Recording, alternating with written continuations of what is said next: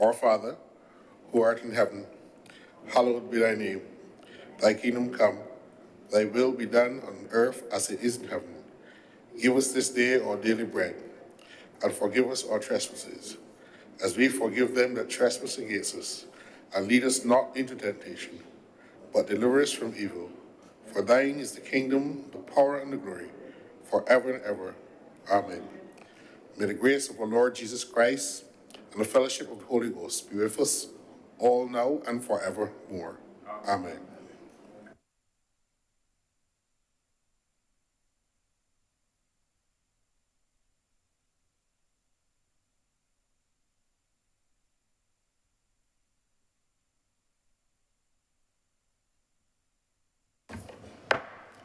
The Senate is in session.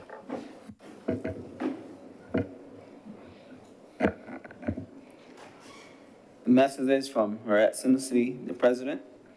Announcements by Your Honor, the President.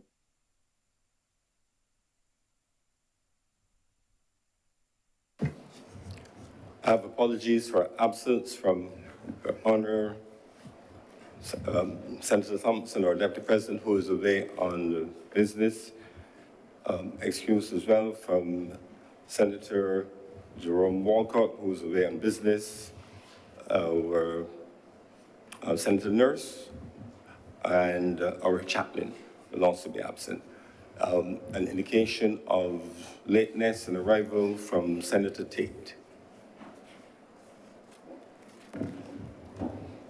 Presentation of petitions, presentation of papers, reports from select committees, questions to ministers, requests for leave to move the adjournment of the Senate on matters of urgent public importance, statements by ministers or parliamentary secretaries, personal explanations, motions related to the business or citizens of the Senate moved by minister, introduction of bills.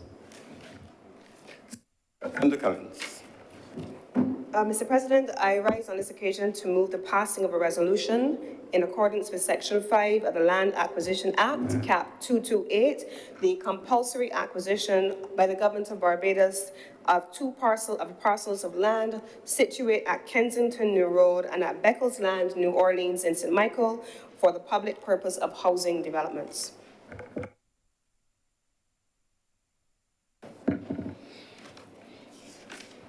Public business, sir. Public business is now the order of the day. Order number 5. In the name of the Honorable Leader of the Senate, to move the second reading of the Firearms Amendment Bill 2022. Senator Cummings.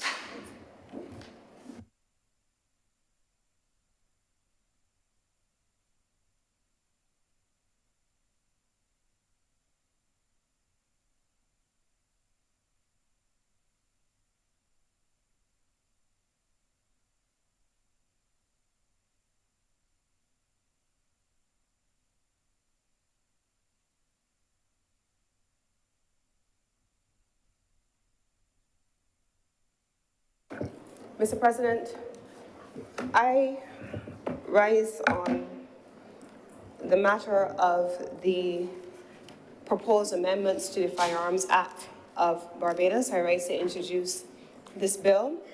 There are a number of principal amendments that are being made to the bill, the first of which is an amendment to change the question of the sentencing requirements. Then there is an element relating to the inclusion of sporting licenses. And then the third element relates to the provision of a regime for hunting licenses. And there are a number of elements captured within those three areas of the proposed amendment to the legislation. Now, Mr. President, in terms of the background and the context, we have an original Firearms Act, Cap 179, that dates back some time ago, initially 1896, and that act was then further amended and began in Cap 179 in November of 1998. That is the legislation, Mr. President, that we are now in 2022 seeking to make amendments to. Now, I begin my presentation today, Mr. President, by speaking to the context within which this is perhaps one of the most talked about topics in Barbados presently, because Mr. President, Barbadians every day are, whether on social media, in the press, on the call-in programs, in the rum shops, on the corners, and in their families, among their private conversations, having concerns legitimately raised about the use of firearms to commit crime in Barbados. We have seen, Mr. President, we all live in Barbados, and even though we travel in and out of the country from time to time, we keep abreast of the things that take place within our country, Mr. President.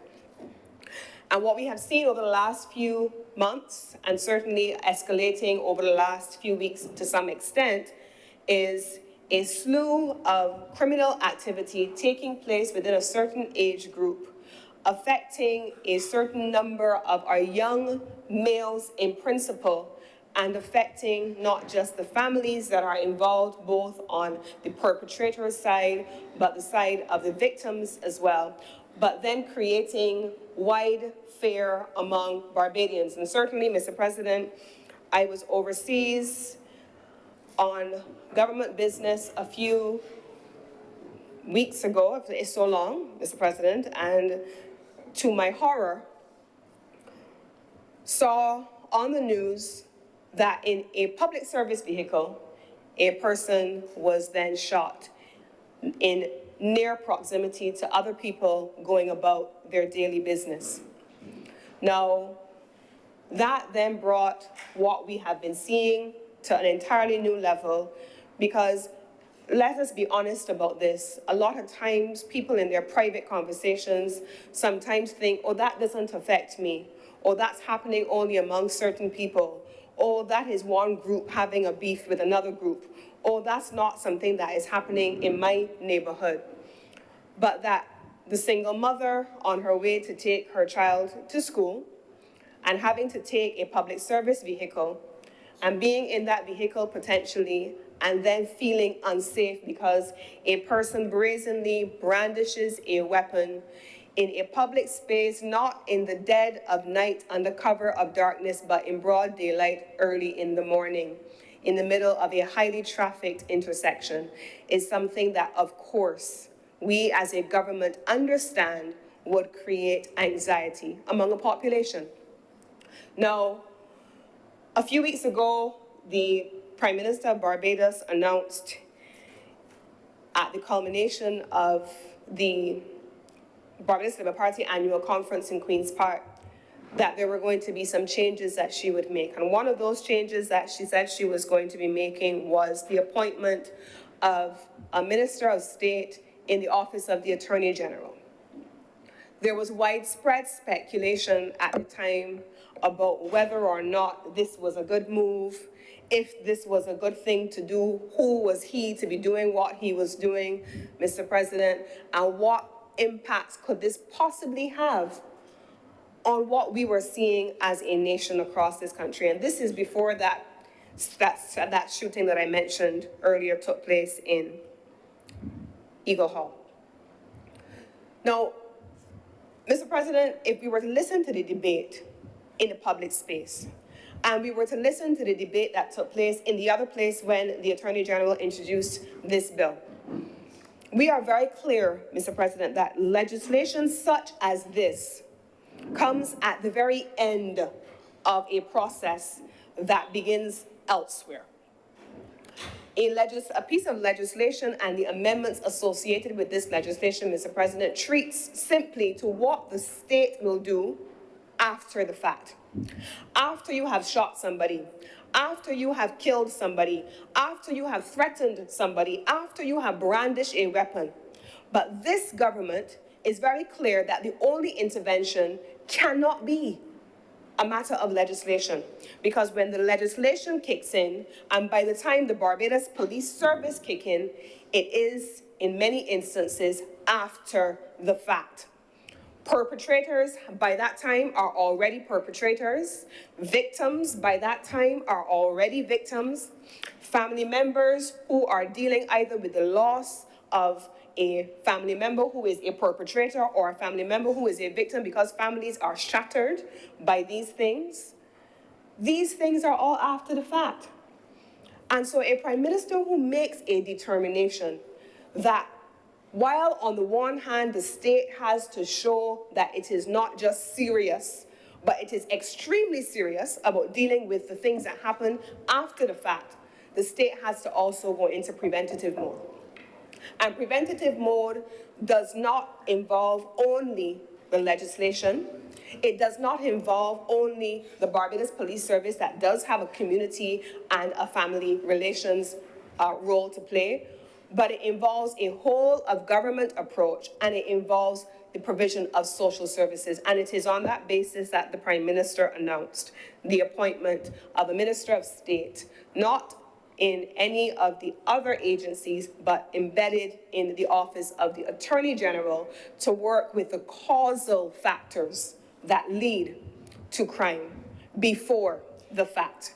To avoid having a scenario, Mr. President, where young men between an average of 18 and 25, and what's interesting about this, Mr. President, and I say interesting, but that really is not the right word.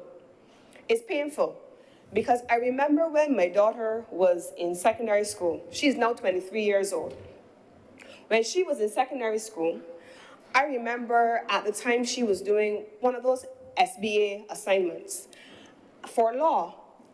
And she was fascinated by the fact that the men, the young faces on the pages of the crime reporting stories in the newspaper on a daily basis were not that much older than she was. They all looked like her in terms of age range. And she was fascinated by the idea that these young men in her age group, while she is in school and others like her are pursuing tertiary level education and planning for a future, you have young men who are throwing their future away and their families into disarray and are appearing before a society, being paraded before the courts, charged with criminal offenses, in many instances with firearms. And we have seen that evolve over the years, where the average age of the person either involved in or a victim of the crime is in that young category, 18 and 25. You have had so many people talking about our youth are in crisis, our young men are in crisis.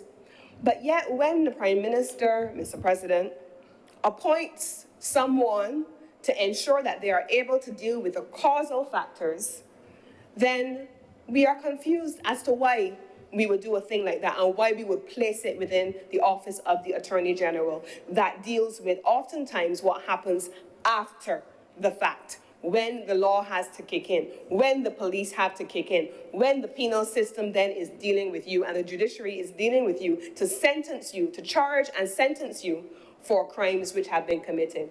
What we are trying to do, Mr. President, is to take a Barbados-centered approach, a people-centered approach. And that is where I want to anchor my comments here today.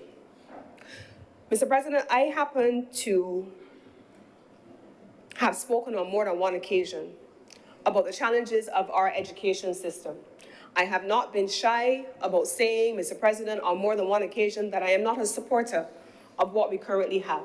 I have not been shy about saying, Mr. President, that I am a firm advocate for complete education sector reform, and I'm not talking about education sector reform only as it relates to the abolition or the retention of the common entrance system. I have been very, very clear on all occasions that I am a proponent of a complete reconstruction and deconstruction and reconstruction of the education system. I have not been shy about saying that. I have also not been shy about saying, Mr. President, that I believe that currently as constituted, our education system has served almost as a form of social sifting. I have said it before in this very chamber, where I believe that many people who are on an academic track, persons like many of us in this room, have the benefit and have benefited from our education system as structured, and those that are not, do not have the benefit and are, in many instances, pushed to the side and are relegated to what we call, in many instances, whether anecdotally or otherwise, second-class citizens in our own country. I have not been shy about saying, Mr. President, and I say it here today without apology, that there are many young people who, at age 11, are told that they're simply not good enough.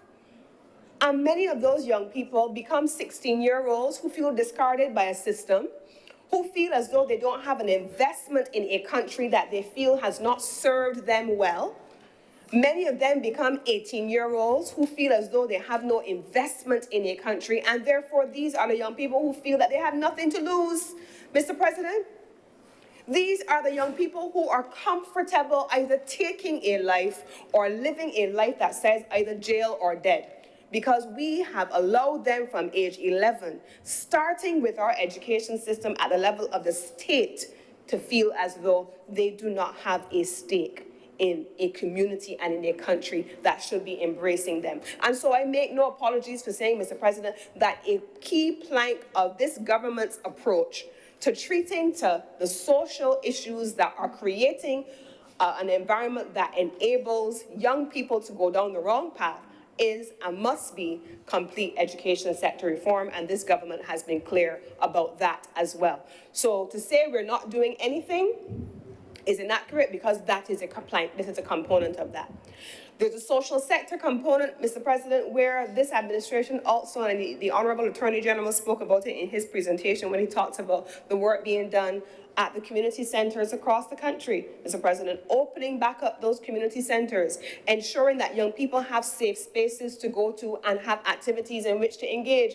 Many of us, Mr. President, many of us know what it is to have to take children every evening to netball, to football, to tennis, to swimming, to dance, to some extracurricular activity after school, because we kept our children engaged and busy. But when you have children who are feeling internal to the school system discarded, they're not engaged in any meaningful activity out of the home environment, after school, they're not involved in football, there are no community centers for them to go to, their parents are working, and many of them from single-family homes, and so they don't have the disposable income to enroll them in some of the co-curricular activities that maybe a middle class or upper income, middle income home can afford to provide. Then you have a problem, Mr. President, because children, again, need an outlet, they need structure. So here we are now, Mr. President, with, at a state level, an education system in need of reform, a social care system that now is being resuscitated to embrace many of these people, and to ensure that they have outlets for their energies and safe spaces in which they can express themselves and forge an identity that is productive and contributes positively to society. But you also have, Mr. President, and I grew up in a home where my mother worked in a secondary school in a rural community for all my life. And I'm sure that all of us have also grown up hearing stories of children who were discarded by the system and sent to schools because they only got 13 or 20 or something like that, and the system has decided you go there among those people. And then there are no co-curricular activities over the years. They have been introduced over many years, and lots of technical and vocational training introduced to allow people to express their skills and their competencies in a different way other than those which are academic. But Mr. President, we all know of stories where many of these children come from homes where there are any number of socioeconomic challenges in the home in which they live and in the community where the home is located. They grow up every day listening to people having poor conflict resolution skills. They get up every morning to somebody screaming and hollering and cursing and carrying on, and go home on evenings to just that, Mr. President. So they don't have the skills sometimes, Mr. President, to effectively resolve conflict. So you step on my foot, I already vexed. I left home vexed because I left home with somebody cursing and carrying on. When I got home, that's the first thing I heard. I am unhappy because my mother ain't got enough money to send me to school, so I vex. I'm struggling already. I feel excluded. I feel as though I don't have a place in my community, and I'm not making a case for persons who are engaging in criminal activity, but I am saying that a state has to involve itself in both punitive measures while at the same time treating to the socioeconomic conditions that lead in some instances to the crime prevention strategies that we have to also employ at the same time. And that is where this administration is going, Mr. President, and that is a framing that I want to put around this firearms legislation. Now, Mr. President, I have heard in the course of the last 2 years, almost 3 years now, since I have been a member of this cabinet, the Prime Minister of Barbados speaking on more than one occasion about the importance of parenting skills. We have a number of parents who need assistance with parenting skills. We have a number of parents who would benefit from institutions that are doing important work, like Parados, like others, so that they have the skills. Because, Mr. President, we all know that many of our schools, many of our teachers, many of our principals find themselves in a situation where a parent of a child who is behaving problematically in a school environment is also often to be that parent who can turn up at the school and blind a teacher in curse for disciplining a child that is behaving badly. And oftentimes you will see that same child appear in a few years on your court pages, charged for a crime of some kind. Because one, they have learned problematic behavior. Two, they have been enabled by parents who support problematic behavior, and at the intervention of sometimes teachers and principals and guidance counselors who would wish to be able to help and who try their best oftentimes to help. It is oftentimes with the opposition of either a parent or a guardian who supports poor behavior. These are the kinds of things, Mr. President, that a crime prevention strategy is expected to address under a Minister of State in an Attorney General's office in collaboration with all of the apparatus of government across the various institutions. These are some of the things that we're dealing with, Mr. President. So I don't want to begin a discussion on the firearms legislation because there are those among us, certainly on our side, who are schooled in the matter of law, who will speak to those types of issues when they are intervening. But I wanted to frame our discussion around firearms and crime prevention, as well as the treatment of crime after its commission within that broad social context. I happen also, Mr. President, to have been the chairman of the Bridgetown Port when we procured scanners. I was in the Senate at the time, and I spoke about that at the time. I remember being brought maybe less than 6 weeks after assuming the role of chairman to a meeting of the National Security Council chaired by the Prime Minister. I had no knowledge of anything that went before me. I had just come. And I remember coming out of that meeting feeling as though I had chunks of flesh taken out of my back. I remember that meeting vividly because the Prime Minister and the members of the National Security Council at that time said in very clear English, "This is a problem. It must be fixed." And the Prime Minister, I remember she said to me, "I appointed you and holding you responsible, so you have to be able to get it done." And so we went about the process of assessing what the problem was, identifying what the solutions needed to be because there was no single solution, identifying where to find the financial resources to be able to capitalize what needed to be done, and then implementing it. Barbados now, at our Bridgetown port, has the kind of screening apparatus that you have heard the Attorney General speak of. We typically do not speak in any great detail about what actually is there because that will be a national security matter. But suffice to say that what we came and found is most definitely not what is there now. In my most recent incarnation, I happened also then to be the minister with responsibility for the Grantley Adams International Airport. And so the airport on the one hand and the seaport on the other hand, I have had responsibility for both. And Mr. President, I want to make the connection in this instance sometimes between the ease of facilitation and the importance of national security and the importance of detection of contraband, including firearms, at our borders, in particular in our ports of entry.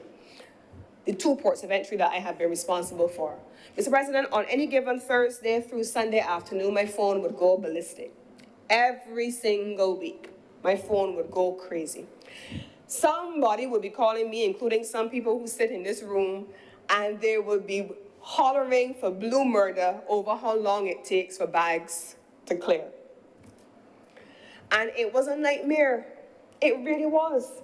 Sometimes you could not have bags clearing, depending on the flight in particular, for sometimes an hour. The senator of whom I'm speaking is looking at me with a straight face, but they know who I mean. It's a challenge. It's been a challenge. There's no question about it. And so between Thursday and Sunday, my phone would make me miserable, especially between 1:30 and 5:30 in the evening. Why, Mr. President? Because it is a port of entry. And I remember saying one day, I would be loath, because while it is the airport, you've always heard me say the airport is an ecosystem. And the Barbados Police Service and the Customs Department, which do not fall under the remit of the minister with responsibility for the airport, but fall under the national security apparatus, they have a responsibility for protecting the border. They didn't answer to me, and rightfully so.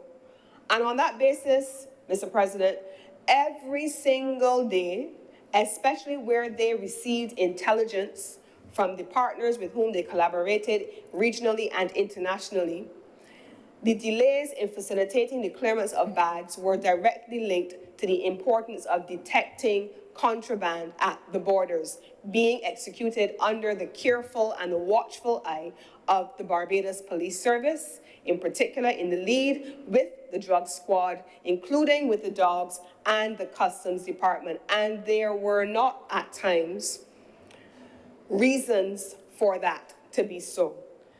And on the occasions where there were reasons for that to be so, it also resulted, therefore, in further delays in clearances of your bags. Because people try all kinds of things. People don't just bring them in at the Bridgetown port where there were scanners. People would try to bring them in at the Grant Adams International Airport. And so the security mechanisms that this government has had to put in place in both ports of entry, it has been, those mechanisms have not been inexpensive. They have been significantly expensive to the government of Barbados, but they have been critical as part of the detection strategy and the protection of our borders, specifically the ports of entry, because we still live on an island, and let us not ignore the fact that there are beaches, some all around the island, and so they are also being policed by the Barbados Police Service. But certainly as it relates to our ports of entry, what needed to be done there was most definitely being done in those places, and I can say that without question. Those were critical things that the government of Barbados had to do. And those are things that we did do. And so here we are now in 2022 with a spate of firearm offenses, a number of persons who are committing these offenses, in some instances repeated offenses, with the use of a firearm. And the government has sought, in addition to all the other things that I have said the government is doing, crime prevention, social services, education reform, protection of our border, engagement, and I'm not speaking out of turn in this instance, I'm preempting the submission to Cabinet that the Minister of State in the Attorney General has made reference to, that he will be presenting to Cabinet imminently a comprehensive plan, so I will leave that to him and then to Cabinet thereafter to announce what that strategy contains. But there is a comprehensive approach that is being taken by this government to treat to the issue of crime and crime prevention, and then thereafter deterring people from committing crimes. Now, how are we looking to deter people from committing crimes as it relates to this legislation, Mr. President? That brings me then to the actual legislation itself. Mr. President, the first amendment that is being proposed under this amendment is the provision of mandatory minimum sentences.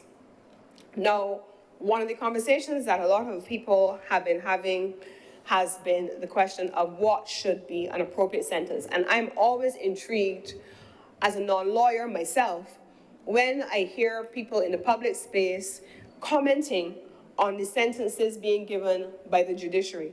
It too long, he should have get 20 years, he should have get 50, he should have get this. But we don't make those decisions. Those things are based on the legislation and the parameters given to the judges. And so that is what we see. Now, it was in this Senate in 2018, there are a few of us who were here at the time, and we can recall having a meeting over on the other side, the West Wing, at the time, where the Attorney General, the Commissioner of Police, and the top brass of the Barbados Police Service, as it was then the Royal Barbados Police Force, received a comprehensive briefing on the recommendations that were being made as it related to, I believe it was the Bail Act, as it is now called, and then it was struck down by the courts. We saw in that briefing some of the challenges that the Barbados Police Service were dealing with. They shared for the first time some of the intelligence that was available to them, the kinds of weaponry that had been coming into the country, the kinds of activity that people had been engaged in. It was a combination of those of us who sat on this side representing the government of Barbados at the time, those who sat on the other side as the independent and as independent senators, and those who also sat as opposition senators. It was a comprehensive briefing that incorporated all of the members of this honorable chamber. Now, Mr. President, in 2018, we had a 30-love majority in the House of Assembly, and we did the same thing in 2022.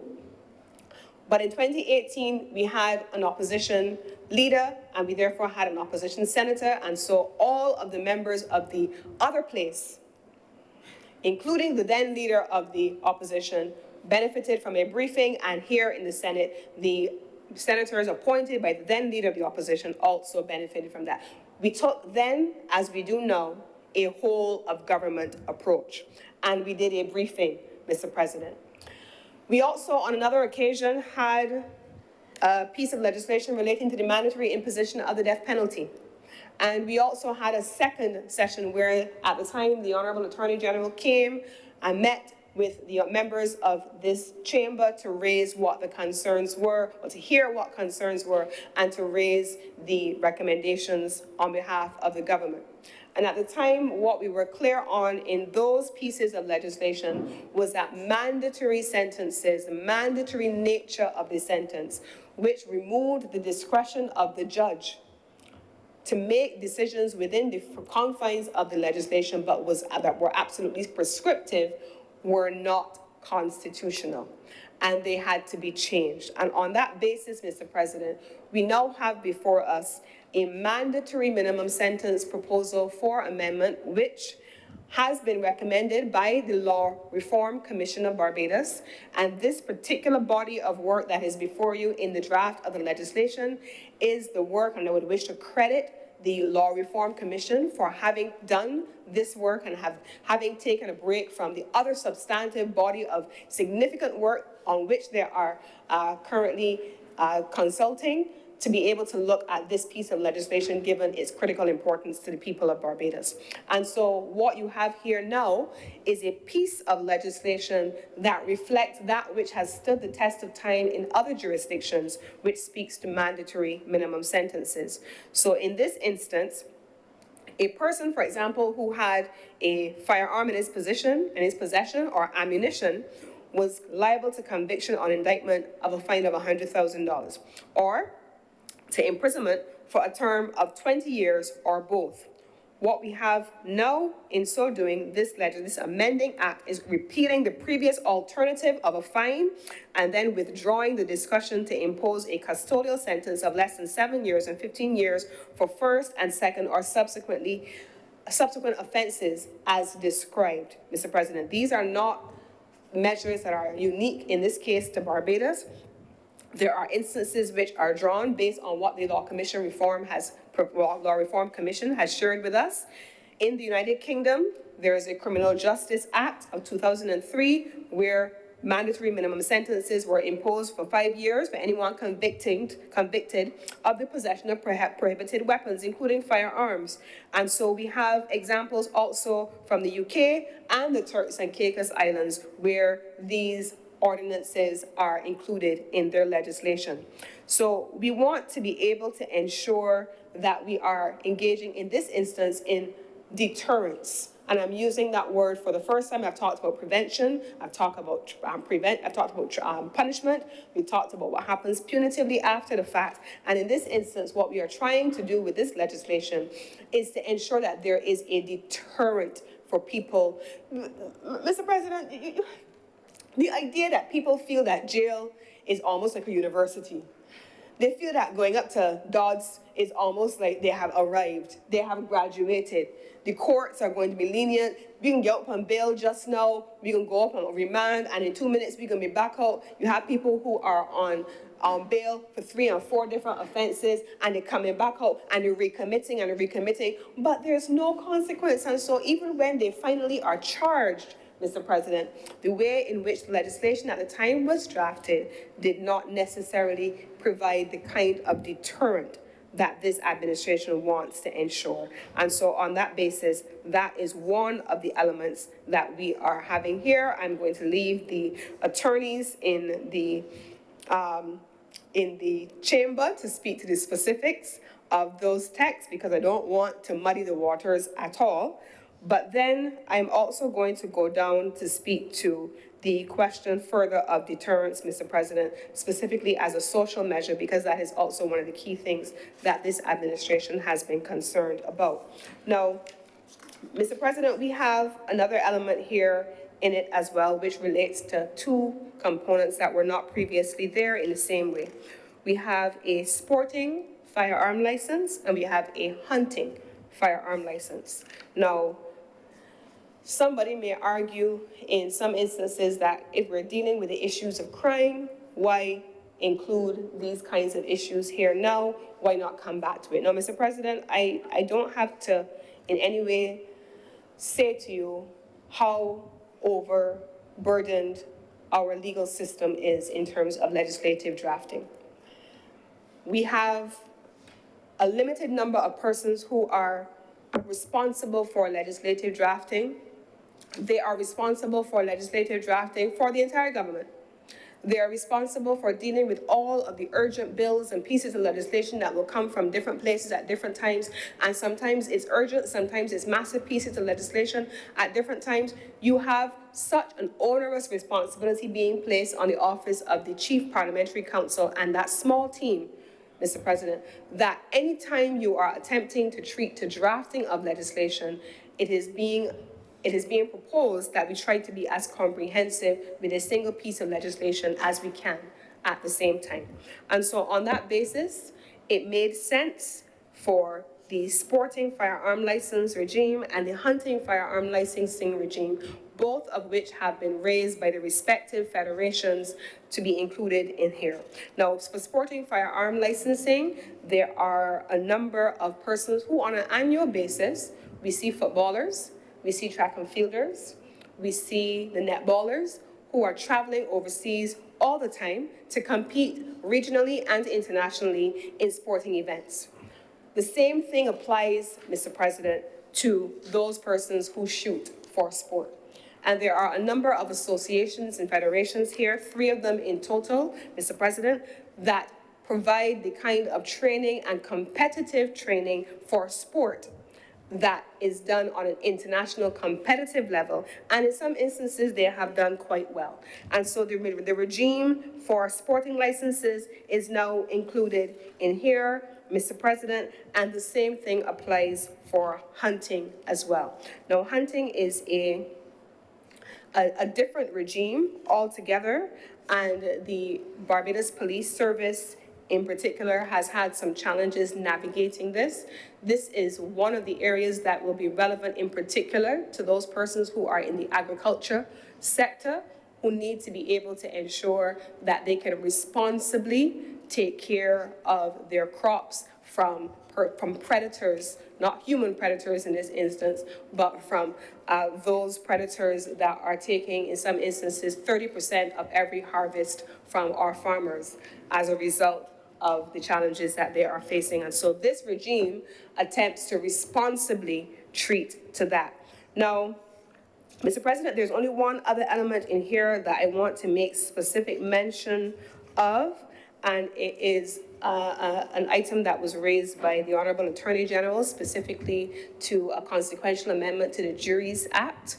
The Juries Act now allows for persons who are charged for murder to have a jury trial of 12 persons, but for people who are charged with firearm offenses, the jury trial is 9 persons. This bill is going to lead to consequential amendments to the Juries Act as well, which now allows for, one, a person to be charged both for murder and for the possession of a firearm separately, and also to have those charges heard by a jury of 12 persons as opposed to 9. But those will be some of the things that I'm sure over the course of the discussion today and the debate from the various members and the issues that will be raised by the various members from the floor, that we will have an opportunity to revert to if there are any questions. So, Mr. President, this is, as I said before, the work of the Law Reform Commission. We expect that further work will be done. I am sure that there are honorable senators here who may have inputs and may have issues that they may want to raise. If so, we will be able to respond, and we will take careful note of what those things are, and we will take them from there, because, Mr. President, I want to end in my brief introduction of this bill where I started, by saying, Mr. President, that this must be a whole of government approach.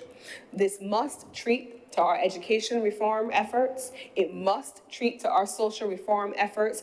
It must treat to what happens in the family. It must treat to what happens in our communities. And I'm telling you, Mr. President, as well, that the day that Barbados becomes an informal type environment where it is a taboo to speak to the police and to share intelligence with the police with things that you have seen or you know have happened, Mr. President, that it will be a dark day in our history, because police have to be able to have the benefit of those who see something, who hear something, sharing their insights with them so that we can maintain the level of crime-solving percentages that Barbados has always been known for relative to many other countries in the region. Now, Mr. President, I want to close by saying this. We have seen a generation begin to glamorize the culture that sometimes you see elsewhere. It's good to be a bad man. And so you dress away, you walk away, you talk away, you live away, you got a lot of money and you're spending and you're dashing away everywhere, that kind of thing. That has been glamorized, Mr. President. But I want to say, Mr. President, at the same time, that if history, not just here in Barbados, but in other countries where we have seen this being perpetuated, is anything to go by, that only ends 2 ways: jail or death. And when we have families, young people, children growing up in this environment, and to see young children lamenting the loss of a family member, it is a painful thing. But we must also ensure, Mr. President, that what we are passing on to our children and our young people is generational wealth, generational excellence. We're passing on ambition and inspiration, but we are not passing on a glamorization of a subculture that can only lead to the detriment of our young people, Mr. President. That has to come with a change. And so this is the occasion where our communities, our families, our mothers in particular, as well as our fathers, our churches, our social groups, are all playing an active role in intervening at different stages in our community where we can see that it makes a difference. That will make the job of law enforcement after the fact so much easier if we were to engage first and foremost in prevention, Mr. President. And with these few words, I will have an opportunity in closing to respond more expansively to the issues that I am sure will be raised from the floor, and so I will take the time to be able to use it then. I am obliged to you, Mr. President. I beg to move that this bill be read a second time. Thank you, Senator Cummins. Speakers? If no speakers, then the question. Senator Dr. Hines.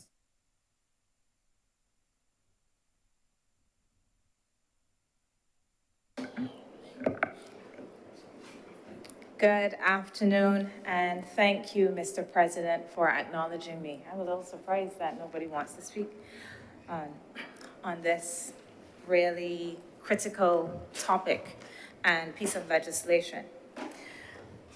So I'm going to start by and I thank you, Senator Cummins, for so well clarifying the objectives of this legislation. I made my own notes. I too am not an attorney, so I have to sit down and make my notes and try and translate this law talk into English, or that I can understand, because it is in English. And my summary notes that this bill adds categories, as you noted, sporting firearms license, a hunting firearms license, sections 13A and 13B. It also offers clarification by expanding regarding the surrender and revocation of firearms. It extends this to, of licenses rather, it extends this beyond licenses to licenses, firearms, and ammunition. So it is not just licenses that need to be surrendered or revoked in certain cases, but these other things. I also see the correction of a typo, which is included in section 15B. However, I hope that when we get to the committee stage, I can say something about this because the correction is unclear. It asks that a word be omitted from the last line, but that word is in the last line twice. So it needs to specify which of those needs to come out. I know which one, and it's the one that makes sense. However, as written, it is not clear. Let's put it that way.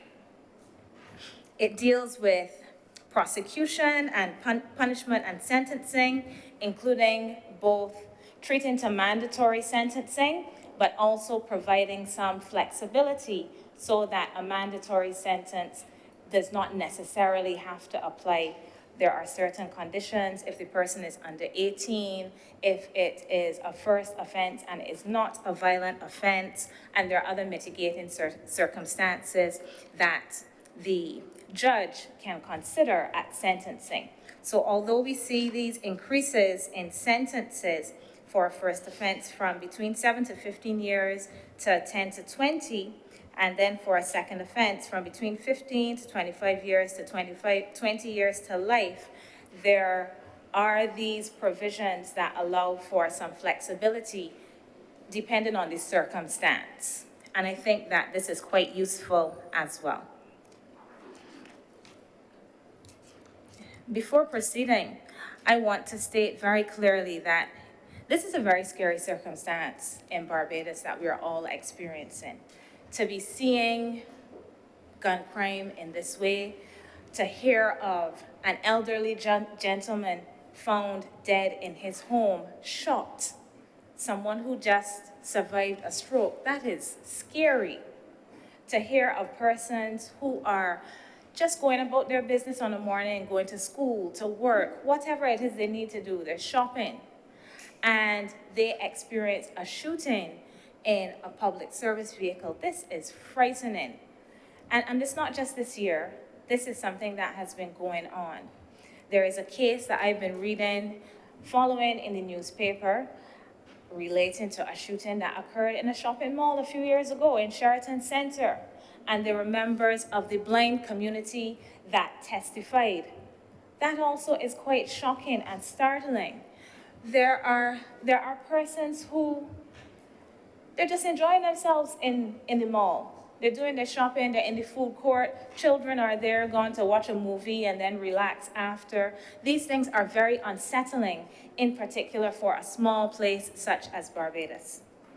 And it's important for us to be clear that we are not the worst. This is not the worst place in the region by any stretch of the imagination. And I guess we can take a little bit of comfort in that, but only a little. Only a little. I note, for instance, that in St. Lucia, So far for the year, they have had 49 such crimes as compared to our 39. We also had 49 in 2019. And we want to move away from this. This is not healthy for our country to be people living in this state of fear. And the question that the Honorable Prime Minister always asks, is this who we are? I do not think that this is who we are. And it is critical that we put in place measures to ensure that this is not who we become, that this is not normalized, that people do not become desensitized to these kinds of issues. And it is for this reason that I think I can understand, let me put it that way, the amendments in here that speak to sentencing and punishment. I can understand them. What is the purpose of sentencing? I did a little reading. The Sentencing Council in the UK notes that sentences are supposed to punish offenders, reduce crimes, so act as deterrents, reform or rehabilitate, and thereby prevent future offenses as recidivism, protect the public, and can also offer recompense. This is the role of sentences. And one of the critical things that I think this amendment does to respond to the current situation that we are in is impose harsher sentences. We are getting tough on crime. That is the language, right? And getting tough on crime should function as a deterrent. As Senator Cummins says, we have heard people across Barbados that say, put people in jail for longer, lost them way in jail. If you put these kinds of sentences in place, people will be deterred. They will not be bothered to be involved in gun crimes, in violent crimes, and so on. This is the popular sentiment. But my question is this true? Is this true? Is this sentiment alone, or is this based in evidence? Is this based in fact? Is it? Is there evidence that suggests that harsher sentences act as deterrents? Or are we responding as we should and as we must be serious about this situation? Are we responding to public sentiment and putting in place sentences to placate the public that may not indeed do what they're supposed to do? I do not have any issue with increasing these sentences. I don't have any issue because I too got kind of feeling of lock them up, right? But I am a person that I want things to be driven by evidence. So what is the evidence, and where is the evidence that suggests that this actually is going to address our problem? Do these sentences, after we start imposing these sentences, are we going to see a dramatic drop in gun-related crime? And I'm not suggesting that anyone is saying that these will be used in isolation. That is not my suggestion at all. And we know that there are initiatives in place. We've heard of Minister Corey Lane's role, what he will be doing. And I think that does address the other side. So stopping people from getting to the point where they need to be sentenced. In the debate in the other place, I also heard the Attorney General indicate that the intent is to stop people from getting here. We don't want them to get to this point. But when they get to this point, do these sentences make a difference? So I found some information. I want to know, is there evidence to suggest that this element is going to do anything? Who will it deter? Will it deter anyone at all? So I'll say what I found. Brian Lufkin, 2018, in an article called Criminal Myths, notes that there is little evidence to suggest that the threat of prison time deters ex-prisoners from crime. Many indeed discount the future and do not think they will be caught. That's one. The Justice Policy Institute notes that research has found that longer prison sentences do not deter future criminal offending. The evolving consensus in the field of criminal justice is that people are not deterred by severity of punishment or sentence length. But, and this is the one that I found interesting, but the certainty and swiftness of being caught and receiving a sentence. This speaks now to policing rather than sentencing. So the certainty that if you believe that you're going to get caught and that you will quickly be sentenced, this is what these researchers are saying is more of a deterrent than a long sentence. I can continue. The Canadian Civil Liberties Association. There's an article here which I found quite interesting because it was responding to a similar situation in Canada where the authorities were talking about getting tough on crime by imposing harsher sentences.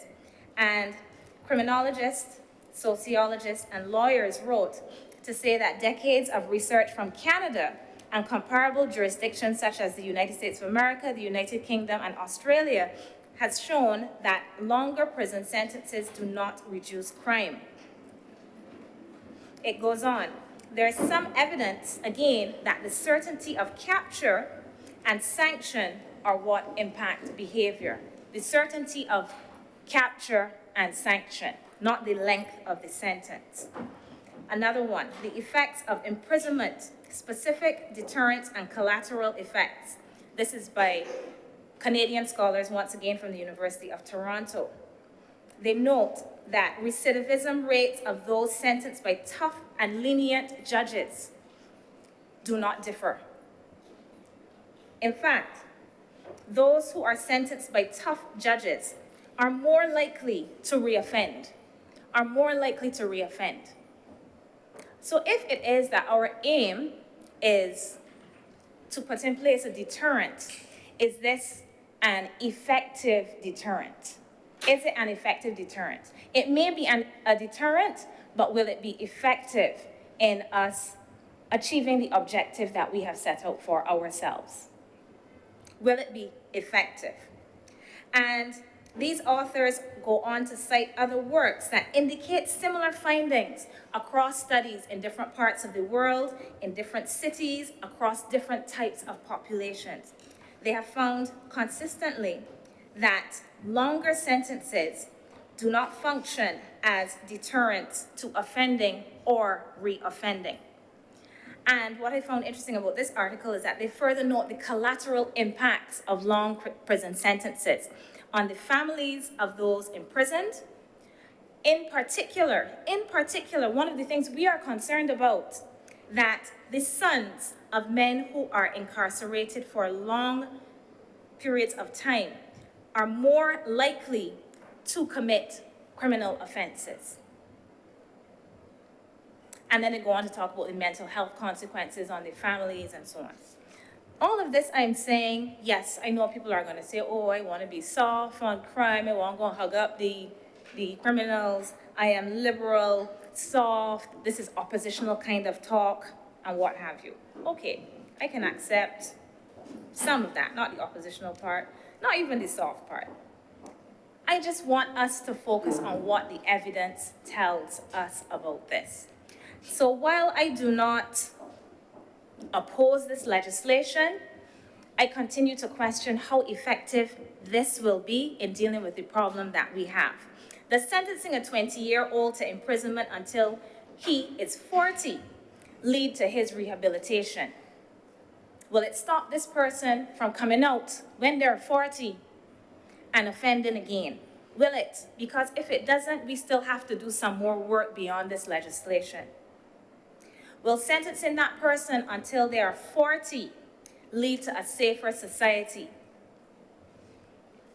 If there are other things that are more motivational for persons to commit crimes with a firearm than the threat of 10, 20, or life potentially in prison, then these are the things that I think we really have to focus our efforts on. Does this cautionary tale of someone who went to prison when they were 20 and had to stay until they were 40 truly serve the purpose of deterring those who are young these fresh-faced boys that we see in the paper and go about committing these crimes. Does seeing that somebody who you know that was 20 went to jail until they were 40, does that deter you? What is it that is driving people, young people, to do these things? And I am not convinced that this legislation is going to be effective in getting the result that we require. Because some of these persons, and this is a minority in our society, who are intent on committing these kinds of crimes are not focusing on the future consequences. They're living in now. They're living in right now. So the other things that Senator Cummings spoke about, education, social reform, dealing with poverty, fixing the things that we need to fix in our society, these are the areas that, in my estimation, Mr. President, are more critical than the amendments in this legislation. I can take the amendments for what they are. They are a response to a critical situation. People want to see that something is being done, and we are doing something. But I wonder if these additional years that we take off of the productive lives of men, predominantly in our society, are actually going to be helpful in allowing us to deal with this issue. Are we saying that there is no way back? And these are violent crimes, these are scary crimes. But are we saying that there is no way back for someone who at 18 years old, 21 years old, 23 years old has committed a gun crime? I hope that there is a way back for such people. And these longer sentences may make it less possible for them to re-enter society and be productive members. So I don't want to discard violence. I'm not tolerating. Let me just make that clear. I'm not saying that I accept gun crime, but there may be ways back for some of these people. And if the evidence that I have read, and I'm not a criminologist, is correct, it does indicate that the longer such persons remain imprisoned, the more likely they may be to reoffend, not less likely. And with that, Mr. President, I'm obliged to you. Thank you very much, Senator Dr. Hayes. Senator Dr. Braffett.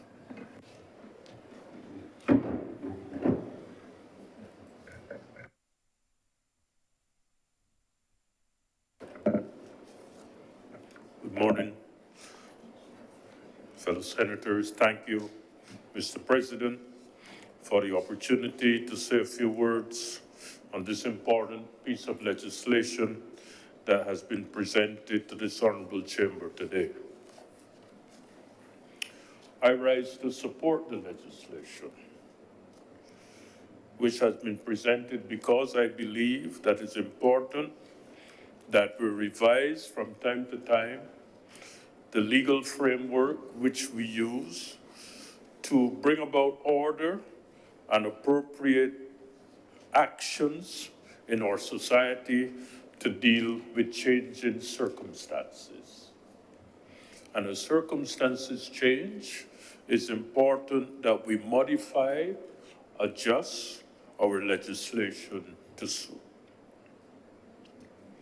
I support the proposals, in spite of the comments of my fellow senator.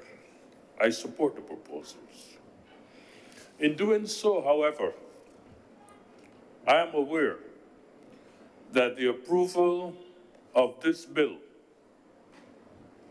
will not, by itself, solve the problems of crime in our society. It is generally agreed that crime has a significant negative impact on national development and endangers the quality of life of our people. Over the years, several reports have been written on the impact of crime on Caribbean development generally. They show that increasing levels of criminality have eroded confidence among investors, have reduced international competitiveness by introducing much higher costs in the form of additional security and other transactional costs. Not only does crime cause human suffering, but as these reports demonstrate, it can cause capital flight, the loss of those with skills and education who prefer to live elsewhere in a more certain environment, and changes for the worse in the perception of a national investment climate. Moreover, studies by the Inter-American Development Bank and the University of West Indies and others show that crime also is having a negative impact on social development by diverting limited resources away from health and education to security, the control of crime, and the provision of facilities necessary for the administration of justice. I remember a prime minister of a Caribbean country presenting his budget a couple of years ago, indicated that for the first time, the budgetary provisions for crime were more than the budgetary provisions for education and health. And it was the first time in the history of that country that that was happening. In other words, over the years, he was seeing an increase in the budgetary provisions for crime in relation to the budgetary provisions for health and education. A tendency such as that, Mr. President, represents, in my view, a backward step, where we are investing more in the control of crime than in health and education. Mr. President, at this critical stage of our development, when we seek to reverse and to recover from the ravages of the pandemic, when we seek to come to terms with the challenges presented by the war between Russia and Ukraine, and other challenges, such as the increasing cost of living and the epidemic of chronic non-communicable diseases, we cannot afford the increasing costs, the increasing financial costs of controlling crime. In addition, we cannot afford the economic and social costs of having the young men of our country dead or spending their most productive years in jail, where they must be housed and fed at our cost, at the cost of the rest of us. There's need, clearly, for jobs, there's need for employment, and there's need for opportunities for the youth of our society. I'm aware that there are no easy answers, but I'm also aware that there are some countries who have been successful in reducing crime levels, and we must learn from their experiences. We must develop a comprehensive approach that involves the entire Barbadian society, which has as its fundamental goal the building of trust between the police service and the communities across our country that they serve. There should be a crime prevention officer in each community of our country, and the neighbors of every community must join together to keep watch over each other's property and must report any suspicious activity to the crime prevention officer. The crime prevention officer should form an intelligence network, linked, of course, to the Central Police Service, to react, to consider, to evaluate the incidents of crime and to take appropriate measures. The new technologies of surveillance systems must be more widely used, and a spirit of community must be promoted once more in our country, where neighbors get to know each other in order to help the police in their efforts to detect and prevent crime. But, Mr. President, we must also recognize that there's an important international dimension to crime, which we must face. We must engage the international communities that have to do with crime, institutions like Interpol. But it's clear to me that our problems are not necessarily national. They have international linkages. And I say this in the context of an experience. When I was in China, I remember receiving a report of a dangerous drug that was solicited or requested to be sent from that country to Barbados by a Barbadian importer. We received the information at the embassy in Beijing.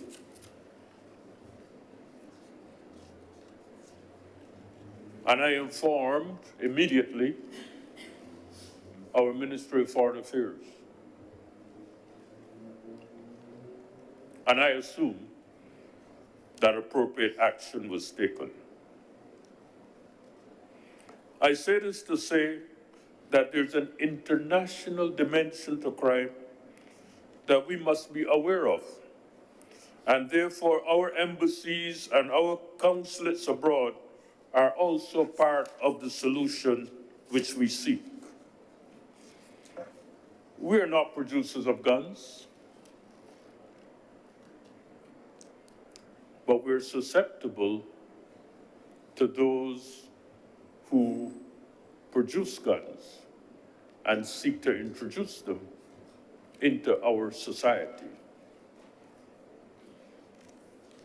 Not so long ago, there was a proposal by someone seeking to produce guns in the Caribbean. Just to give you an idea of the international dimension of our problem. And therefore, we have to be alert to global tendencies, global realities, and global crime.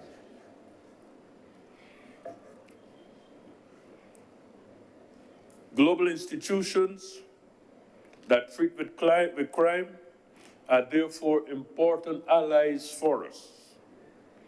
And we must work with them to keep our country safe.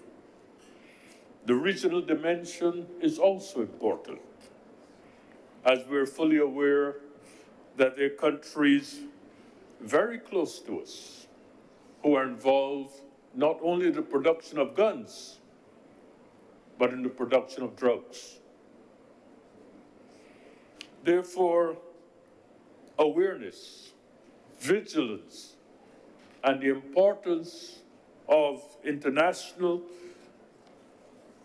intelligence is critical in our fight against crime in our country.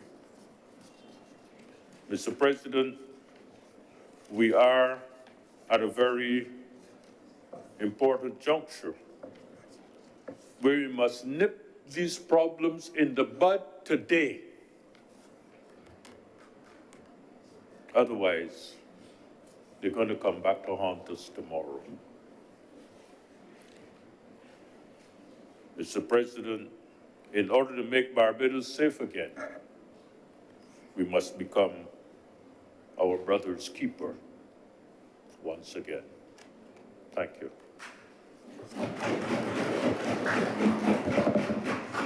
Thank you, Senator Dr. Bradford. Senator Dr. Monroe-Knight.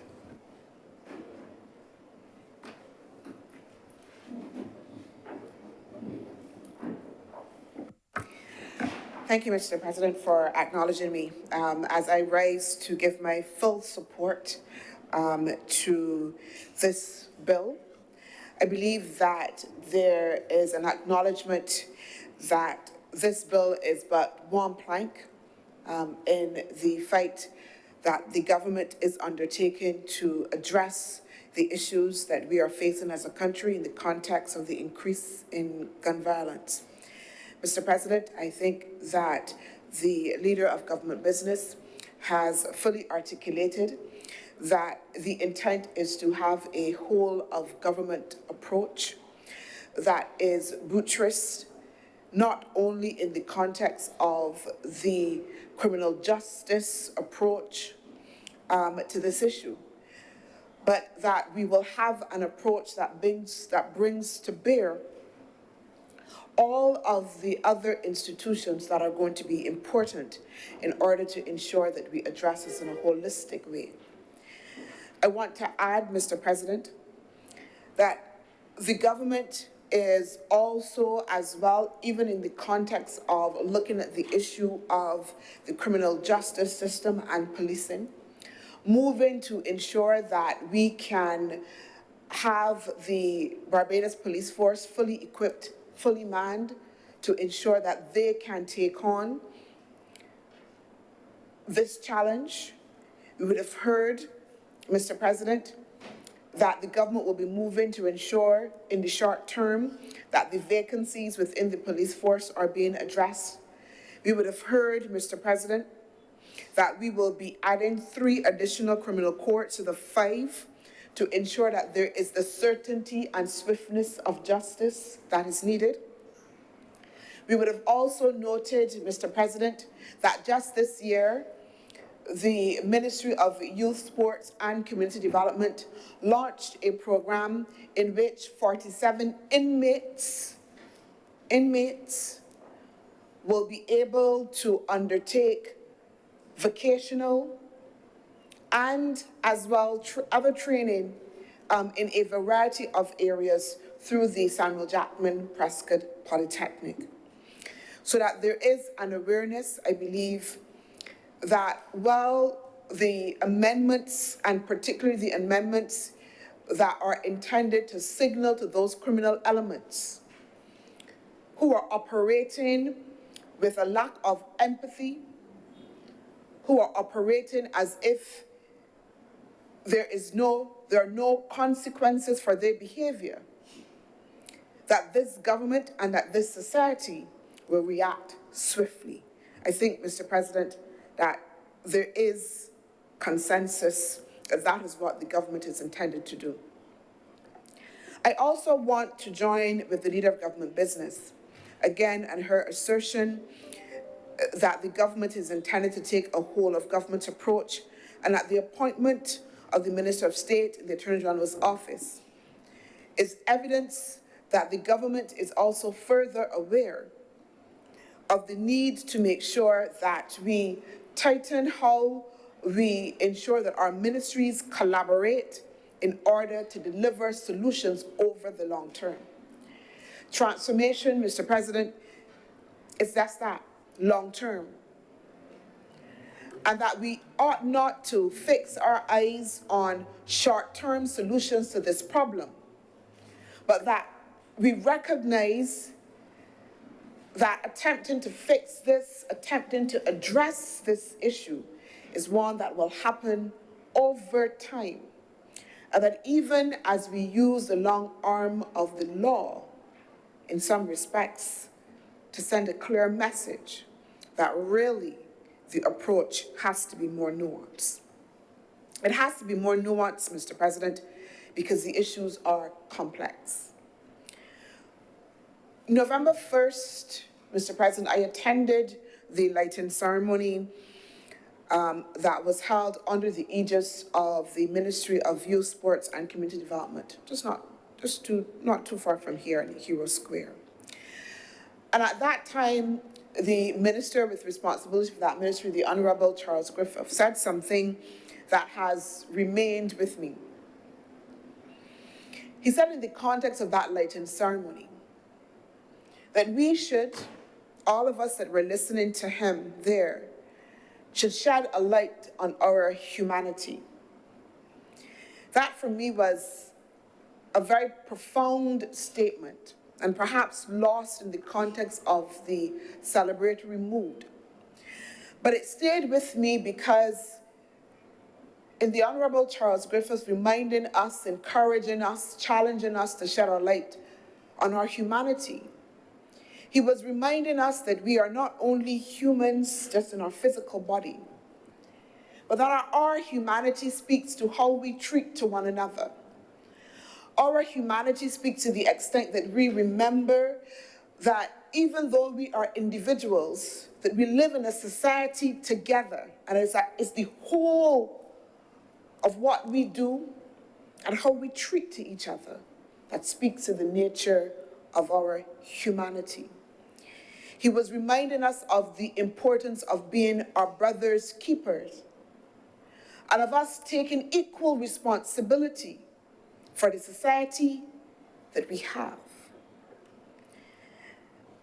And, Mr. President, it was a moment of deep reflection for me. And I would suggest, Mr. President, that this moment, this challenge that we are facing as a society is not only one in which we are filled with angst and concern, but that perhaps it can engender in all of us a moment of reflection.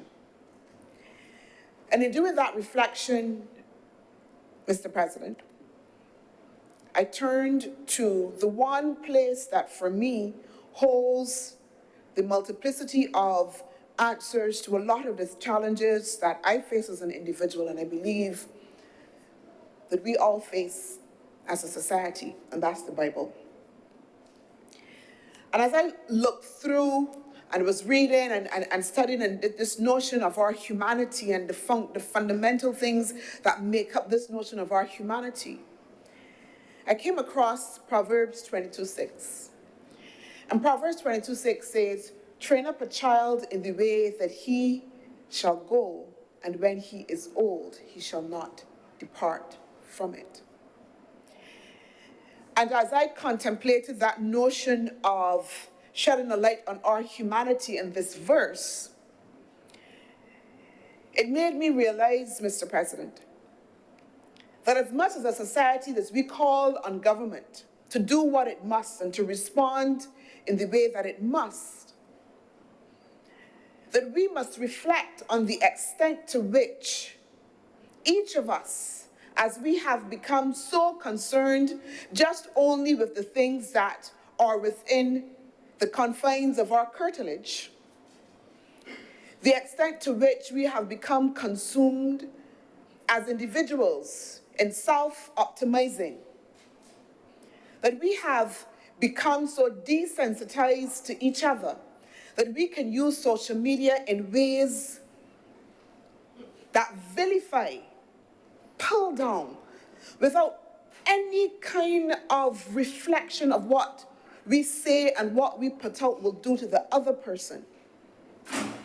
That we have forgotten that notion of humanity. And importantly, perhaps we've forgotten that notion of our responsibility as citizens for the actions that happen within our household and our responsibility for what happens within the wider society. And Mr. President, I hope that I have made it clear at the outset that I am not saying that government should not respond, that government does not have to play a role.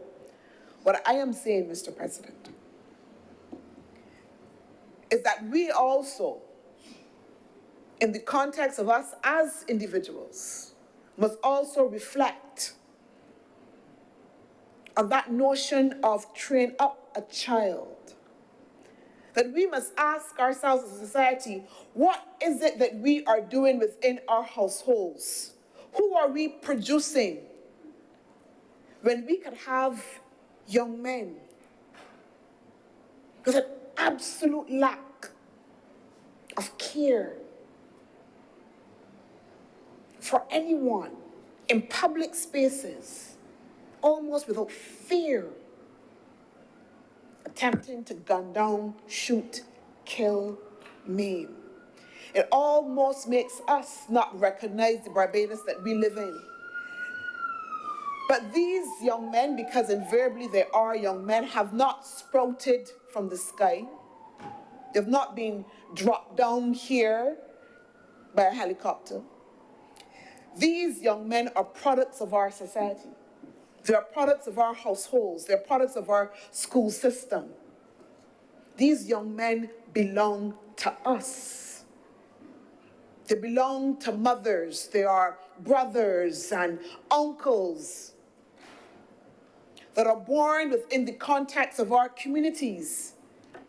Mr. President, train up the child. What is it that we are imparting? How have we as a society gone so far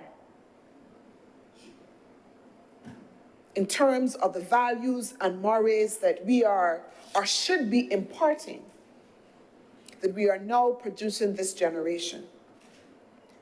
And this is not a problem that legislation will fix. It is not a problem, Mr. President, that prison terms will fix. It is not a problem that the police can fix, because it is a problem that we all must have shared responsibility for. Mr. President, as a child, there were certain things that were ingrained in me that have stayed. I, even as an adult, in adult conversation, will often find myself saying, yes, please, because I grew up as a child having to say yes, please, as a mark of respect. Good morning, and thank you. And those fundamental things have remained and are ingrained with me because they were taught. But they were not only taught, they were reinforced from my household to the school, within the community, etc. But I was also as well schooled to have empathy, to understand the basics of what kindness means. And I'm saying, Mr. President, that somewhere along the line, as a society, not a government, we have lost that. And the products of that is what we are seeing now. We have, Mr. President, not picked up on the pinpoints that have been evidencing themselves for some time. Because, as we are wont as a society, as people, and I include myself, we come to the point of realization only when the thing escalates and jumps out. If you would recall, Mr. President, over, I think it was 5-6 years ago, we had, throughout our schools in Barbados, cause to be concerned about bullying. There were several schools in Barbados in which this became a concern, and we had a number of anti-bullying campaigns, etc., that were happening. Children bullying one another, children exercising coercive power, children seeking to demean, children lacking empathy. A pinpoint, Mr. President, for future. And the extent to which we as a society fail to recognize that that was not just about what was happening in the context of a school environment in a moment, but those incidences would then project themselves onto future, was a failure of all of us. So that the remedies implemented in the context of seeking to address bullying needed also as well to understand what that would mean in the long term. Those are pinpoints, Mr. President. I grew up, Mr. President, in a neighborhood, as many of us probably have, poor, impoverished. So I grew up near a block, so I know what it is to see men at that time you would call bore house with guns and, regular part. And while we have quite a bit of angst in this society now because it has moved out of certain communities and come to the fore and everybody is up in arms, there are some communities in which we have lived with violence and guns, a pinpoint, Mr. President. If you would recall, there are some communities like Pinelands and New Orleans where we had outbreak of violence. And it comforted some of us to be able to say it was them, and they are the problem. And if we could deal with them and those particular communities, then it will not touch us as a society. So we were comforted by being able to cast judgment. Those societies and those parents and those children and those communities have got it wrong. It is because they're not doing this and not doing that and not taking care and not instilling. And we were comforted because some of us feel that our position, our money, the security cameras that we have around our house, the dogs, etc., will allow us to have some distance from what is happening within our society. And that we can continue to point fingers and create judgments, even about the young men who perpetuate and their families and what they did and did not do. Because we feel that we are somehow either better off or that it will not touch us. But once you live in this society, then it touches you. Because as was said before, the consequences of crime, the consequences of violent crime and gun violence touches every one of us. Touches every one of us. The feeling of insecurity, Mr. President, is a real threat. There was a study that was carried out by, I believe it was by the UN in 2013, 2014, which looked at insecurity in the region. And it found that insecurity, because of violence within the region, was a major push factor for young people and others. So we are losing people within our society, again, because they feel insecure. Businesses will feel insecure because of the temperature. Mr. President, the evidence also suggests, and I recall, and we've discussed, the Honourable Dr. Charlton Brathwaite spoke about the cost of the socio-economic cost of crime and violence. There are some studies to suggest, for instance, that crime and violence costs the United States, for instance, annually $557 billion. There's another study, Mr. President, that indicates that for Latin America and the Caribbean, that crime and gun violence specifically costs us 3.5% of our GDP, which is still a lot, Mr. President. Other studies as well also indicate that the violence that is perpetrated has such long-term impacts on the society, socio and socioeconomically, but also for the victims over time. The victims over time. I believe it was the leader of government business who talked about the fact that the sons and daughters and children of those young men who then become incarcerated carry on a legacy of that. Mr. President, train up the child. Train up the child in the way that he shall go, and when he is old, he shall not depart from it. It is wisdom of the ages that is found, and even if you don't read the Bible or not a Christian, there is sufficient evidence, Mr. President, that suggests, to suggest that that is wise and practical wisdom for living, which is what Proverbs is. Train up the child, Mr. President. And I ask again that we reflect, because very often we also don't recognize that we are contributing as well to what we are seeing in our society just by the way, and I go back to shed a light on our humanity, in our interactions with others. What happens in the workplace when we disenfranchise workers and don't treat them fairly? What are we creating? when we scorn and when we, again, point fingers at those within communities that we believe are lesser than us, what is it, Mr. President, that we are creating when we don't open up fair employment opportunities for young men and young women? What is it that we are creating?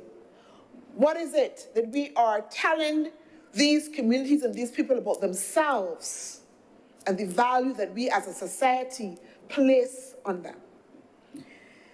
Mr. President, the notion of policing and having measures that do not take on, and I go from not only whole of government, but whole of society approaches, are actually outdated. So the evidence is suggesting that more comprehensive approaches now are following what is called a public health model. And what is a public health model to gun crime? So what we are saying, or what the literature is saying rather, is that we take the notion from public health that when you are dealing with a pandemic or severe illness, that you go to the root cause or the drivers of that behavior and introduce measures in order to be able to change and adapt behavior at the root cause over the long term using science and measuring. So that current strategies, Mr. President, to gun crime and arresting gun crime are using what is called a public health approach. And I want, Mr. President, just to provide 3 or so case studies on how this notion is being used. There was actually a study that was done, and it was done by UN Habitat. And that study referenced again that these approaches are outdated and that we needed to have comprehensive, contemporary approaches based on, and I want to quote Mr. President, enhancement of urban safety and security through urban planning, design, and governance, the development of community-based approaches to enhancing safety and security, reduction of the risk factors by focusing on groups most vulnerable to crime, and strengthening of social capital through initiatives that seek to develop the ability of individuals and communities, Mr. President. And that approach, Mr. President, is evidenced by how modern day approaches. And I want to go to New York. So in New York, and New York again is one of those countries, I believe that we know, Mr. President, that has a heightened level of violence and gun violence. And in New York, they developed a strategy called GIVE, and it was implemented in 17 counties with the highest rates of gun-involved crime. The GIVE means Gun-Involved Violence Eliminating Initiative, GIVE. And what stood out for me is that the E, Gun-Involved Violence Eliminating Initiative. And the strategy used for E is actually engagement. And it is engagement of the community. And some would say, well, that's what you do in community policing. No, Mr. President, it goes further. What they have done in the context of this program is also to implement a street outreach program which works with agencies in those areas that are identified as most at risk to be able to deliver services, empower communities, and have communities also as well indicate what they would like to do in the context of helping to solve crime, and for the communities themselves to be able to express a zero tolerance to crime. It's a shift in how we think, Mr. President. I also, as well, looked at Jamaica. Jamaica is home to all of us, and in the region, and again, high crime. Jamaica has the highest homicide rate in the region, is ranked number 6 in the world for homicides, I think 100,000 per population. Jamaica has started this year a pilot project.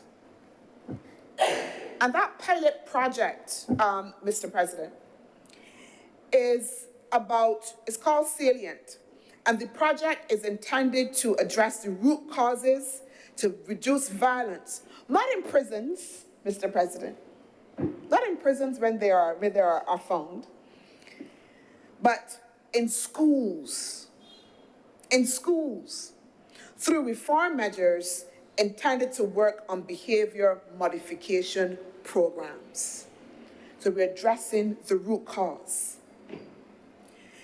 A similar program, Mr. President, exists in Brooklyn. A similar program exists in Crown Heights in Brooklyn. So that in Brooklyn, you saw a surge in the early months of the pandemic, and I'm talking about recent statistics, and it continued throughout 2021. However, through the interventions using this public health approach, violence fell in Brooklyn in 2021 with a significant decline in both shootings and homicides. It has continued this year, 2022. Shootings are down roughly 20% compared with 7% across other boroughs. The focus on this program is on the drivers, rebuilding trust in communities and addressing the issues of poverty and families and working with key persons within communities. It's a whole of society approach, Mr. President. It's a whole of society approach. You will see a similar program again, Mr. President, in Australia. And they have developed a four-pronged strategy, but all of it going back to the societies and bringing societies and communities in partnership. One, to develop their own strategies, to develop their own set of recommendations, but also to respond to the needs of those communities, Mr. President. The other example, Mr. President, that I found was that there was a three-part study that was done. And again, looking at the US and particularly looking at New York. And what that three-part investigation done was that we had case studies in which incarceration and high deterrent methods of using legislation for as a deterrent was actually the last resort. And that study showed, again, that the method that worked effectively was society coming, communities coming together to, again, address some of the inbuilt issues that these communities were facing in order to reduce the risk factors. So, Mr. President, as I close, I want to go back where it started, shedding a light on our humanity, training up that child in the way that they will not depart from it. And that notion, Mr. President, of shedding a light on our humanity brings us into shared responsibility for this society that we all love and that we all live in. It should move us from just the starting point of where the state has to, where the state must have harsher, must have more, to recognize that that is only one plank and only one pillar in this fight. But as we shed a light on our humanity, it should allow us to be able to recognize that as individuals, in the way that we interact, in the things that we do when we come into connect with our fellow man, that is also a critical pillar.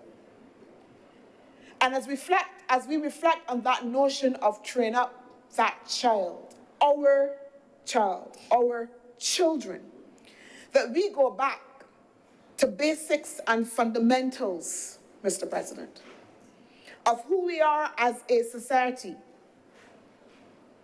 and that we take a hard look at the values and mores that we are passing on, that we take a hard look at how we are raising our children, that we take a hard look at what it is that we are saying, what it is that we are imparting. They should not depart from it if we impart the right thing. I'm obliged, Mr. President. Thank you, Senator Dr. Monroe Knight. Senator Mr. Maynard. Thank you, Mr. President. Mr. President, when I came to the chamber this morning and I saw the vacant seat, I was a bit disappointed because I had planned to welcome a new minister from the floor, so I'll delay that. Mr. President, I broadly support this bill, but a number of things that I wish to comment on. Mr. President, this amendment of the Firearms Act, Cap 179, has been 24 years in coming. It might sound crazy to say that. For 24 years, this is the first time there has been any action given to all the talk. Any real action given to the talk. So I commend the government for taking this first step to amend an act that needs a thorough revision. Mr. President, the recent increase in violent gun crime and homicides inflicts tremendous trauma on society, not only on the victims and the families, but also on the workers.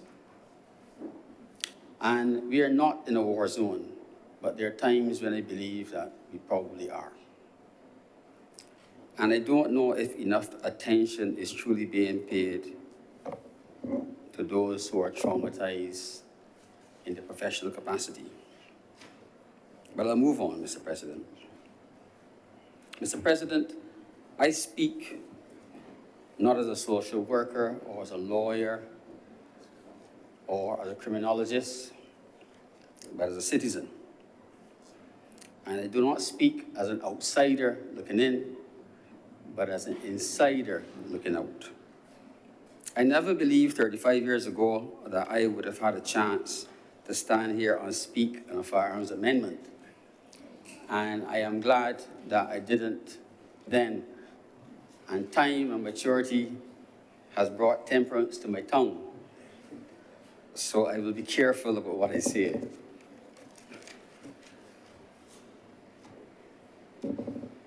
Mr. President,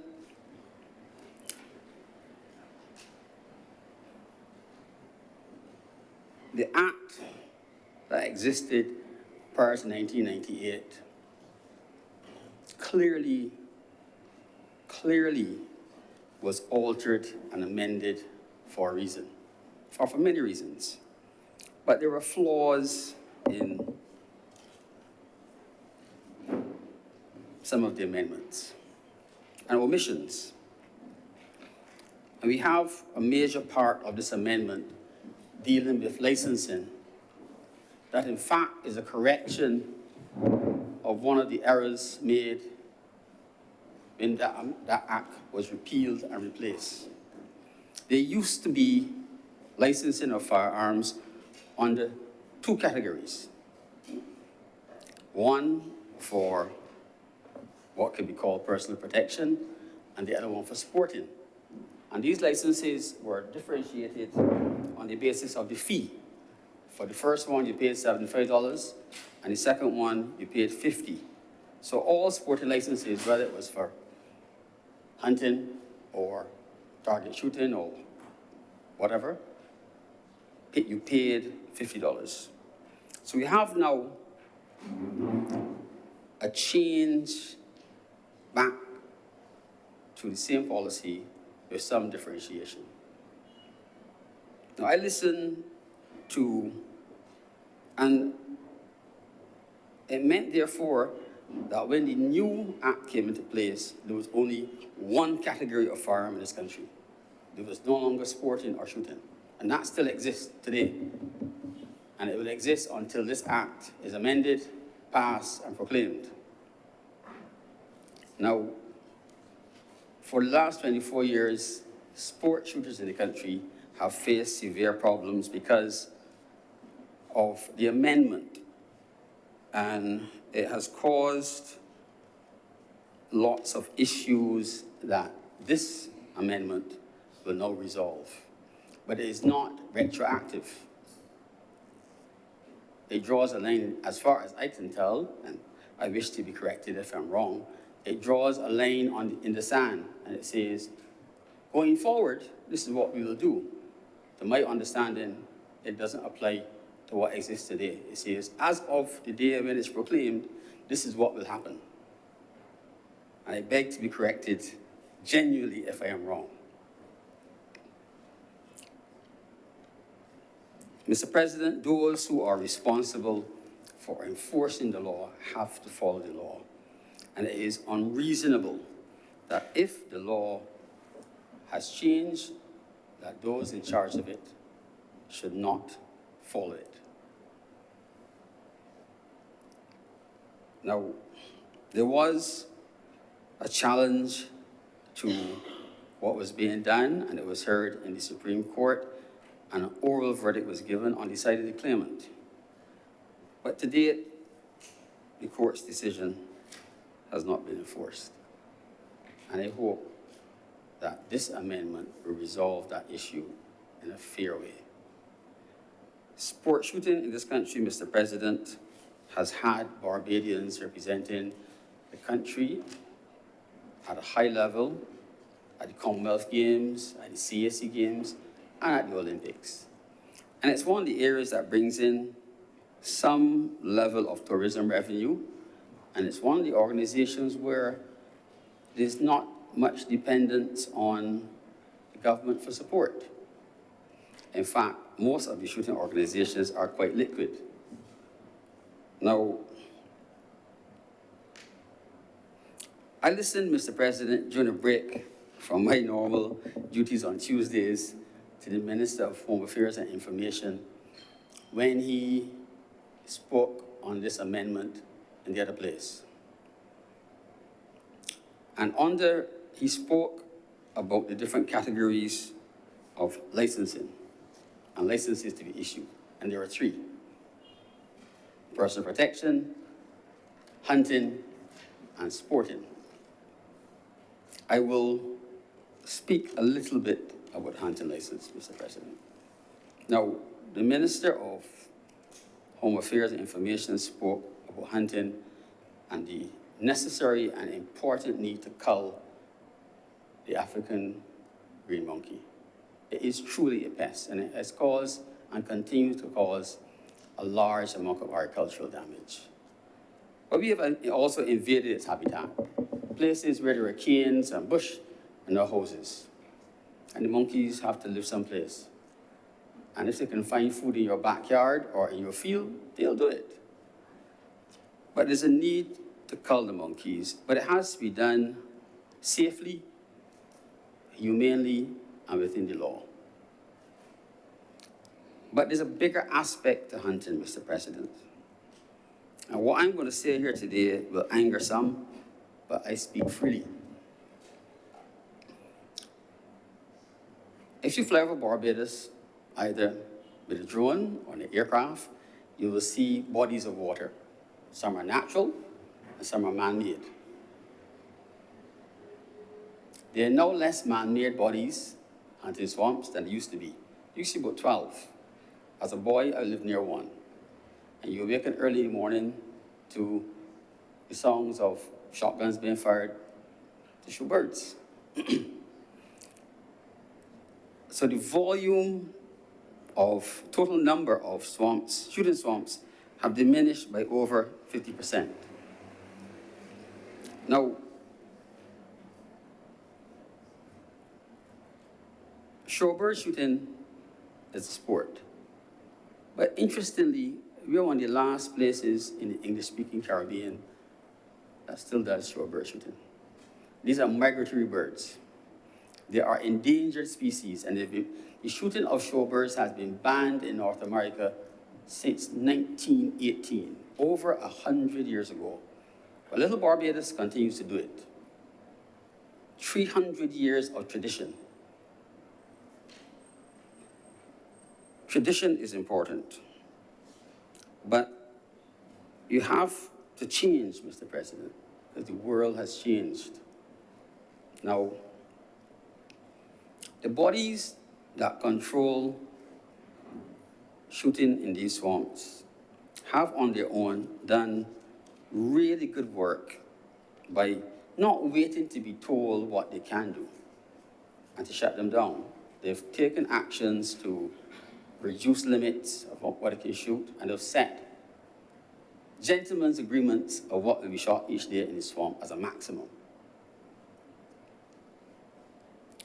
But they've not only done it on a local basis, they've done it in conjunction with some major conservation groups in North America, USA and Canada. And if you check on the internet, there are wonderful write-ups for Barbados and what they've achieved. Interestingly,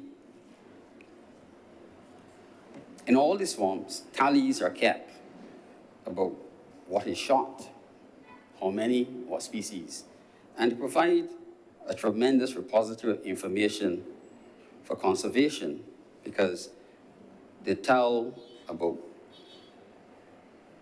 how many birds are being taken. You can cross-reference them with the numbers that currently exist. And sadly, they tell about extinctions too. Because when you stop shooting them, or you shoot birds, you never see them anymore, you can almost tell that they've now gone extinct. And there's some you'll never see again. But they shared all this information to their credit. And they've come up with sensible limits about what birds can be taken and how many for a season and for a day. But we have to ask, is it enough? Our Prime Minister just returned, or I presume she returned, from COP27 as a champion of conservation. Gave nothing less than a brilliant speech that the world has taken on.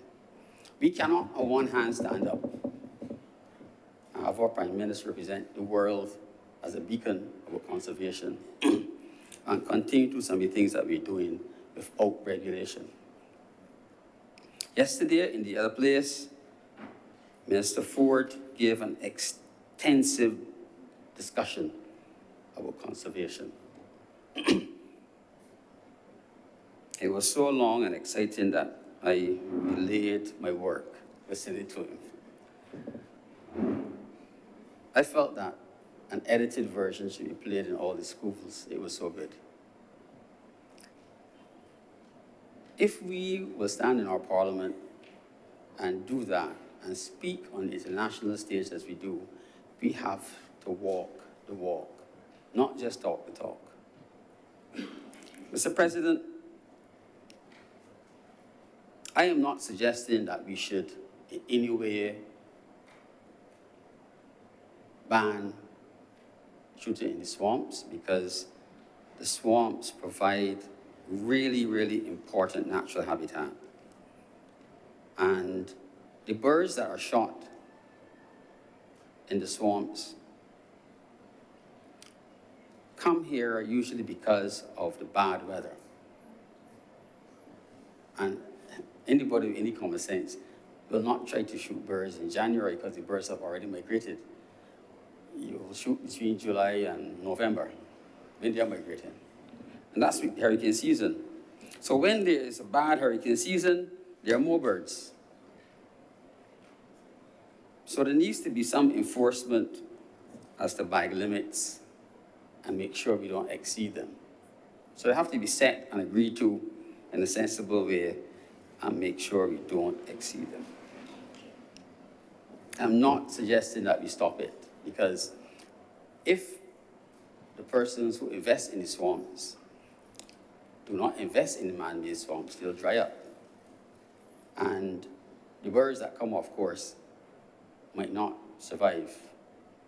So we do play an important role for the birds that come off course. Yes, we take some, but not all. Now, Mr. President, the changing world demands that we change. And there's this alternative called bird watching that has really taken off. And I mean truly avian bird watching, Mr. President. I do mean that. No.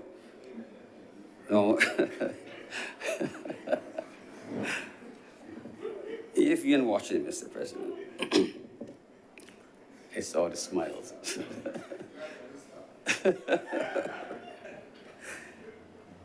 Barbados offers this unique opportunity, Mr. President, where these thousands of birds that are scattered all over North America in small numbers come together and fly here sometimes.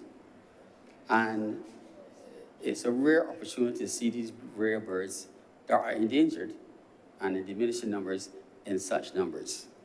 And maybe there is a place for bird watching and further protection of the shorebirds. I wish, Mr. President, to make a couple suggestions about some of the things that we could probably do, because unfortunately, my former colleague in the Senate, Senator Franklin, of the time, used to comment that how sad it was that the regulations often did not come to the Senate with the bills. And while this bill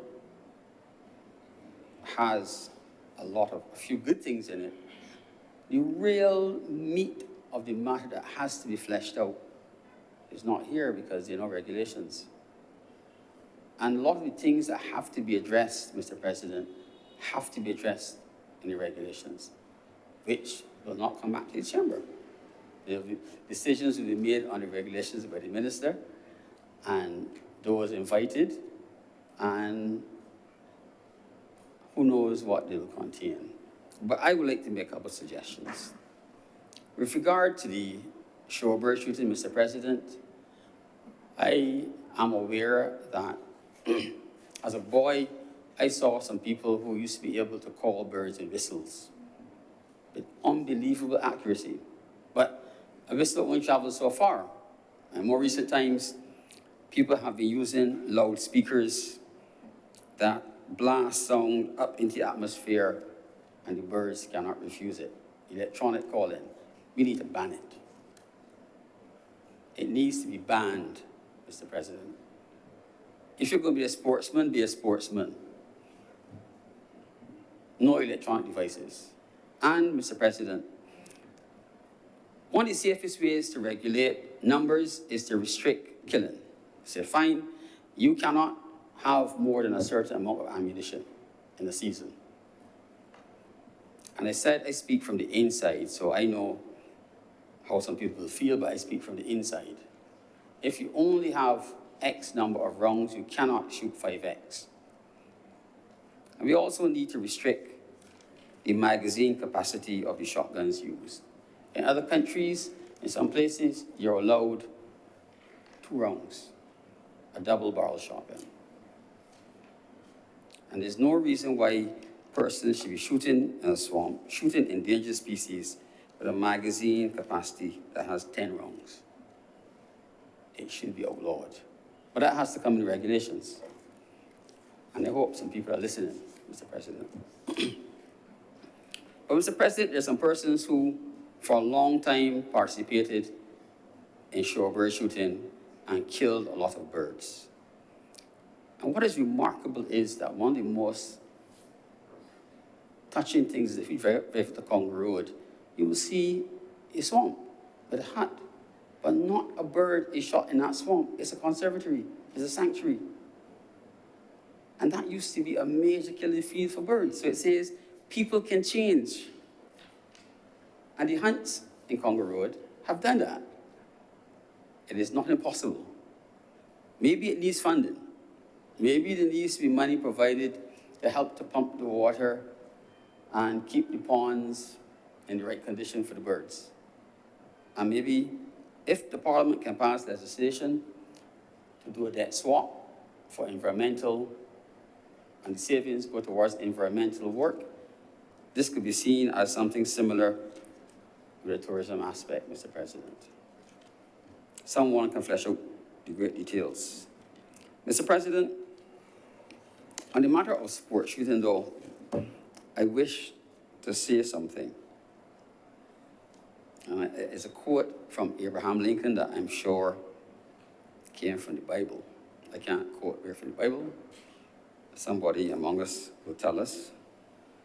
And it said, "A house divided cannot stand." If all of the shooting organizations cannot stand together, we are like a house divided, and we will not stand. And what has happened in other countries will happen here. So the only way to get to do what you want is to sit with the people in charge and negotiate a reasonable position that you can maintain. And remember that a house divided will not stand.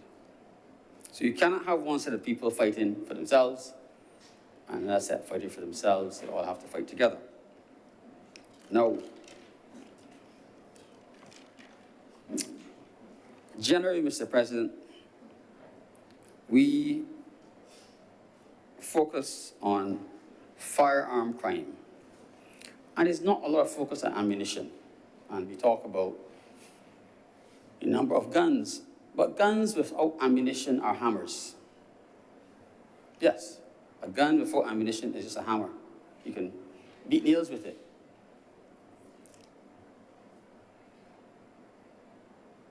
There needs to be a focus on ammunition. So if someone with an unlicensed firearm has a firearm and no ammunition, it's useless to him. Maybe the focus needs to switch somewhat further onto the ammunition and have similar penalties for ammunition. But when people turn in firearms in amnesties that most people say nowadays don't really work, or they claim don't work, the people who would probably turn in the firearms are afraid to because they think if it was used in a crime before they had it, they will have to take the blame. But live ammunition could not have committed a crime. You could not have injured someone with live ammunition. So there should be a continuous amnesty on ammunition. I would like to suggest that they have drop boxes, just as you have in an ATM. An old granny can take up somebody's ammunition from the house and take it and drop it in the drop box. She doesn't have to answer anything because there's no crime. It couldn't have been used. The ones that she dropped in or dropped in could not be used for crime. In the matter of amnesties, Mr. President, there are places where sums of money have been offered to buy back firearms, both legal firearms and illegal firearms. And Barbados signed on to a convention, I think it's a UN convention, to deal with the reduction in firearms in the country.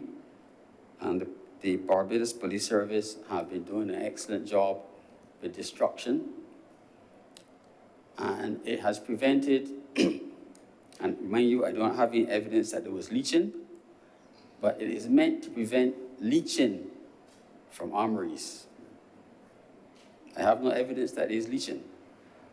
But because of the strict way that it is run by some well-selected, trustworthy people with full documentation, they have done an excellent job in destroying the guns that are recovered, that were used in crime, the ones that are turned in where the owners have passed, and even firearms now obsolete from the military.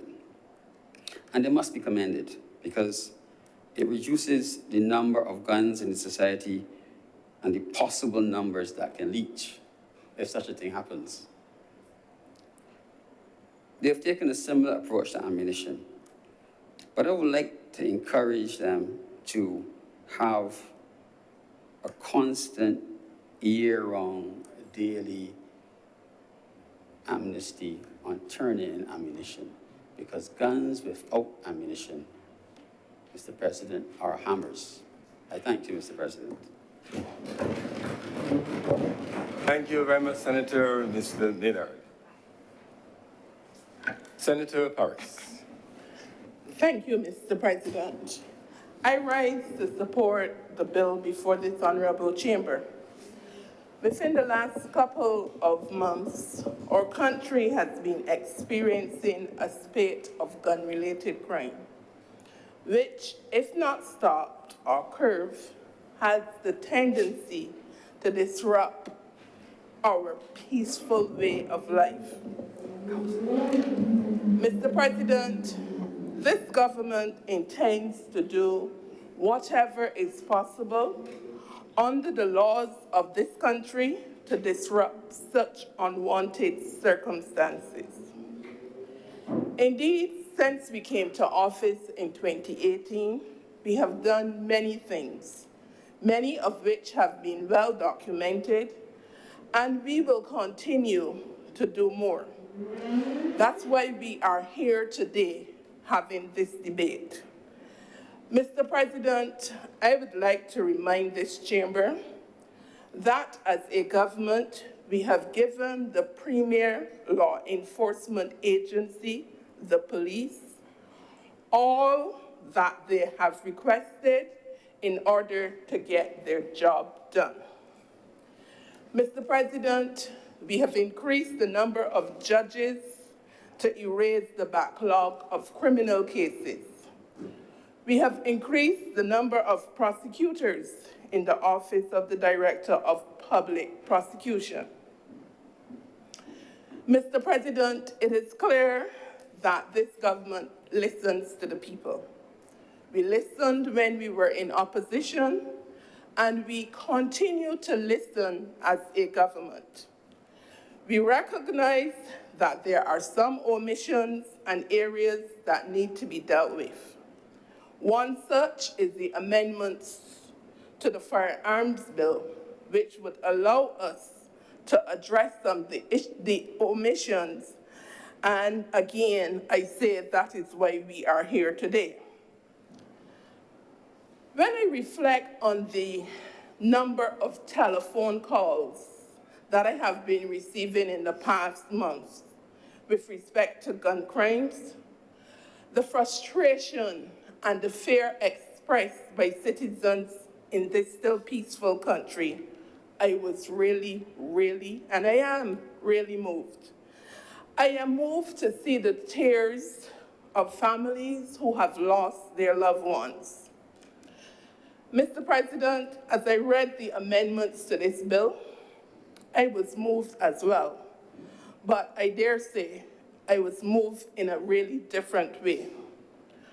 I saw these amendments as an effort being made to tighten the legislation and bring an end to the gun violence.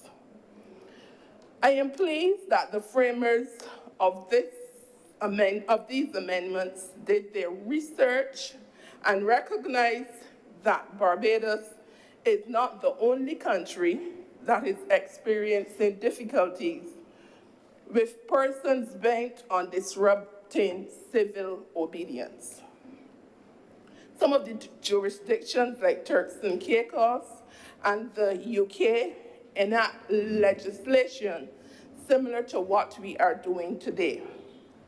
From all accounts, the amendments have achieved some of the desired results. I would be the first person, Mr. President, to say that nothing is foolproof. But having assessed these amendments, I remain positive as to what these amendments can do. I also believe that they will go a long way in deterring persons from possessing firearms and committing such terrible acts. Mr. President, I really don't have to tell this august chamber the devastating effect that each shooting does on the psyche of our citizens and to the image that is sent overseas of this country, particularly to the countries that contribute significantly to our tourism industry.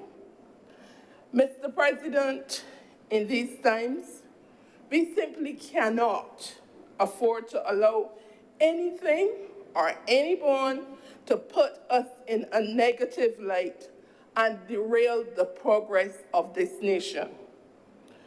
We recognize that minimum incarceration legislation might not be the absolute way to go, simply because there may be some instances where some persons might find themselves in rather unfortunate positions, causing them to come into possession of firearms. I have no issues with giving discretionary powers to the judges where this is concerned. Mr. President, I am sure our international partners are asking questions, and plenty of questions, about these gun crimes. And we know what can happen if an advisory is issued saying to persons not to come to Barbados. So, as I have said previously, this amendment will certainly send messages to the offenders as well as the international world, saying that we are doing something to curb the crime. It has been reported that we have had 39 murders for the year so far, 29 of which are as a result of firearms. This nonsense needs to stop. Mr. President, we are all aware that when we have these shootings and persons have to go to the Queen Elizabeth Hospital for treatment, that it is creating an unnecessary burden on this institution. It is taxing not only financially, but it is mentally taxing to the nurses and doctors who have to treat these patients. In most instances, the injuries are life-threatening, and it is the cost attached to it. The taxpayers of this country are the persons who have to bear this cost for the treatment of these victims. This is money that can be used in other areas of the hospital. The citizens of this country have had enough of this behavior.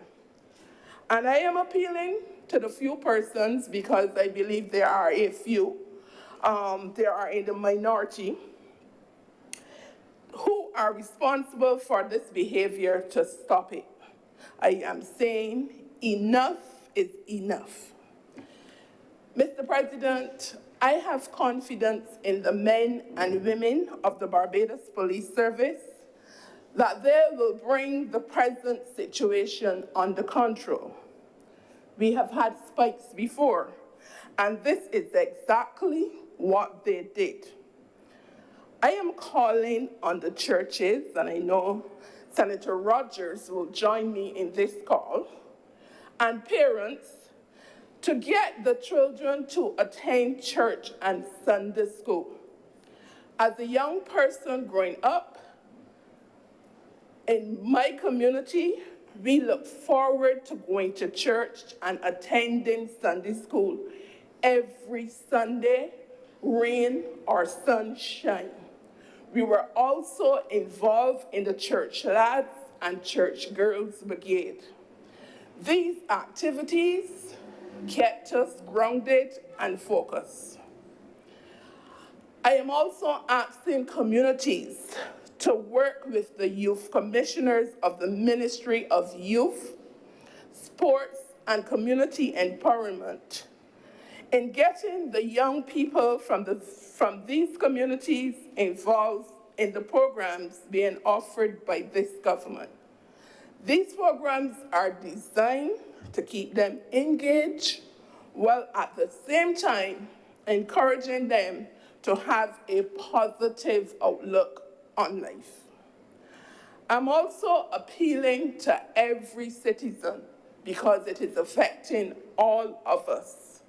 Every citizen to give the Barbados Police Service their support so together we can restore peace to this, our fair land. In closing, Mr. President, I once again pledge my support to this bill before this honorable chamber, and I am obliged to you. Thank you very much, Senator Paris. Senator Mr. President, thank you. I beg to move the suspension of this sitting of the Honorable Senate until 3:45 in the afternoon. Until 2:45 in the afternoon. It's getting moved by your generosity. The question is that this sitting be suspended until 2:45 p.m. today. Honorable senators in favor, please say aye. Aye. Those against, please say no. The things the ayes have it. The sitting is suspended until 2:45 p.m. today.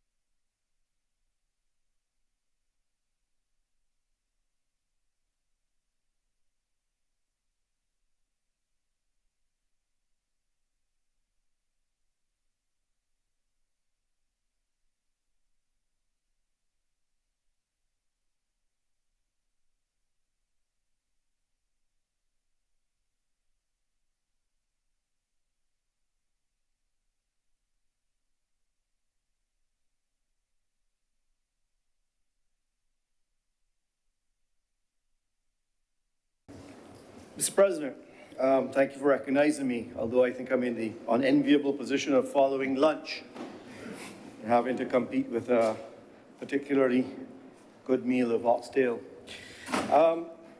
Three quick points on the matter of this bill, which I do support in its entirety. All of the amendments, etc., I think are necessary. Are they complete? Possibly not, but everything that's in there I support. But I just take this opportunity to mention a couple of things. Where to start? Firstly, my fellow Senator Hines, Dr. Hines, that sits here next to me, made a number of very good points, and I would like to reinforce one of them. Not all that I agree with, but I will reinforce one that I did. Firstly, I left Harrison College in 1982, having been studying math, physics, and chemistry, very focused, as you know, as Harrison College, that great institution on Crumpton Street, tends to do. And I was surprised when I went to university in the United States that the subjects I was taking was quite wide, and one of those subjects was criminology. And I do remember a little bit from Professor Fife in criminology, who did teach me about the object of a sentence being of a criminal sentence or an incarceration or whatever you call it, the punishment that you receive is 1, to punish, 2, to deter, 3, to rehabilitate, and in some cases to recompense. But where I would like to perhaps diverge a little bit from Senator Hines's comments is that under deter, there's 2 aspects of deter. There's specific deterrence and there's general deterrence. Now, I remember general deterrence very well because I had been all the way through Harrison College and never got flogged because I was afraid of being flogged. A flogging was a deterrent for me generally. If you wanted to have specific deterrence, you needed to be flogged, so you did not want to be flogged again, okay? So what I want to say on deterrence is there is absolutely no doubt that when you take a criminal and put them away for 20 years, for the next 20 years, they are not going to commit that crime. That is specific deterrence, okay? And let us not forget that in punishment, one of the main reasons for punishment is what we would call in the English language sometimes that that person has got their just deserts. They deserved it. They deserved to be punished. Let's not forget that when we talk about rehabilitation and all the other things that we need to do. And I think that this government has spent a proportionate amount of effort and needs to continue to do so to avoid the commitment of the crime never being committed at all. So that would be my first area of comments. However, when we were talking about that, others said, and I was deeply most concerned about this when it was said, Mr. President, that we started to compare ourselves, and someone said, we're not the worst in this area. Is this our new goal for Barbados, for this little Barbados that we live in? That we not be the worst? That other countries have higher death rates and murder rates than us? No, that's not, in my opinion, what I thought we were aiming for. Let us be the best. Let us not compare ourselves to the worst. We all faced that when we went home to mommy or granny or whoever and said, you know, I didn't come last in the class. I said, no, let me start with who came first. That's where you want to be. So I'm deeply concerned that if we are going to be starting to look at our murder rates on the basis that we're not the worst, that's not where I think we should go, Mr. President. And I guess that is a good lead into my second thing I wanted to talk about. In the 1990s, I can't remember exactly when, just after I came back from university and started to work, I had occasion to travel to Jamaica. And I would hear from my friends who would have been close to my age at that time, which would have been, I guess, mid-20s, something like that. The crime rate was very high, but they would say to me, don't worry, it's only in certain places, and it's only in certain people. Look at who is being killed. That's criminals killing criminals. And that was alien to me, and I didn't really hear the argument, and I don't need to spend a lot of time on where Jamaica went with that. But then, in about 2000, I started to travel to Trinidad, where I opened a business. And funny enough, the people I came across down there started to tell me the same thing. crime rate was increasing, there were murders, and they would tell me, listen, don't worry about it. There's no innocent person in that transaction. There is criminal killing criminals.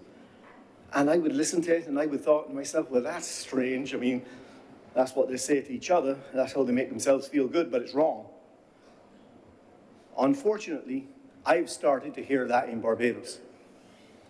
We are now accepting that this is the 39 murders, or how many of it was with gun violence. It said somebody said earlier 29 of them, or 29 were young people. I can't remember how many were gun violence.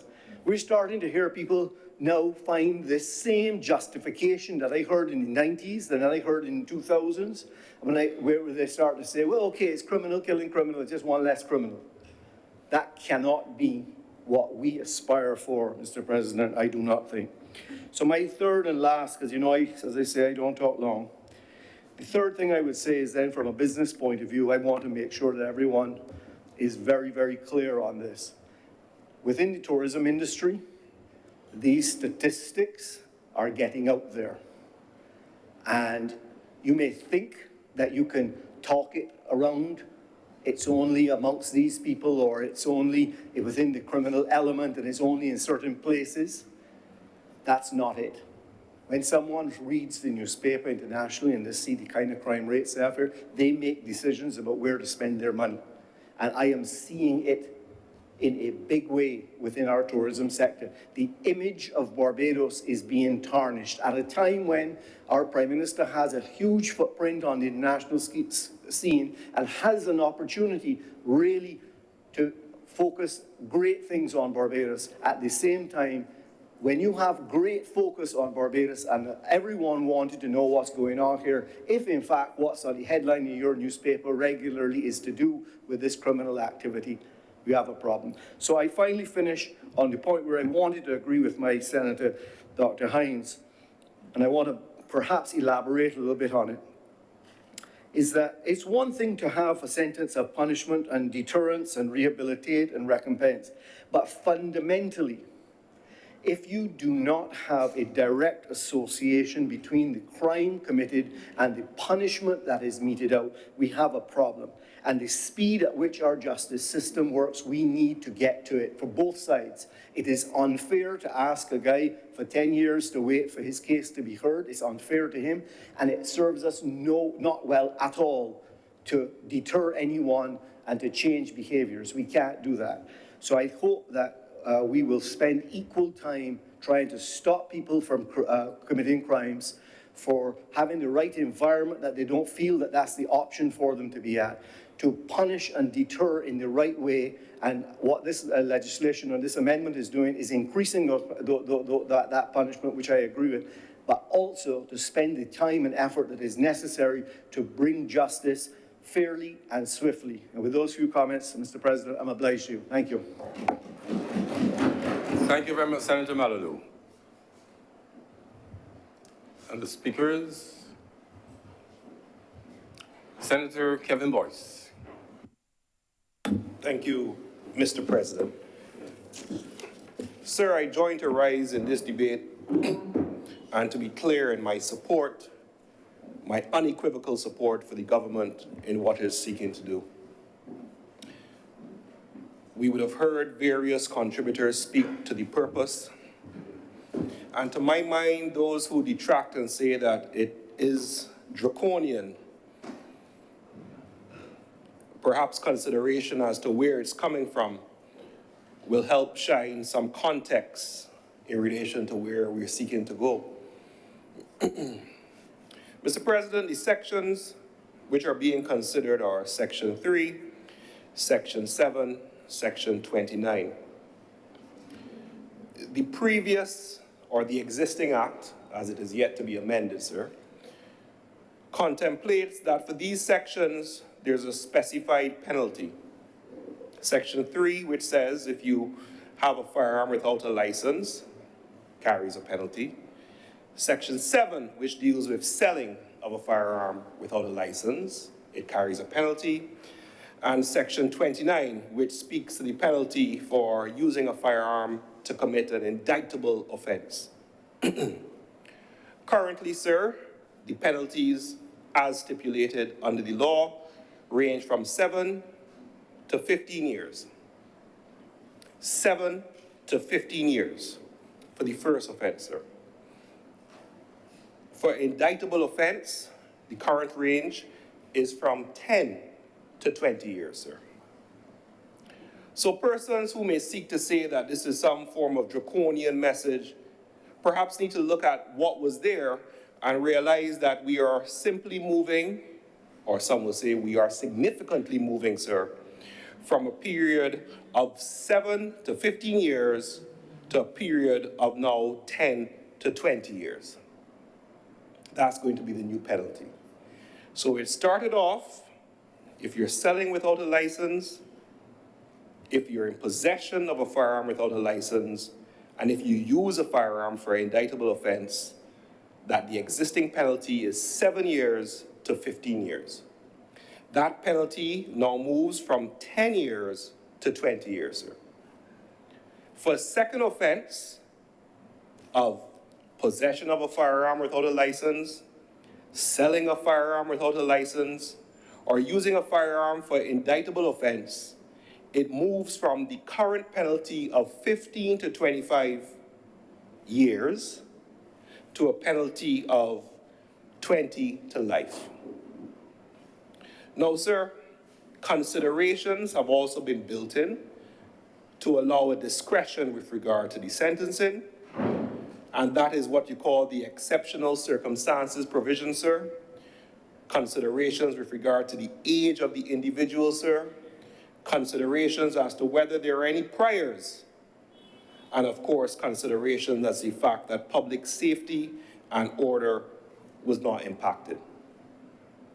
There's also, sir, the inclusion of a fine of up to $100,000. And some will argue that it may not be as clear as to the purpose of the fine, but let's just all agree that it is a significant deterrent. So what the government comes and seeks to do is to say, we wish to increase penalties for firearm offenses. That's the major purpose of the legislation. I think that the entire country will say that it's about time. We are told, sir, that along with this mechanism, other avenues are being exposed or explored by which the government is seeking to bring crime under control, specifically firearm crime, sir. We have been told about the increase in the budget allocated to the security forces. Indeed, sir, that was something which preceded your current role, but not your former role, sir. We have told, sir, about the increase in judges, and we have been told about the increase of prosecutors. Indeed, sir, this holistic approach, along with the avenues and encouraging the societal interventions, set out that the government has identified a definite medium to long-term mechanism to deal with the issue, we hope. And we should certainly say, sir, that this is all well and good, and we hope the government succeeds, and they have been very clear in stipulated to give it time. The question is, sir, what happens now? What happens now? We find ourselves, sir, at the quintessential crossroads. What do we say to those who live on what I would deem the frontline communities, who have to deal with upwards of 4 shootings in a month as a norm? That is their existence. What do we tell citizens who find themselves exposed to shootings in malls? We're now seeing the Sheraton trial coming on, sir, as well as recently in public transport vehicles.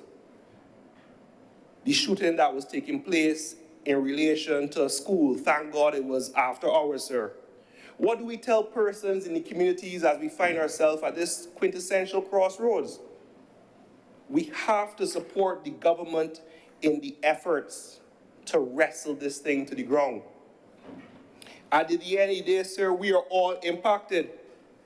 We are all impacted. It is no longer a question that you can consider yourself safe. I heard Senator Malalu speak about it, and it is a truism.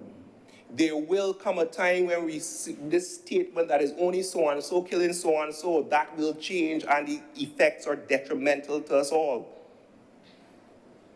Look, the simple point is this. There can't be a partisan approach to solving this problem. Bullets don't discriminate, and they don't care who you are. I never see a dem bullet yet. Never saw a BLP bullet yet.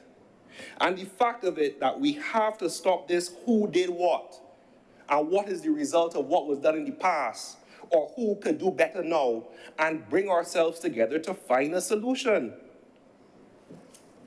The government has the support of the people in Barbados. I told you already, well, you may not have been here for this, Mr. President.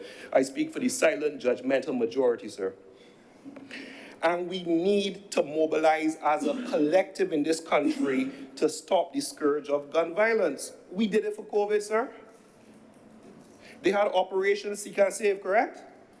Resources were brought out. The political will was there. So let's do this for gun crime. Barbados is too small. We are literally in this situation together, sir. Right now, we're the darling of the international community, thanks to the efforts of our Prime Minister. So let's leverage these relationships. Let's build on the technical support that we have.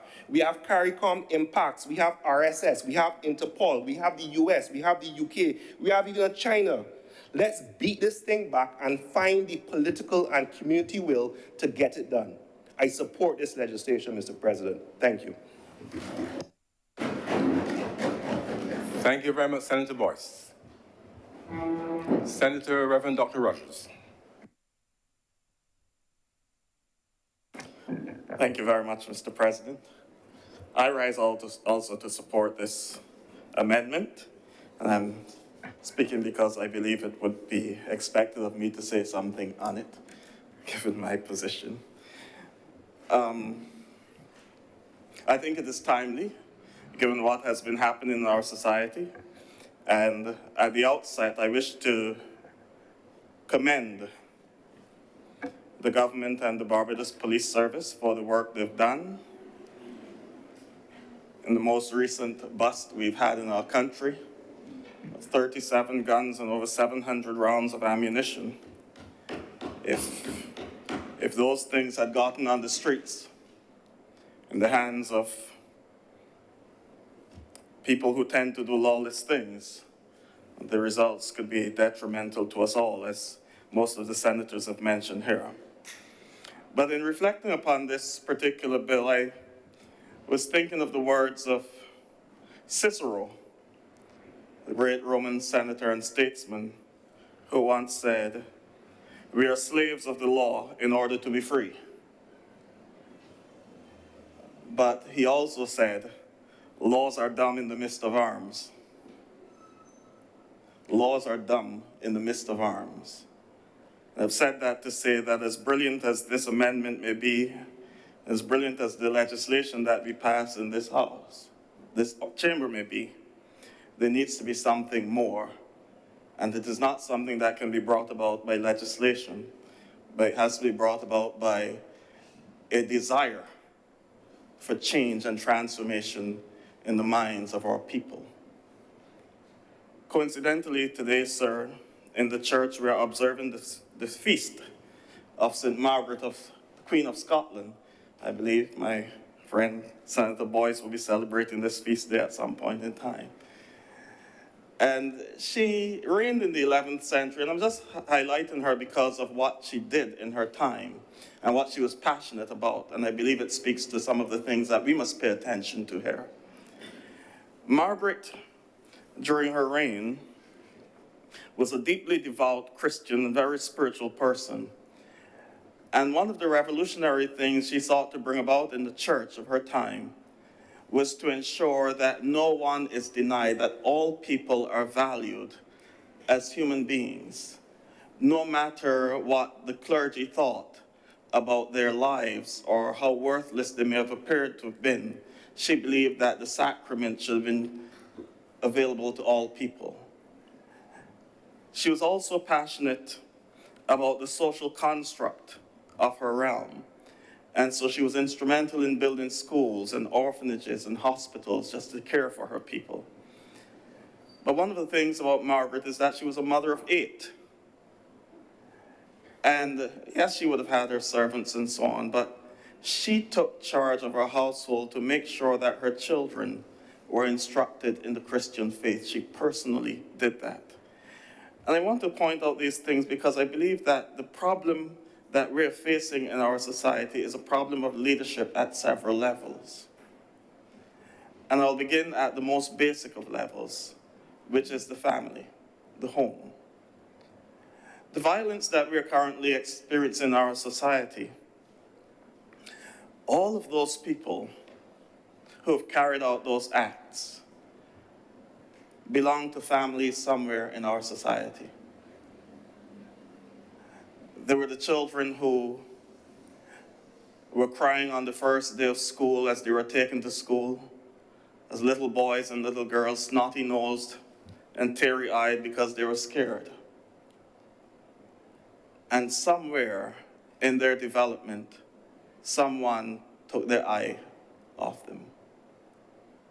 The same thing is true for us in the church. All of those people who are committing those acts, because it's a Bajan tradition, you either have the child baptized or offered up in the church somewhere. Most of them, the majority of them, I'll say over 90% of them, were either baptized in our churches or they were received in the church somewhere. And once that happens, the church has an obligation to take care of these children because they're now a part of their body. I dare say that there we have dropped the ball as well. And then at the level of civic leadership, I was reflecting upon the work of Isaiah of Jerusalem in his first chapter, when he said, you know, the ox knows its owner and the ass its master's crib, but my people do not know. My people do not understand. Our princes are thieves. Our prophets prophesy for hire. And there's bloodshed in the streets of Jerusalem. But his way to quell that was not with force. His way to quell that was telling people, come, let us reason together. Let us talk it through. And I think that that is the sentiment around this chamber today, that we have a problem that we need to sit down and work out. It is not a political problem. We could call for the resignations of attorney generals in every administration we want to, but that will not solve our problem. Our problem begins at a basic level. It begins at the basic level that Senator Parrish spoke about when she encouraged people to get your children back into something wholesome. Ground them somewhere spiritually, because that is what is lacking. If we can do that, the humanity that Dr. Monroe Knight spoke about will come to the fore, because then you'll begin to value other people as equal in the eyes of their Creator, as equal in the eyes of God. Just to salve those who would not recognize him as Creator. If we cannot do that, sir, the situation will get worse. And it is not a matter, as Senator Hines was said, of saying things to placate the masses. Because one of the problems we have in Barbados right now, I believe, you know, the previous administration was accused of being too silent. But just 2 nights ago, I was listening to some music, as I do from time to time, and Simon and Garfunkel's Sound of Silence came up. And that's some very interesting words, and just let me quote some. It said, people talking without speaking,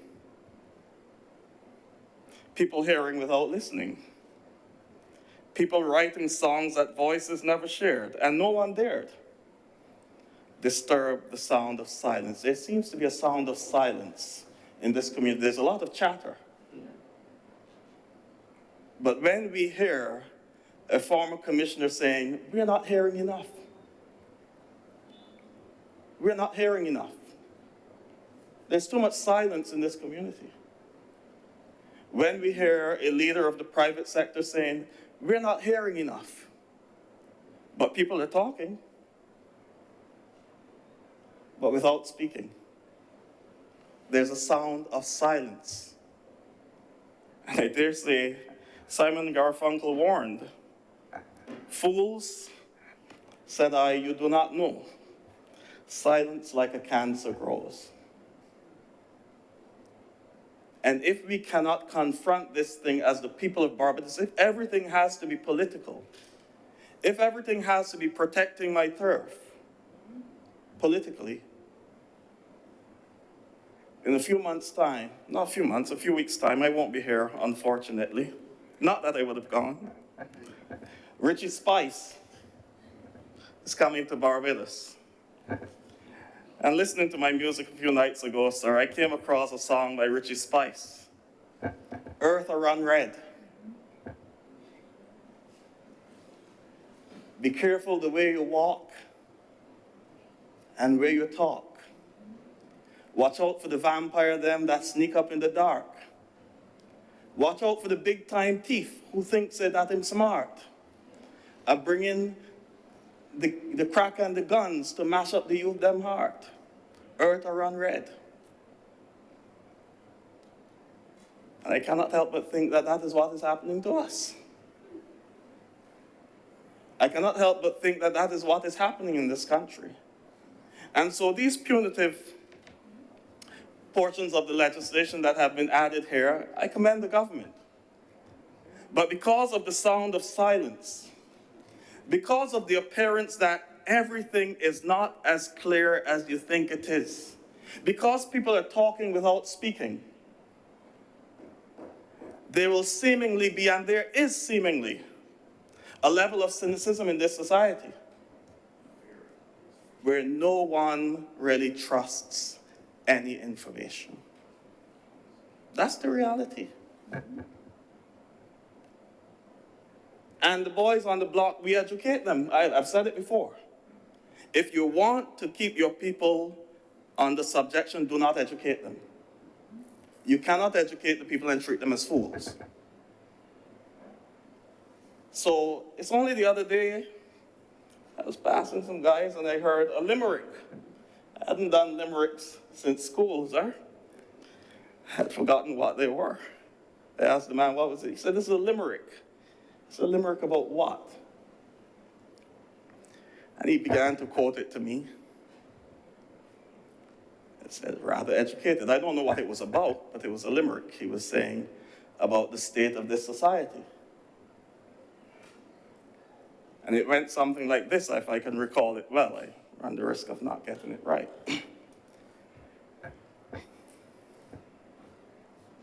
Some men from BIM, they were 3, set sail on the high blue sea. They came back with some stash, worth loads of cash. Now 1 is in jail and 2 are free. I don't know what it's about. Do you know, sir? No? No, I don't know what that's about. But I'm just saying that these are the things that are on the ground out there.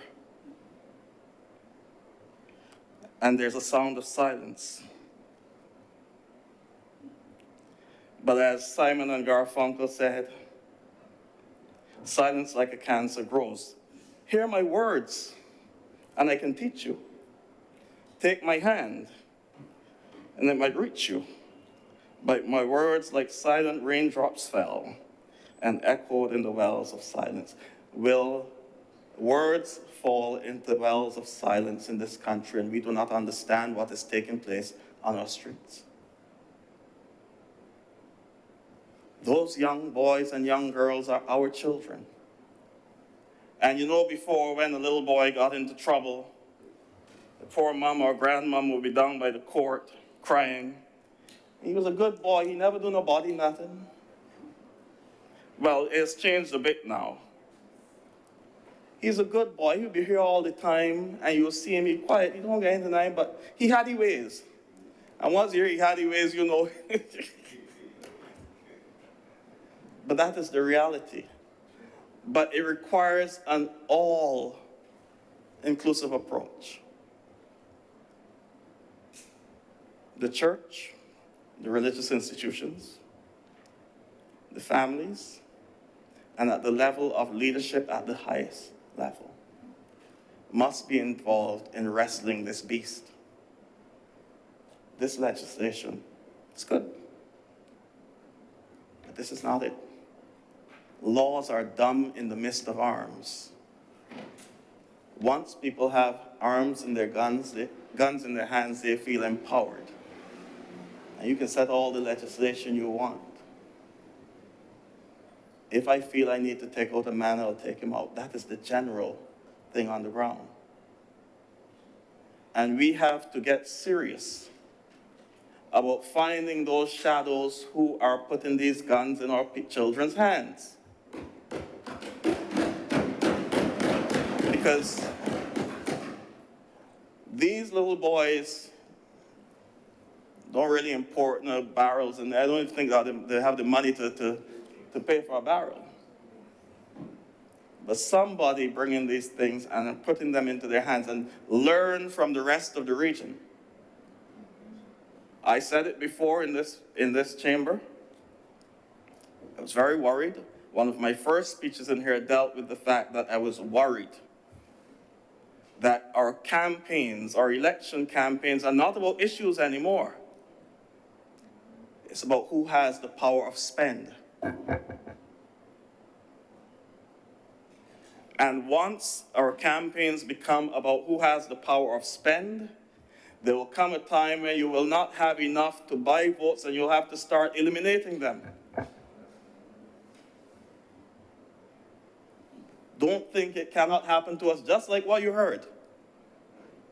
Just like what you heard from Senator Malaloux and from Senator Boyce. In other countries, it was, don't worry about them, that's only down in that place. Or Senator Monroe Knight said earlier today. Silence like a cancer grows. It will grow if we do not deal with this matter. And so we have to find these people who are bringing these guns. And if they're untouchables in this society, if there are some people who are too big in this society that we cannot touch them, then perhaps we need to look at leadership and justice in this society. No one in this society should be untouchable. Because at the end of the day, the only people we'll see dying are the little small fries down on the street.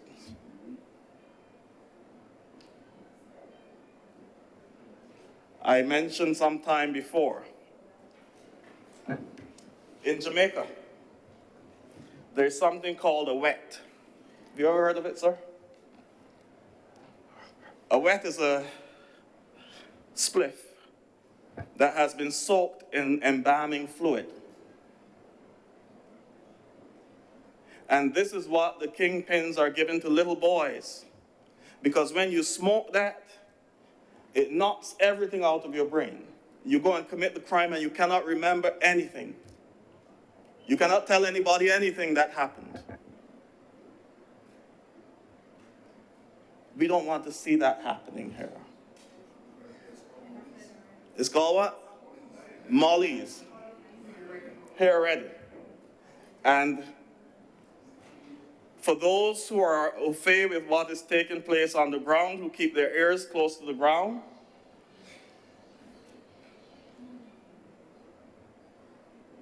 I understand that there are some syndicates on this island that recruit young schoolboys, put them on the payroll, put a gun in their hand. I'll pay you on a monthly basis, but when I say shoot, you shoot.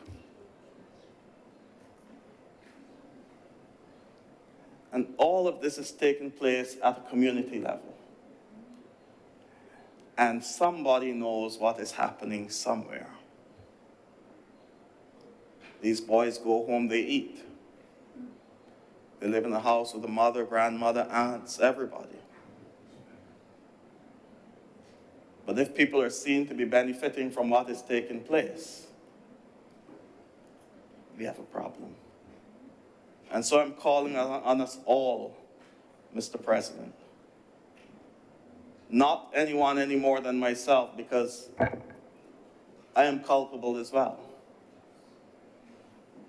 Even if not, just not by taking care of the children that parents brought to me. Not checking up on them. Not making sure that they were being guided spiritually. And all of this is happening at a time, and I must say this, I may be castigated for it. We're afraid that religion is becoming weaponized in Barbados.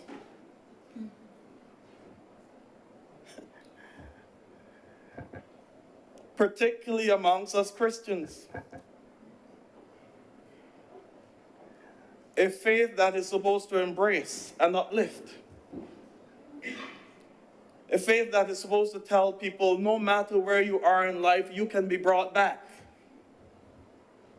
A faith that says you are a child of God, just as Mary of Scots would have done for her people.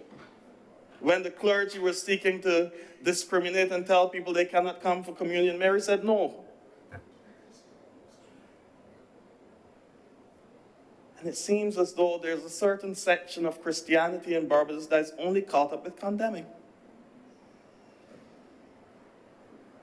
I'll take my licks, I got mine before. But this is not what we need at this time. We need to pull ourselves together as a community and see how we can embrace these people, how we can transform our society, how we can get families to recognize the obligation that is laid upon them, because if you are not guiding your children, if you're not seeking to train them, if you're not taking care of them, they'll become menaces to the society. And that is what we're seeing. And so, sir, I support this. But I hope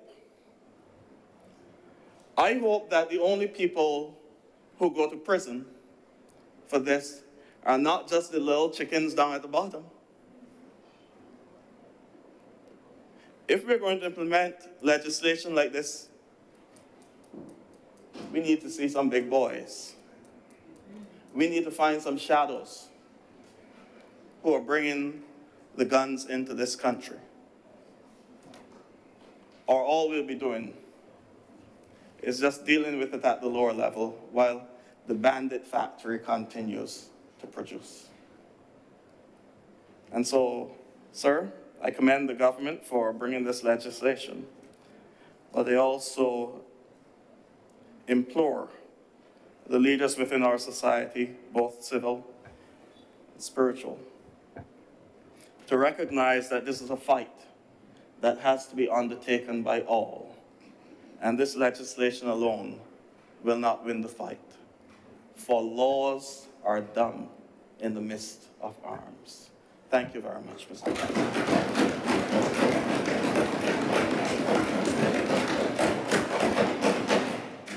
Thank you very much, Senator Reverend Dr. Rogers.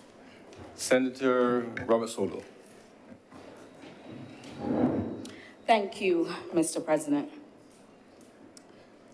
I want to thank you for the opportunity to address this chamber. As I prepared for my speech today, I, similar to Dr. Hines, took the opportunity to look for research.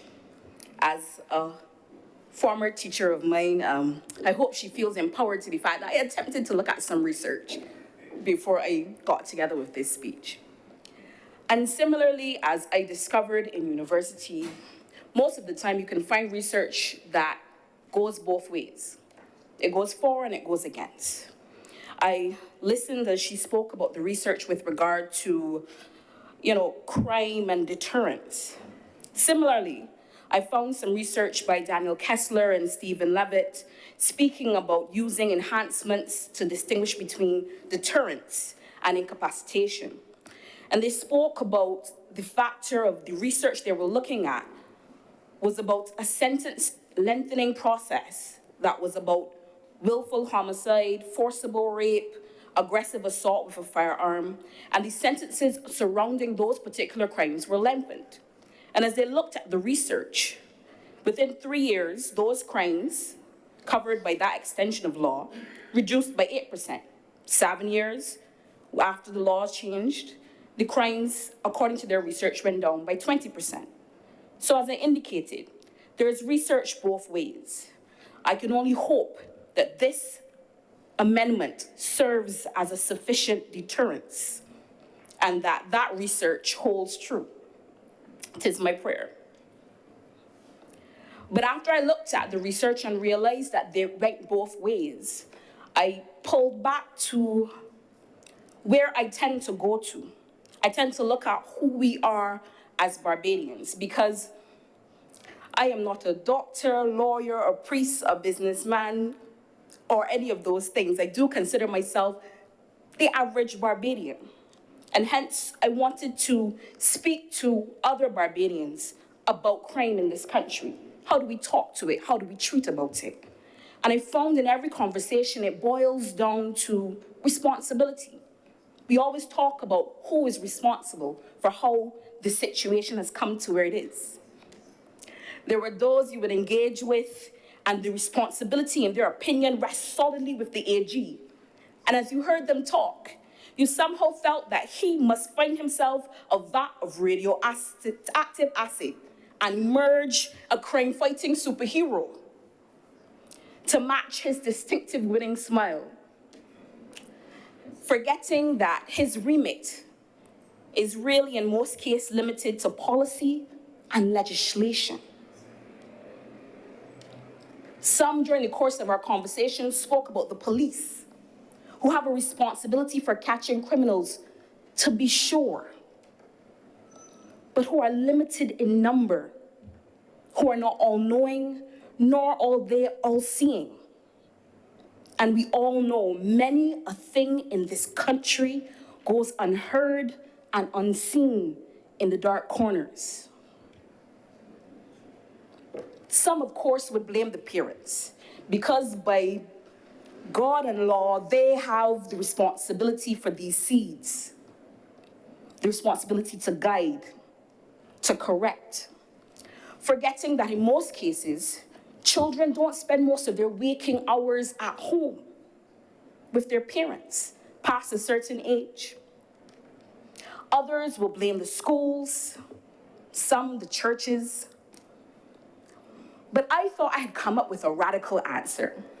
Prior to stepping into this chamber today, I thought I was going to skin everyone up today. Because for me, I place the blame on us all. We're all responsible. We all hold some level of responsibility when it comes to crime and crime prevention. One of my most favorite series is called Babylon 5. I am a sci-fi person thanks to my husband. And there's a quote in there that I've always found so profound. It goes, "Big concerns grow from small concerns. You plant them, water them with tears, fertilize them with unconcern. And if you ignore them, they grow." We have become a society that ignores problems when they're small.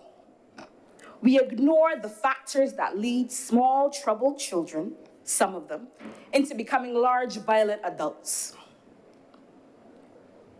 No person, unless they've had a psychotic break, gets up one day and suddenly decides, I'm going to commit violent offenses.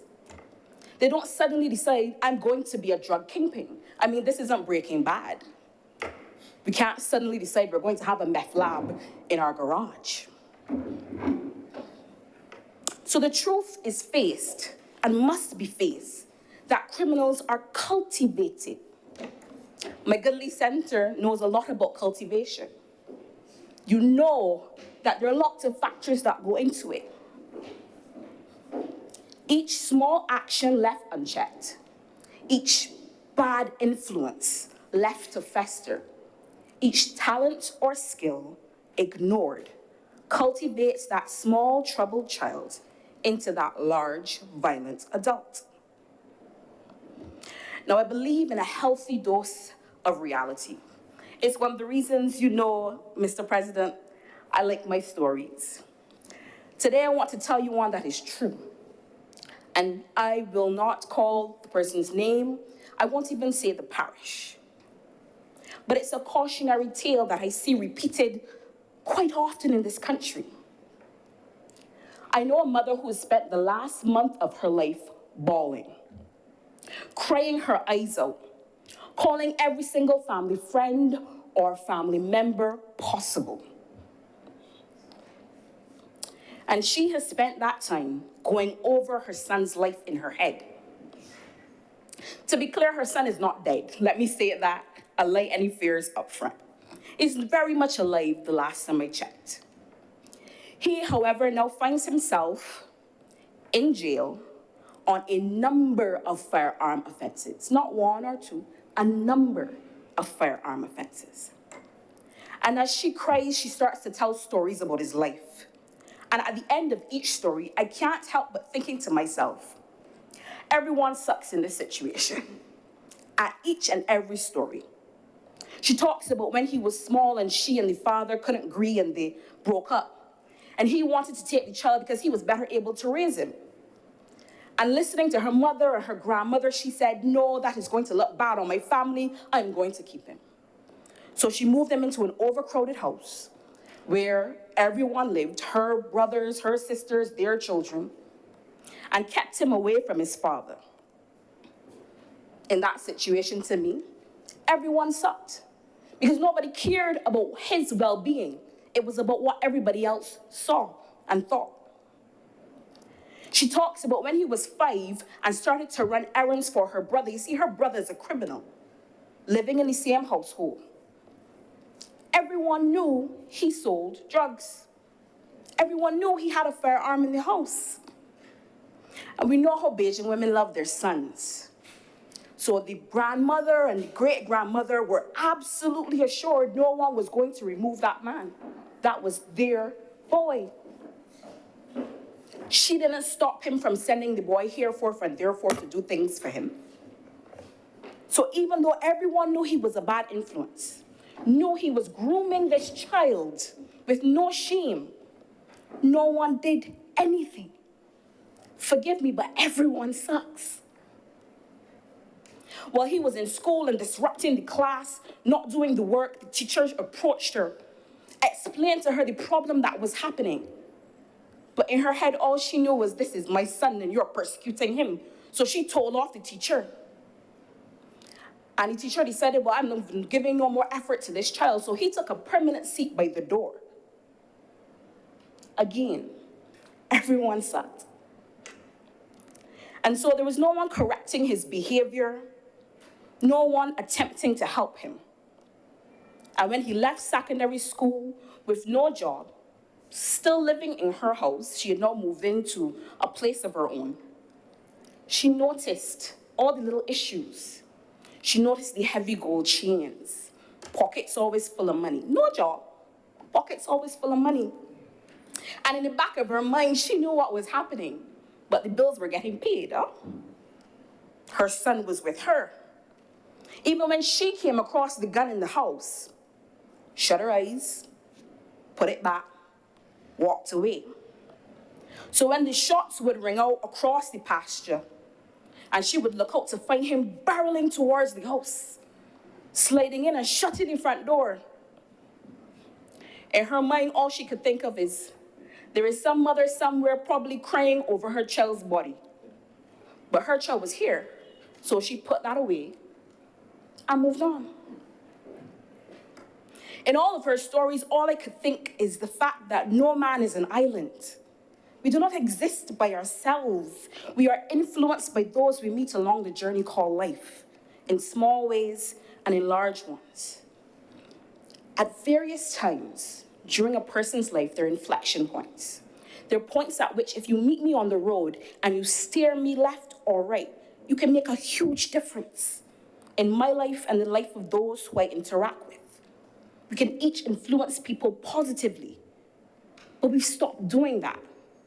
We have forced ourselves to come to the point of not caring, of non-interaction. We walk around society in a mode of non-contact. You know, when you have a family member that is very toxic, you know, people tend to encourage you to go no contact or low contact with them. Don't engage, walk away. We've done that with each other in society. So when we pass and we see the neighborhood children knocking out the mirrors that they're used to turn the corners, we stop and we say them doing foolishness, but we don't engage. We walk away. We go to family functions and we know the criminals among us. You know which cousin sells drugs. You know which person in the community does X or Y, but you don't steer those young children away from them. You embrace them. You allow them to continue living with you in some cases. We don't report. We don't demand that those kinds of evil things be removed from our house. We don't counsel. We don't chastise. We don't even raise our voices anymore. We have become a people held in the prison of silence by our love for these people who are family members.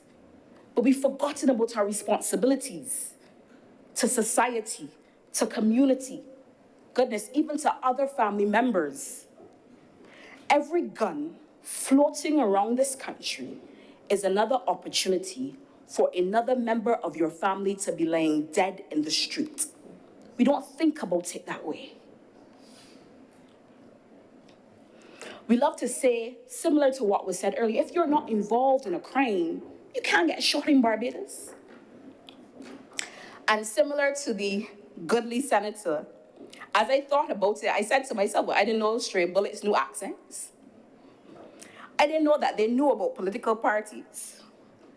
I didn't know they knew about gangs or last names, that they knew that Ernesto's gallery was the area not to go, and who was Wilfred's grandchildren out in the streets. Bullets don't care. They aren't caught up. We all bear the responsibility. So don't sit in your veranda knowing that your son who lives in the shed behind the house is a drug dealer, is bringing damage and harm and possible danger to your home where your other grandchildren sleep. And think that that is acceptable for you. Do not let your love create a monster that society has to put down. Because the reality is there are many mothers and fathers, and we all see the stories, and we all hear the famous taglines, he was a good boy. I agree with you, Senator Rogers. He was a good boy, never do nobody nothing. But when you walk out into that community, you hear about the vagabond that he was, the demon that the neighborhood knew since he was 9 that he was going to be a problem. But you can't blame a mother caught in the throes of grief for what her mind creates, because that is her child. I would ask instead that we take off our rose-tinted glasses when these problems are small. That we have an honest reevaluation of ourselves and we look to fix the deviancy while the concerns remain small. Because when they're too late, when there are no large violent criminals, it is only the police and, similarly like today, legislation that will deal with them. So for me, when I see the AG and this particular piece of legislation come to us, I think of him as saying over the old adage, hard ears you want to hear, or where you're going to have to feel. If you have decided that society can no longer be safe, if the safety of those around you no longer matters to you, then you should feel the weight of each firearm, the same way you feel it hanging on your hip. Feel it on your sentence. Understand the weight of each and every one, because this legislation now says you have to feel them consecutively. Which means if you get charged for 3 years, 5 years, and 2 years, 10 years you will serve. Because the same way society must feel the weight of you, you have to feel the weight of your actions. We have come to the point when children go through issues in school, we beg for them. We say, Kadir, don't do it to them. But we have to learn the consequences of our action. If we spent more time teaching consequences in primary school, we would have less to deal with as adults. So I hope that this encourages those who engage for gun for hire tactics to understand that each year of your life has to have a meaning for you. And if it doesn't, if a few $1,000s means more to you than an extra year of your life walking the street, then the state will take so. Not gladly, but they will take them. For me, I see this as part of the short-term strategies, because to address this issue, similar to what everyone has said, there must be short, medium, and long-term strategies employed. And hence, this amendment recognizes that the judge needs to have and be able to assess all facets of the case when he makes a decision. There are guidelines here, yes. There are pronouncements that if this is your second offense and subsequent offense, things have got to be felt a little more hard. You have to feel the weight of that harder. And yes, a judge can take extenuating circumstances into account. It's laid out right there in the amendment.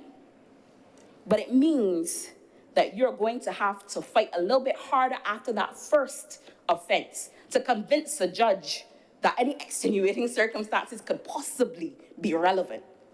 So when you've taken that first bite, know that the second one will hurt you deep.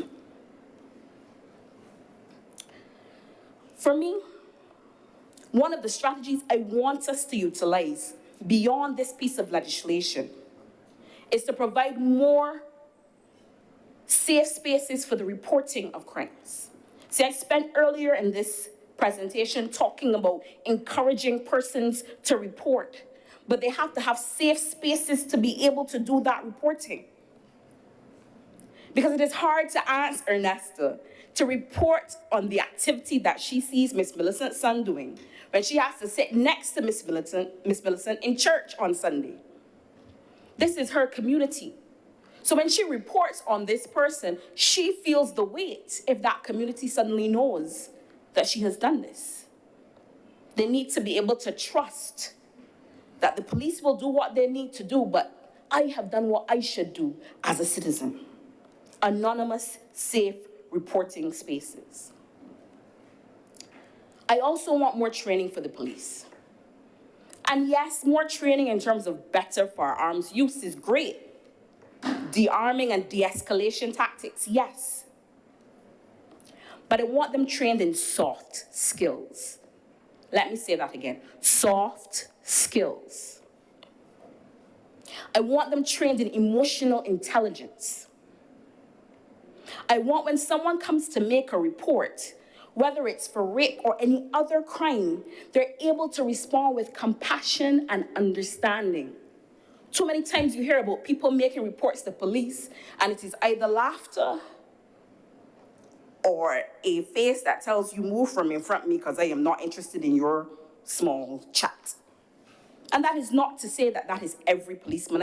In no ways I'm impugning that. I'm saying we know that this situation exists. Let us train them to do better and to be better. Because one of the hardest things to do is to report on someone you love. And care and understanding has to be the order of the day when you are faced with those situations as a policeman. Conversely, I also want Barbadians to have better access to the information regarding the Police Complaints Authority. Because let us not be fooled. It is not as though the police are always blameless. It is not as though in this society there are not always some bad apples that need to be reported on. If you want people to trust, then we have to give them a place which they can feel that they can report on something they feel is in error. So I want some more information, promotion of information. Where is the organization located? How do you make a complaint? Who makes up the authority? How investigations and decisions are made? That is important towards rebuilding relationships rebuilding community trust between the police and the community. I also want to tag on a call for more youth groups, more youth activities. It's one of the things I've heard the Prime Minister speak about. Because yes, they keep children busy, they keep them active, they teach them skills, but they also show them the possibility of a different life. They show them things that they don't always see. I am always quick to say up front, I am a poor girl from Forge Road. I've also lived in Britton's Hill, Carrington Village, all over this country. It happens when you have a single mother who rents. You go wherever it is possible. I know what it is to be surrounded by poverty. And sometimes it makes your vision small. Because all I'm seeing is what's happening next door to me, around the corner from me. I'm not seeing the possibilities of what I could be, what I could do. I'm fortunate to have attended Luther Thorne, where there were many different opportunities to see many different aspects of life. I had the opportunity to be involved in Holders Hill Opera, in NIFCA, and many other things.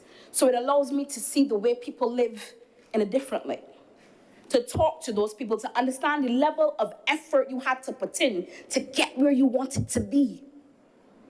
And therefore, very early I was able to understand that there's quick money and there's long money. Which one you want to choose?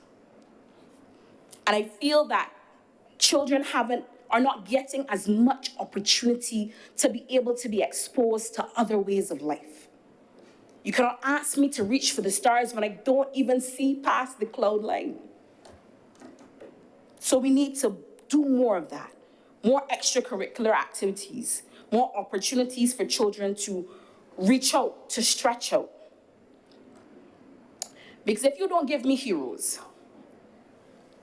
then you gave me bad boys. And eventually, they stop being bad to me. They start being my heroes. So then you cannot argue with me when I tell you that that is where I want to go. For those of you who are in civil society groups, church organizations, any committee or organization out there, I am asking you to take a weekend, 2 to 3 hours a month if you need to. Reach out to a school, reach out to a group, spend some time with some kids. Even if all you're doing is standing and telling them the story of your life, telling them how you got from A to B, giving them something to latch on to about the possibilities for them, because hope is a serious thing. One would say once upon a time, hope won a man an election. Twice. If you don't give me hope, then whatever is left, I will hold on to. And nothing else you tell me will change that for me. As for medium and long-term strategies, reform of our education system is necessary. There is nothing I can say beyond that. It's a long, arduous task that the Ministry of Education is entrenched in, because it cannot be about a change of whims and fancies, but one aimed at dragging us forward out of our wants, but into our needs for the betterment of our children.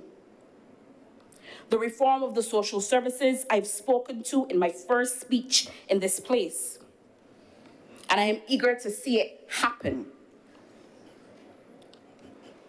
We need to provide help for parents. And in some cases, we need to look at court-mandated help. Because I know that the Child Care Board and other organizations put on parenting classes. I also know that they're free. I also know that the attendance is low. And the head individuals who are in need of the assistance will not take it. So if need be, we may need to look at mandated in situations where we see it is a desperate need. I also want us to look at reform of our prison services. Because yes, while I fully support this legislation, these people are also still parts of us. And the work that needs to happen to rehabilitate them is necessary. We know that the environment and societal pressures put people on roads and paths. My good fellow Senator King will tell you that sometimes when you have reformed an individual and you've given them tools, but you send them back into the same community, it is as though you have done nothing at all. As if a big eraser has rubbed all across all that work you've spent a year and a half doing. Because society and everyday pressures are key. As I indicated, one of the strategies, but I see it as short, medium, long, forever, it is important and it must always happen, is that of jobs, work. There are those who are engaged in crime as though it is their lifelong love affair. It is their profession. But there are those who are engaged because they don't have another choice, because for them, survival is key. And I know that the Prime Minister has put a lot of initiatives into place, from the ash cleanup, which turned into a debushing program all through this country, to those involved in the digitization centers, to those who assisted us through COVID in various positions, to those who now find work on cruise ships, to those who are eagerly awaiting the gaming opportunities to be brought about by the Ministry of Innovation, Science and Smart Technology, and the future pharmaceutical jobs to which the Prime Minister spoke to yesterday. This government cannot concern itself necessarily with those who believe that the most knowledge of the road comes from sitting in the back seat. It must concern itself with those who live in Barbados every day, who have needs, wants, which must be taken care of. And therefore, we must press on, press forward. And for those who some may consider to have an overinflated sense of self, who sometimes call work low-skilled, I warn them, severely warn them, that while they may never have known life beyond a suit and collar job, all work is honorable. All work is worth dignity and respect in this country. So respect any man and woman who gets up every day and goes to work, whether you consider that job to be worthy or not. At its core, Mr. President, I categorize this amendment in two sections. One, that deals with responsibility and consequences, and the other that looks at improvements to the system, or more accurately, making the system make sense. For example, the amendment which functionally allows a jury of 12 to deal with a firearms charge. I agree, makes sense. Previously, you would have charged them with the murder, perhaps left the firearm charge on the side because you were going for the bigger offense. But what happens when you don't get through on the murder charge? That person is gone scot-free because it would have required you to have two trials, one with 12 and then one with 9. And no good economics person will tell you that that was a smart bet. So I'm very glad to see that we have changed it. So at the same time we are going through one, we will go through the other, and all two will serve as they should. So I'm happy to see that change. The other changes with regard to the sporting license and the hunting license, again, I am very happy to see.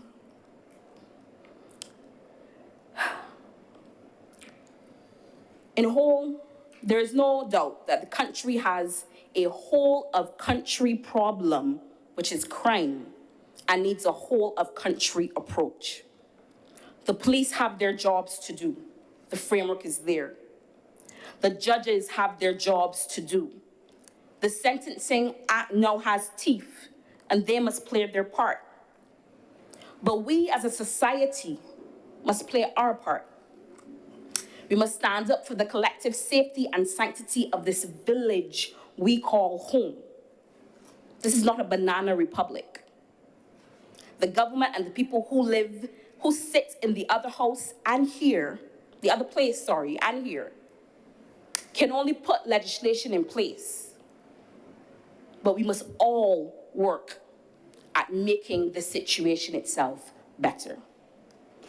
And with that, Mr. President, I am obliged. Thank you.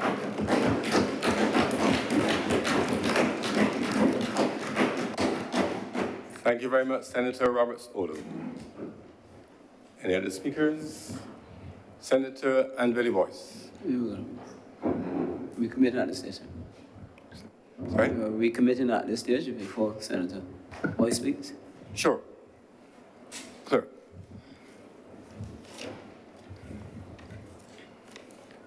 Recommittal of presentation of papers. Senator Dr. Roberts-Odo. Sorry, Senator Dr. Monroe Knight.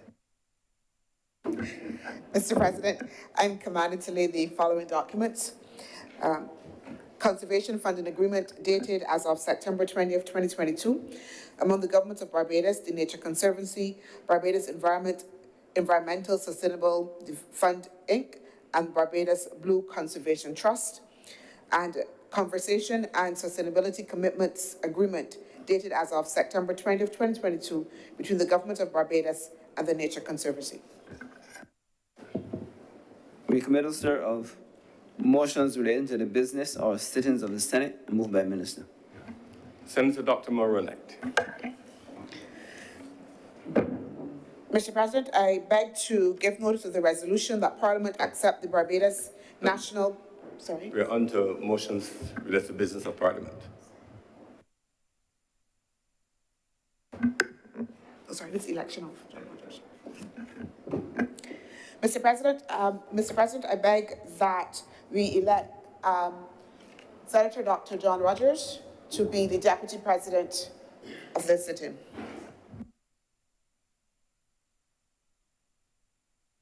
Sorry.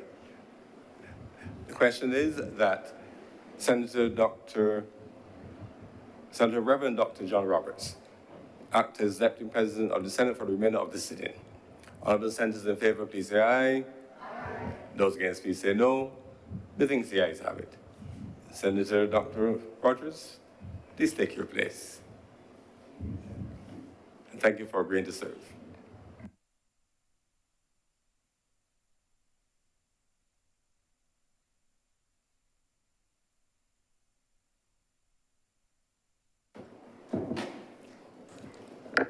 Mr. President, we go to recommittal of introduction of bills. We will have notice of that resolution. Senator Dr. Monroe Knight. Mr. President, I give notice of the resolution that Parliament accepts the Barbados National Biodiversity Strategy and Action Plan 2020 as the guiding national policy document for the management and conservation of biodiversity 2022. It's in here, it's 2020. Sorry. Of biodiversity in Barbados and the associated reports. Revert to public business, sir. Public business resumes. Senator Anveli Boyce. Thank you for recognizing me, Mr. President. Before I begin, I want to thank all of my colleagues for the sobriety and the various calls to conscience that we heard in the chamber throughout the day's debate. Mr. President, I enter this debate this evening as the youngest member of the chamber and someone who has enjoyed the peace and stability of this nation and someone who recognizes that peace and stability is part of the project and promise of this country and someone who wishes for it to remain so for some time to come. As a young person, I want to live, work, party, do business here, and when I become an older person, retire without frequent episodes of violence and certainly without increasing gun crime. I say all of this, Mr. President, in part because I have nowhere to go. Unlike many of my older colleagues, I don't even have a Barbados of old to recall. Barbados, this Barbados, is what I and my generation and those younger than us have. And we're at the risk of losing it if we fail to get it right. Each time we hear a story, a breaking news story, or hear a headline, or see a headline of a shooting in this country, every time we hear a mother recite the virtues of her son, regardless of his role in the latest episode of violence, whether perpetrator or victim, we as a collective and as a country lose. It is that threat of continued loss that has led us here today, Mr. President, and has led the government to act on what is one of the most pressing issues in the country.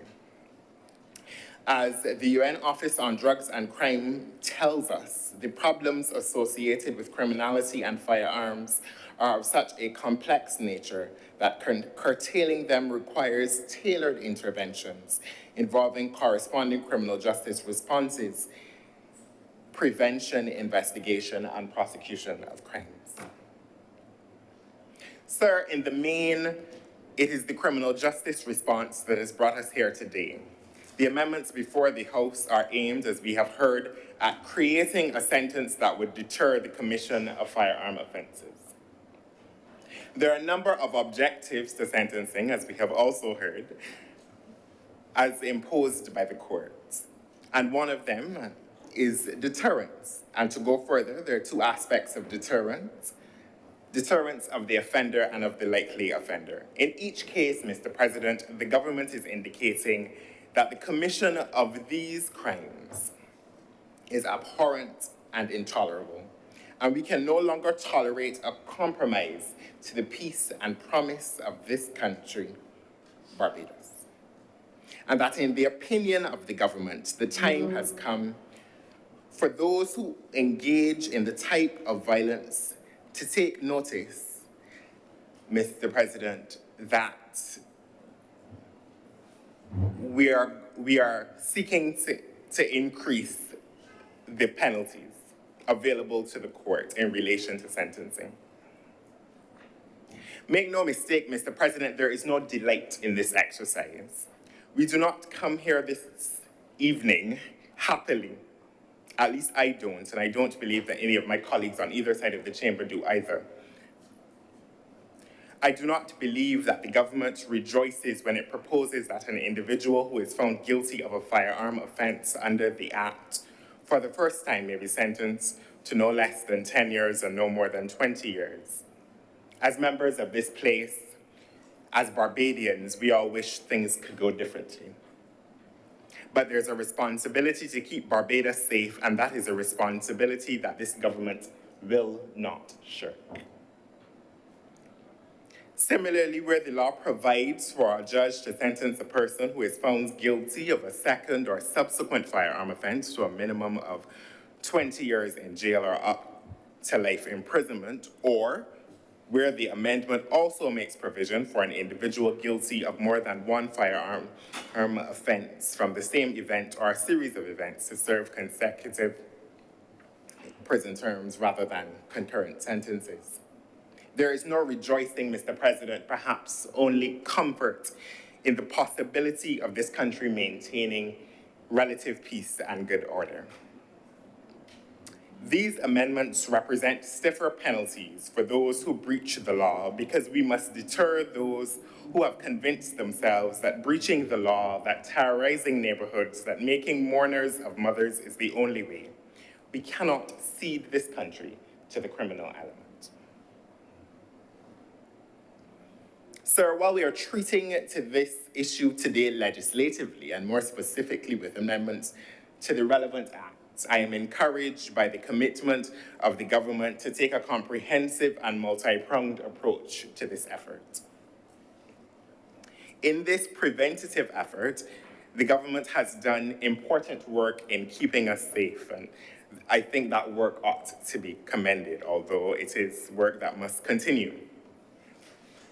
It was this government that installed scanners at the Bridgetown port, as we have heard. It is this government that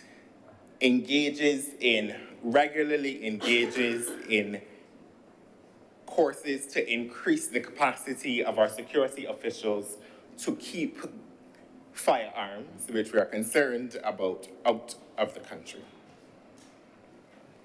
While the government is an important and the government's role is an important part of the strategy to fight the scourge of firearms on the island, there is room for collective action.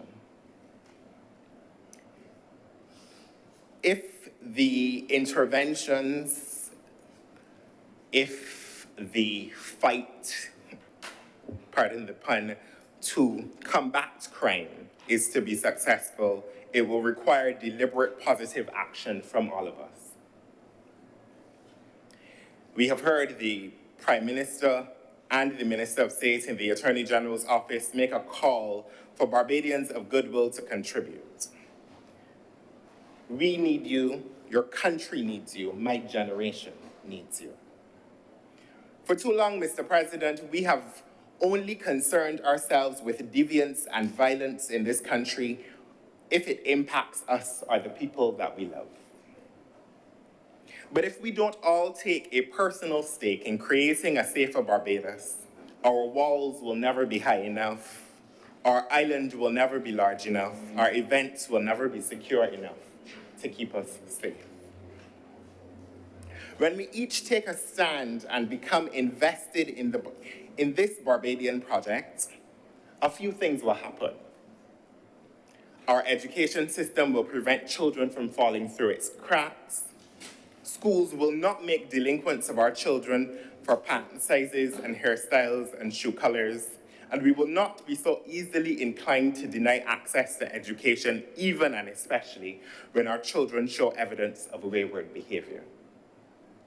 And we will instead consider the extent to which these approaches indicate to our children that they're bad and make them accustomed to the absence of structure and instruction that they so desperately need. Parents will take an active role in the lives of their children, keeping a watchful eye, paying attention to changes in behavior, and being proactive in the identification of issues, particularly those where they will require support. Churches will be more pastoral than preachy, and will do more than wring their hands about the generation of young people who do not find home within their pews. Police will develop a relationship with the communities they serve, a relationship, Mr. President, built on more on trust than on authority. I do not wish to suggest that this work will be easy, but we have often thought in this country of ourselves as capable of doing difficult things, whether that is creating that which has never existed before, or in this case, beating back troubling trends. And with this collective approach, we can succeed in the effort of maintaining Barbados's promise, Mr. President.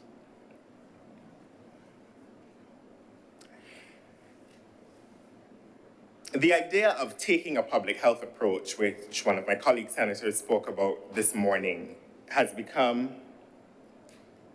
is permeating the literature, if you will, and has become popular in this effort to keep countries safe. This kind of approach assesses the impact of guns on the entire population with a view to intimately understanding the issue, including the scope, characteristics, and causes of the problem.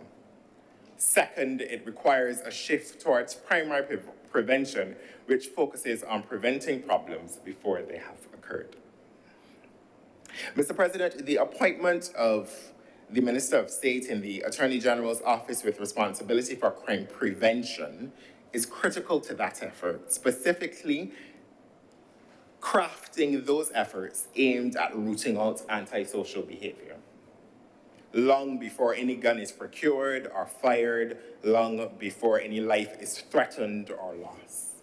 Because as we say in this country, prevention is better than cure. It must be noted, Mr. President, that there is a regime of government policy and programs so that we are not starting from ground zero. You have heard each of my colleague senators speak about the Ministry of Education's commitment to education reform. In training, there's a construction gateway initiative In the social services arena, there's a commitment to reform and to modernize the provision of social services and the development of a family services department. And I want to take a minute there, Mr. President, because I think often when we think about the provision of social services, we think about benefits, monetary benefits alone. And I am pleased every time I hear the substantive minister speak about this reform, because he finds a way to privilege mental health and psychosocial issues in the effort. And I am eagerly looking forward to that program and policy being rolled out, Mr. President. I think there is progress to be made there. There's progress to be made in relation to our fight against violence in that regard. In all of this, Mr. President, we must be led by the data. I say in here all the time and in many other places that we are not sufficiently led by the data.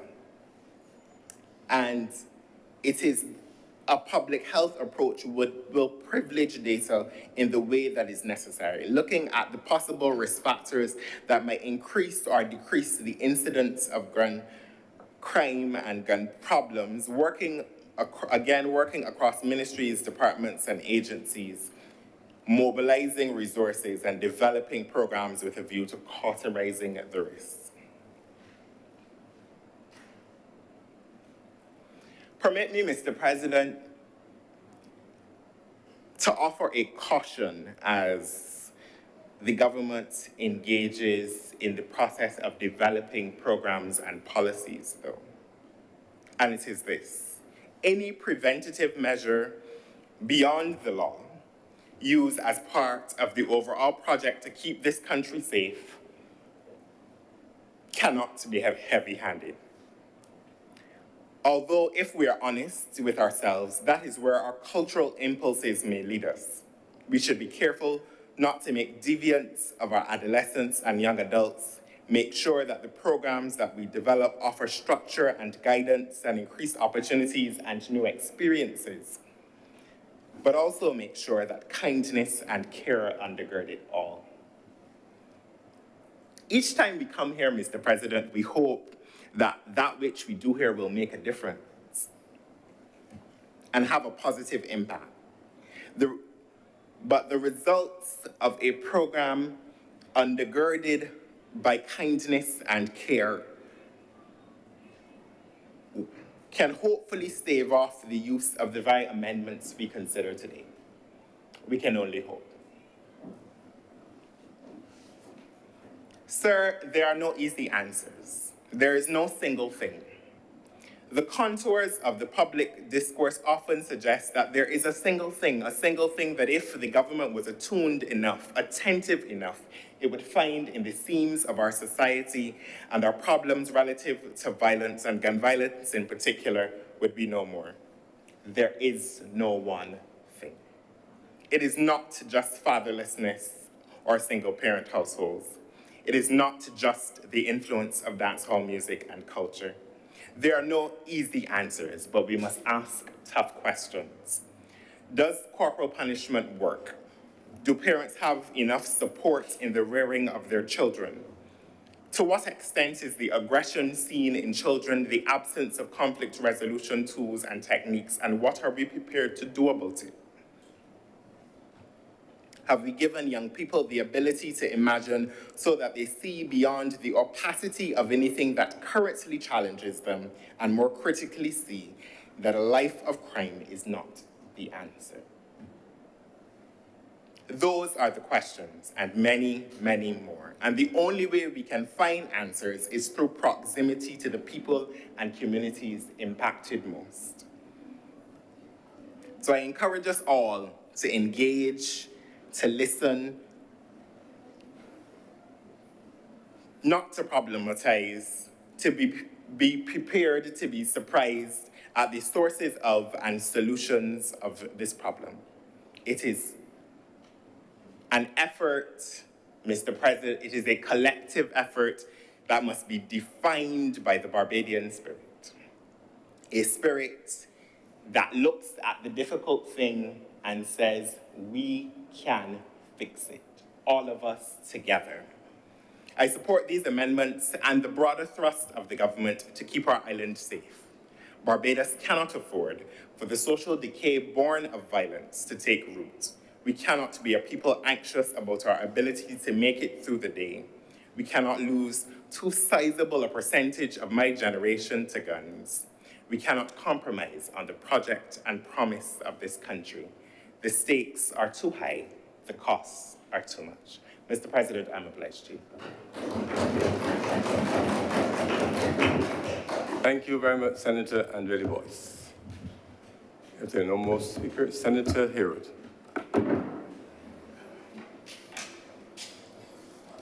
Thank you very much, Mr. President.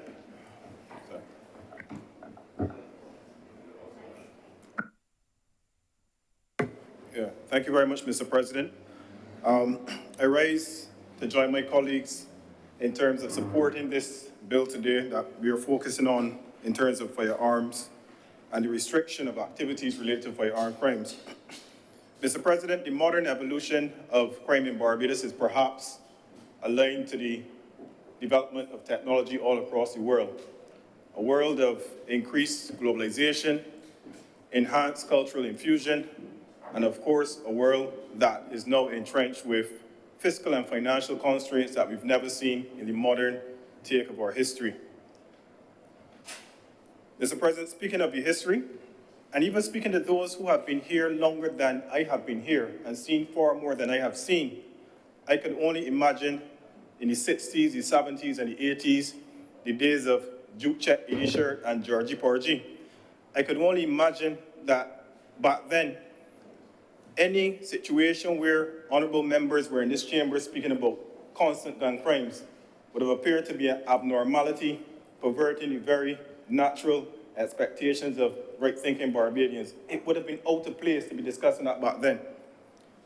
There was crime back then, but nothing to the extent or the frequency, perhaps, of what we've seen over the last 2 decades, Mr. President.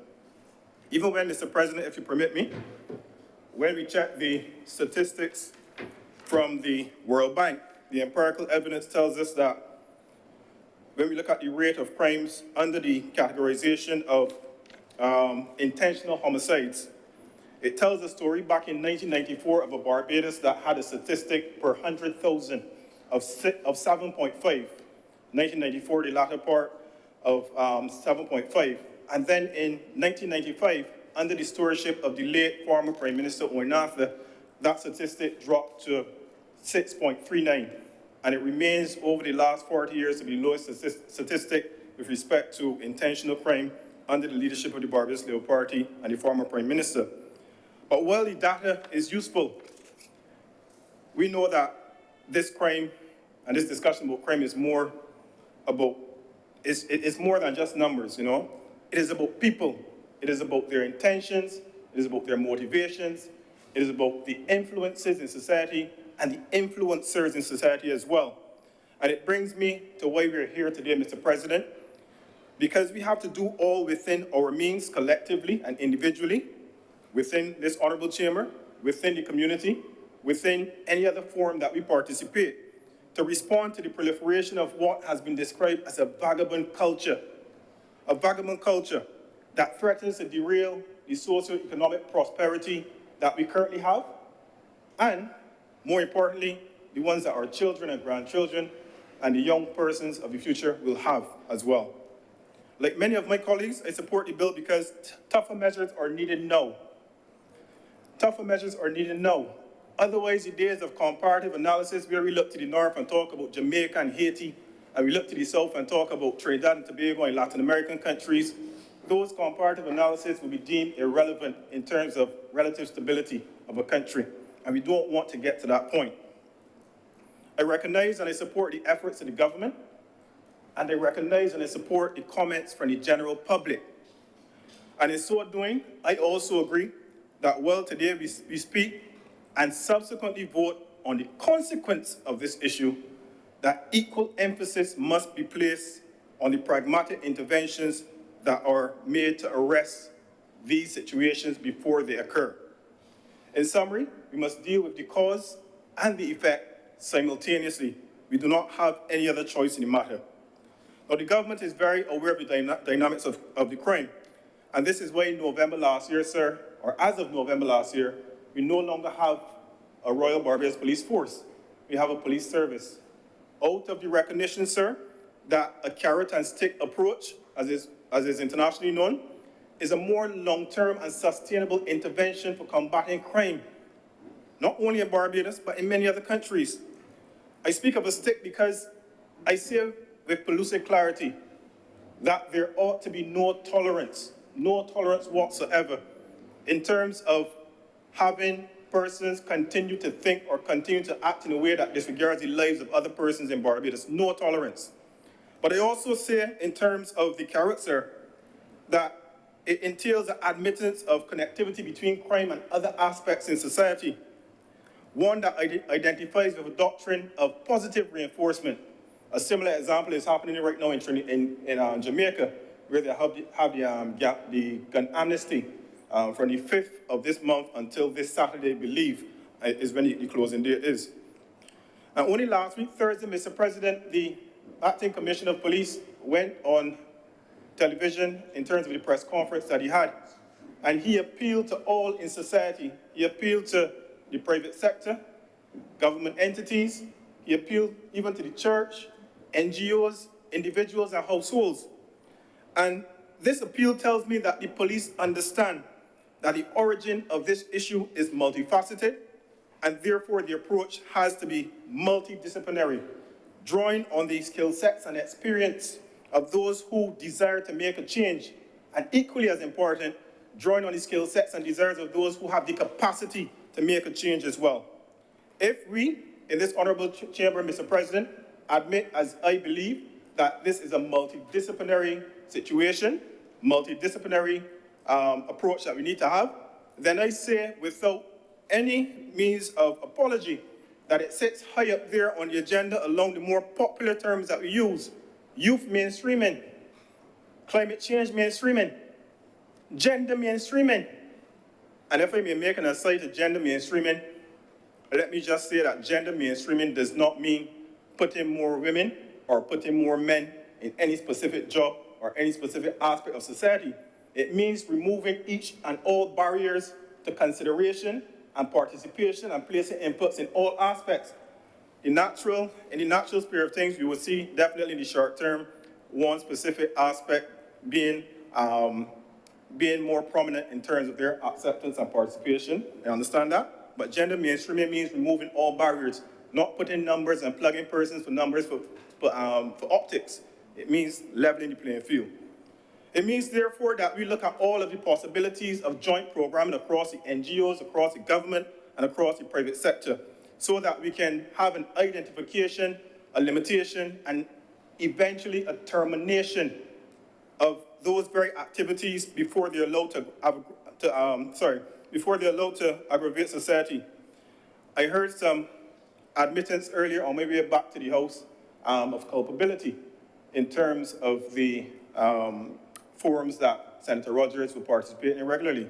But equally as well, while, Mr. President, I admit that there is some level of culpability there, I also want to recognize the efforts of the Barbados Christian Council, who most recently admitted and acknowledged to the public that they're establishing a task force to specifically look at this issue of crime in Barbados and gun crime. This singled out the young men, and understandably so, because the young men seem to be the main perpetrators of the crimes that are the topic of the day.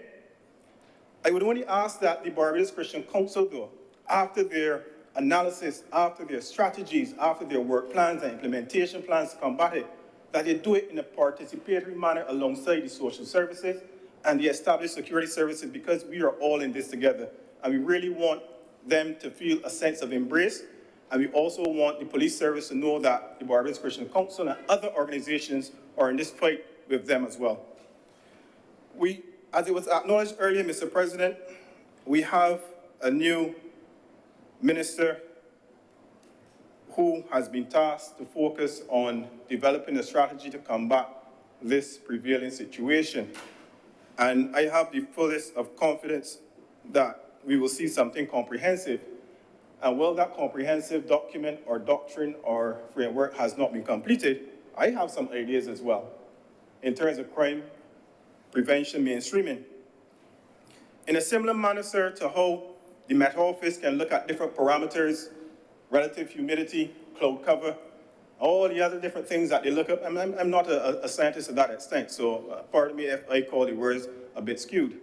But the same way how they can look at all of these parameters to make predictions as to how the weather will look next week and 2 weeks after, 2 or 3 days later, I believe we also need to develop tools so that we can conduct assessments or surveys on a regular and ongoing basis and be able to detect the incidence or the likelihood or the possibility of some of these societal infringements in terms of not only firearm crimes, but crimes on a whole.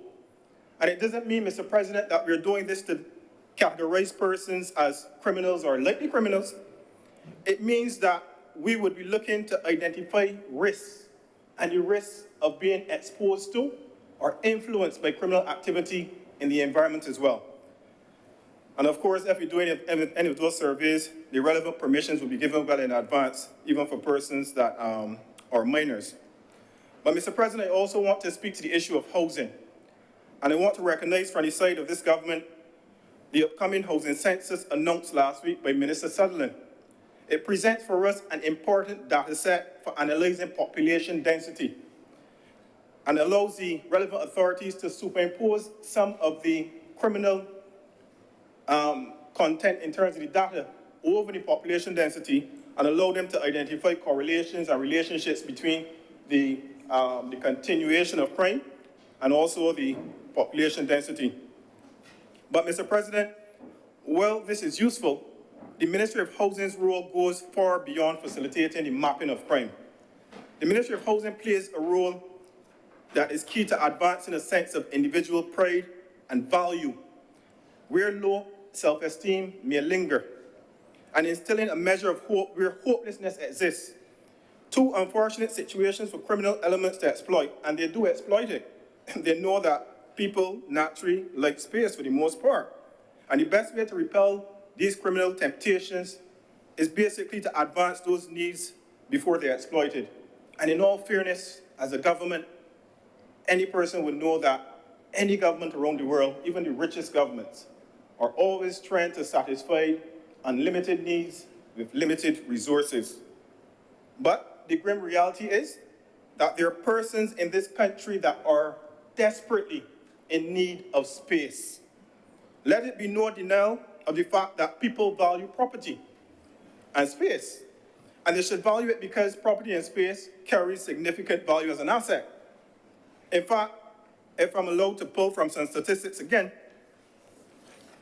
when we look at the contribution to GDP between 2018 and 2021, the years of COVID, we see, Mr. President, that accommodation and food services, two of the pillars and bedrocks of the tourism industry, would have decreased from $1.3 billion in 2018 to the end of last year, and it was $597.8 million, a significant drop.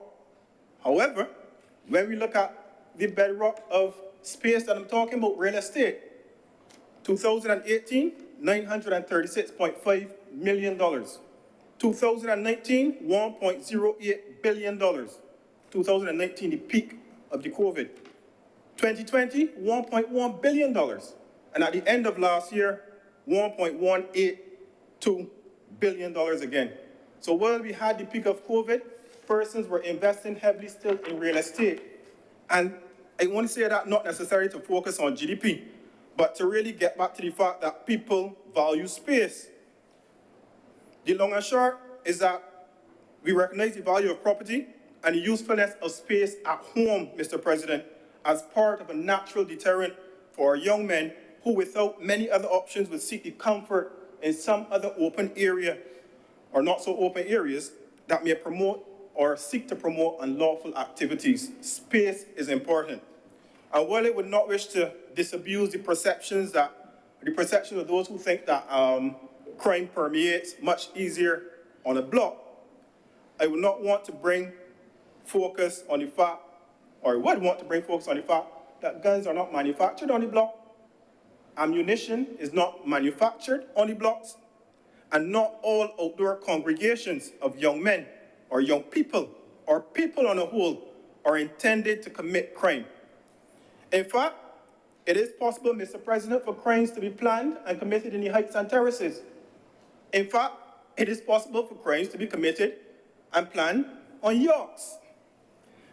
Mr. President, it is also possible unknowingly or deliberately that crimes can be ignored by many persons in critical positions of governance. While I'm not a conspiracy theorist, I cannot help but ask myself, who are the persons in Barbados most likely and most with the ability to easily facilitate the procurement and distribution of firearms across this country? I leave it there as food for thought. When it comes, Mr. President, to community development, and this is at the heart of my presentation, I must say, so my gloves will be off when it comes to this particular aspect, and giving fair warning.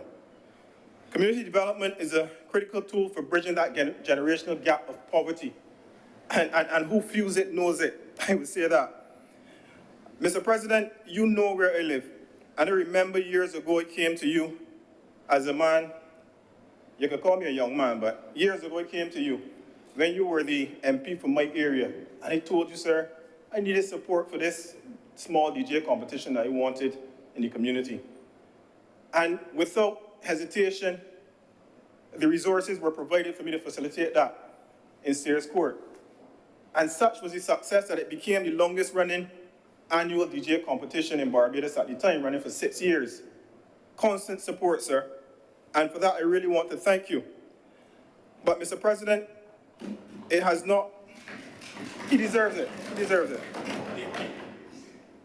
But Mr. President, since your departure, a lot has happened in the community and the constituency and across Barbados as well.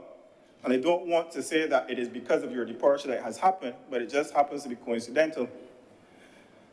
Despite the inevitable displeasure of those who listen to the songs and the music of that DJ competition, you know, some persons, particularly elder persons, were not in favor of the noise, and I fully understand and appreciate it.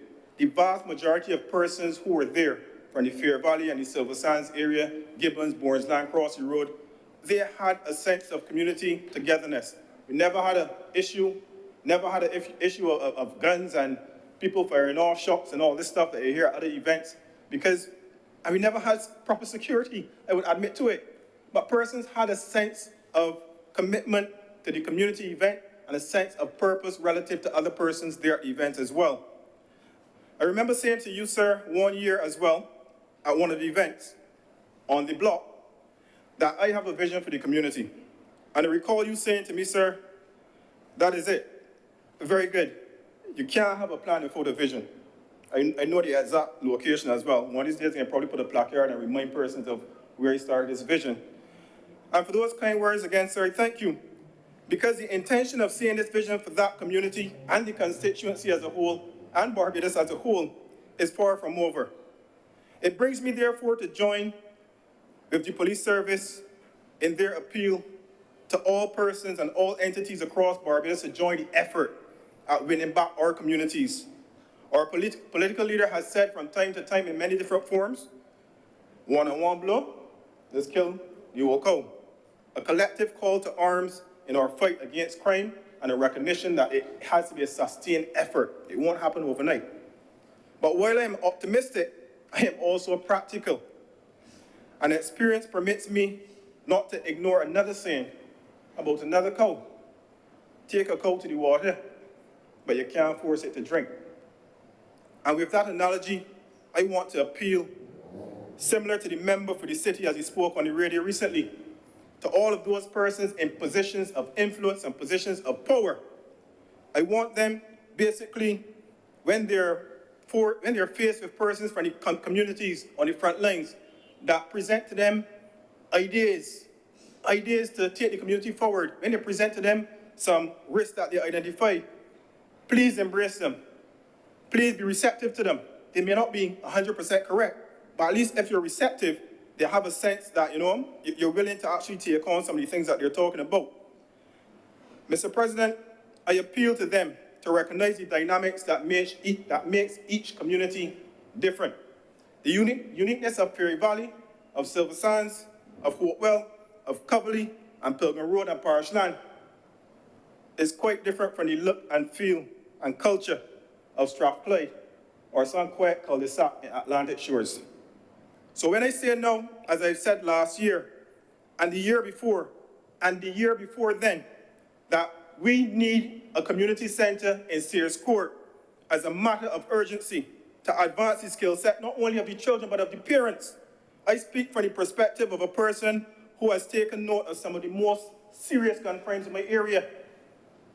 Whether it be back in 2014, when a 39-year-old was gunned down at a football competition, whether it be back in 2016, when a 30-year-old was shot at St. Christopher and can no longer walk, whether it be back in 2017, when another 39-year-old was shot in Bornsland in the hip, or whether, sir, it be in the same year, 2017, when a 19-year-old was shot and killed on the hard court at St. Christopher in Christchurch. And the sad thing about this scenario, it hurts my heart to say, just got some cold bumps, is that I know both the perpetrator and the victim, and they live in very close proximity. So, sir, when I call, along with the many other persons, not only in Sears Court, but persons in Parish Land too, but persons all across Barbados, some in the city, based on what was said by the member for the city, all across Barbados, when they call for community centers and afternoon activities for their children and also for the parents, listen to them. Listen to them, because they are the ones on the front line, and I'm speaking as a senator in this honorable chamber, as a person who lives in one of the communities on the front line as well. I want to recognize, Mr. President, that efforts are still being made regardless of the interventions needed by the government.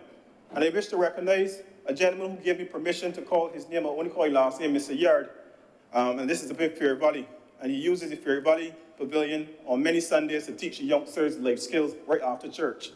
And it's these type of interventions at the community level that we need to embrace, and embrace as soon as possible. Mr. President, this is not a debate about innocence in terms of firearms. This is a debate about intervention, response, intervention, and proactive intervention. In closing, Mr. President, I want to align myself to the government and support this bill today, because I believe it is the right thing to do to strengthen our provisions, to punish or deter firearm-related crimes. I support it with the understanding that after we debate today, there will be an embrace of some of the suggestions, and more importantly, we will start to see a more targeted approach towards the causes of these consequences that we're discussing today. I also believe that if we are to see a commitment to results in this country with respect to crime, we must also see a commitment of resources. And those resources go beyond the allocation from the government or the treasury. Each person has a resource, each person has something to offer, each NGO. Everyone has something to play in this role. And with those many words, Mr. President, I am obliged.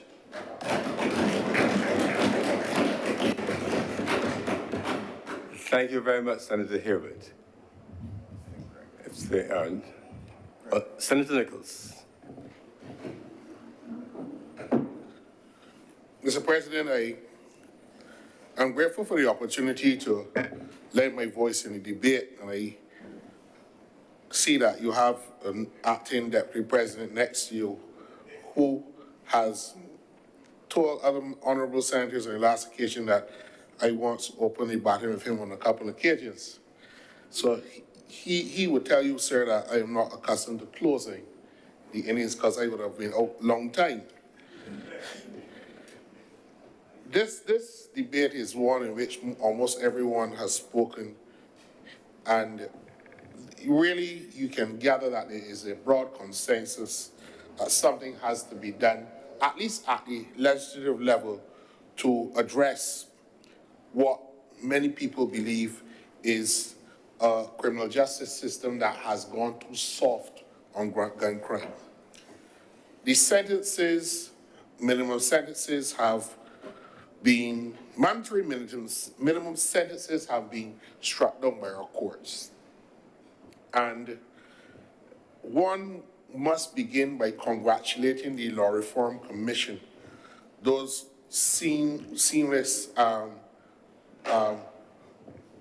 officers of the law, long in the tooth, as some people would say, have been around for a long time, but who have brought to bear their experience, their knowledge of the Barbadian society, what we take as a people, and have listened to what the courts have said, not only our own appellate courts, but the Caribbean Court of Justice or Apex Court, because there are a number of decisions which would have brought the refashioning of this legislation to its present state.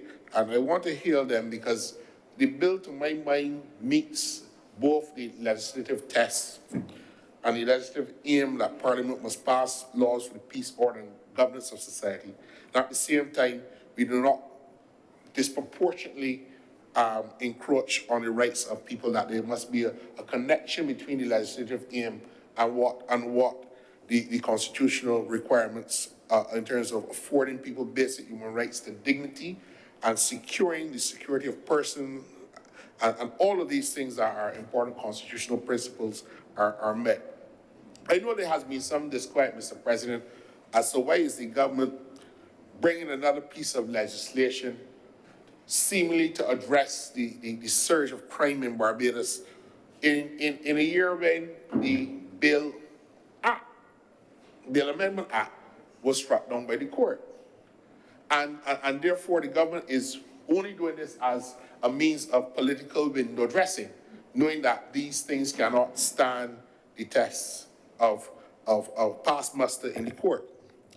I want to scotch that argument because it is to my mind nonsense on stilts.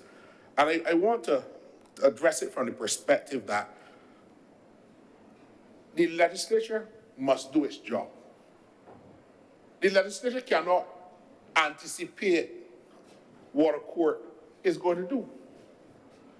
Laws are brought here that are scrutinized and certified by the Office of the Attorney General, who has to give it his approval before it goes to Cabinet and before it comes to Parliament. And the Attorney General can speak in broad terms as to what the overall aspect of government's legislative program will be and whether it meets all the constitutional parameters. But at the same time, the Attorney General cannot anticipate what a court will do. And I want to speak to that because the Bill Amendment Bill, which was struck down by our courts, was struck down by the courts, the High Court of Barbados. The matter is on appeal. We don't know where that will go. But I want to assuage the concern of honorable senators and those who are listening that there are some novel issues with respect to that Bill Amendment Act. And I just want to bring that concern, Mr. President, if you may permit me the latitude, because in that act, in order for it to pass both houses of Parliament, it had to have the requisite numbers because it was altering a provision of the Constitution that dealt with the freedom of the individual.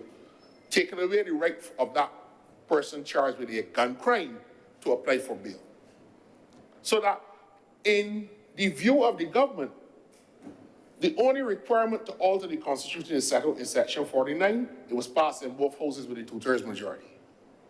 Now, it was struck down not because it failed to meet any of the constitutional requirements set out in the Constitution, but only because the court held it to a standard on a basis of a principle called the separation of powers. A principle itself not written into the constitutional text, and used a standard of proportionality which constitutional lawyers have always been arguing about proportionality and the infringement of constitutional rights. But this was the first time that this was not an ordinary piece of legislation that was struck down, but a constitutional amendment that was struck down. So that the courts, the higher appellate courts, have their work cut out as to whether or not there are parts of the Constitution that cannot be amended, because that would be the effect of the court's judgment at the High Court level. So that I want to assuage concerns of the public that this is a question that we've been addressing. This is a very, very serious bill that has come to our notice today. I believe, Mr. President, that if you do the crime, you must do the time. Gun crimes and gun violence, the sentences for those are too light in my respective submission. And I know that there has been concern raised today, Mr. President, that deterrence as an aspect of the sentencing process. There are studies that show that deterrence, there's no deterrence for long sentences. But the truth is that there are other objectives of sentencing too, like retribution. And we live in too small a society to be concerned only about deterrence. We have to punish people who have the temerity to do those brazen acts of violence. Shooting a man on the beach with his child in his hand. We didn't know that kind of crime in Barbados. While gun violence has always been a problem, I will speak to it a bit later, the brazen nature of it is what is shocking the conscience of Barbadians. And we are not increasing these sentences because the government is trying to deter those individuals. We are sending a signal that it will come to an end because you will pay the price for these crimes. Now, the government is saying also that it will put the resources, and it has put its money where its mouth is. The honorable other senators who spoke before me, Mr. President, has spoken to the work that has been done to support the police, to increase the courts, and to remove the backlog from the system. So that what Senator Dr. Hines spoke to about having a reliable, fast-moving criminal justice system will act as a deterrent more so is what the government is also working on. But we have to put this legislative change to increasing those minimum sentences. In other words, you commit this crime, there is a minimum of a sentence. And only in exceptional circumstances will a judge say, well, look, I can't even contemplate what could be, because the legislation the bill does not list out what the exceptional circumstances could be. So any factual circumstance that makes sense to the sentencing court, the judge can say, well, look, this passes muster. And that gives a broad and wide discretion that preserves the sentencing power of the courts. Now, we have, Mr. President, to recognize that there's sometimes when the laws of the land become outstripped by the capacity of the criminals and the criminal elements in our society. And we have to deal with that. This bill does that in my respectful submission, Mr. President. And without trying to call out segments of the society where you listen to ordinary people going on, ordinary people tell you they know who bringing the guns. If we listen to the people of Barbados, they'll tell you who we know who bringing the guns. We can see the development of businesses in places in Barbados where the owners and proprietors of these businesses cannot show the income to match the large infrastructure and physical development of the properties going around across Barbados. They pass around Barbados and see lots and lots of cars on a car lot sitting down in a normal community in Odyssey on Melrose, St. Thomas, next to a little house. Enough cars on a lot and selling cars. He get this money all of a sudden to bring all these cars to sell? You know, the cost of a car, $30,000, $40,000, $50,000, but the car lot full. The people in the community driving by in their cars and the bus and stuff know that something ain't right here. As the Trinidadians used to say all the time when we lived in Trinidad, Senator Boyce would tell you, the fish don't start rotting from the tail, Mr. President. And there will come a time when we have to seriously consider granting some kind of immunity to people who assist the police and putting whistleblower provisions in legislation to help bring down the kingpins who are destabilizing the fabric of the Barbadian society. Because without those things, Mr. President, we can only lock up the young, poor black people in Barbados for a long time. And people will benefit from being able to take down whom they perceive as the dons in other communities and run havoc about here.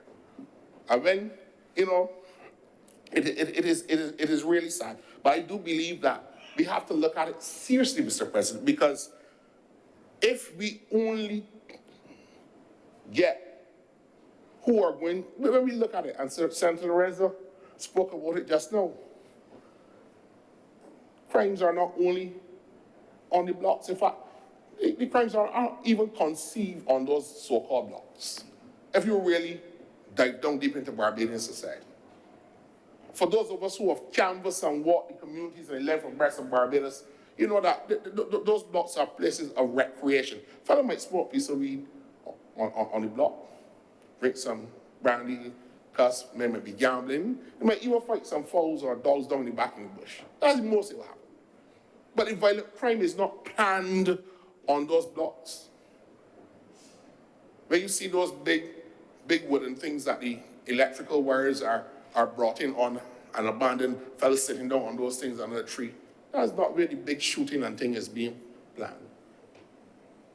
When men are being executed outside Lucky Horseshoe, who are considered to be big kingpins in the trade, that ain't get planned under a tree, Mr. President.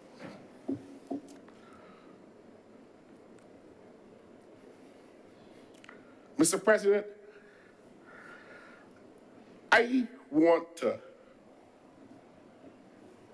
make the point and to emphasize it that we can never legislate our way out of a social problem.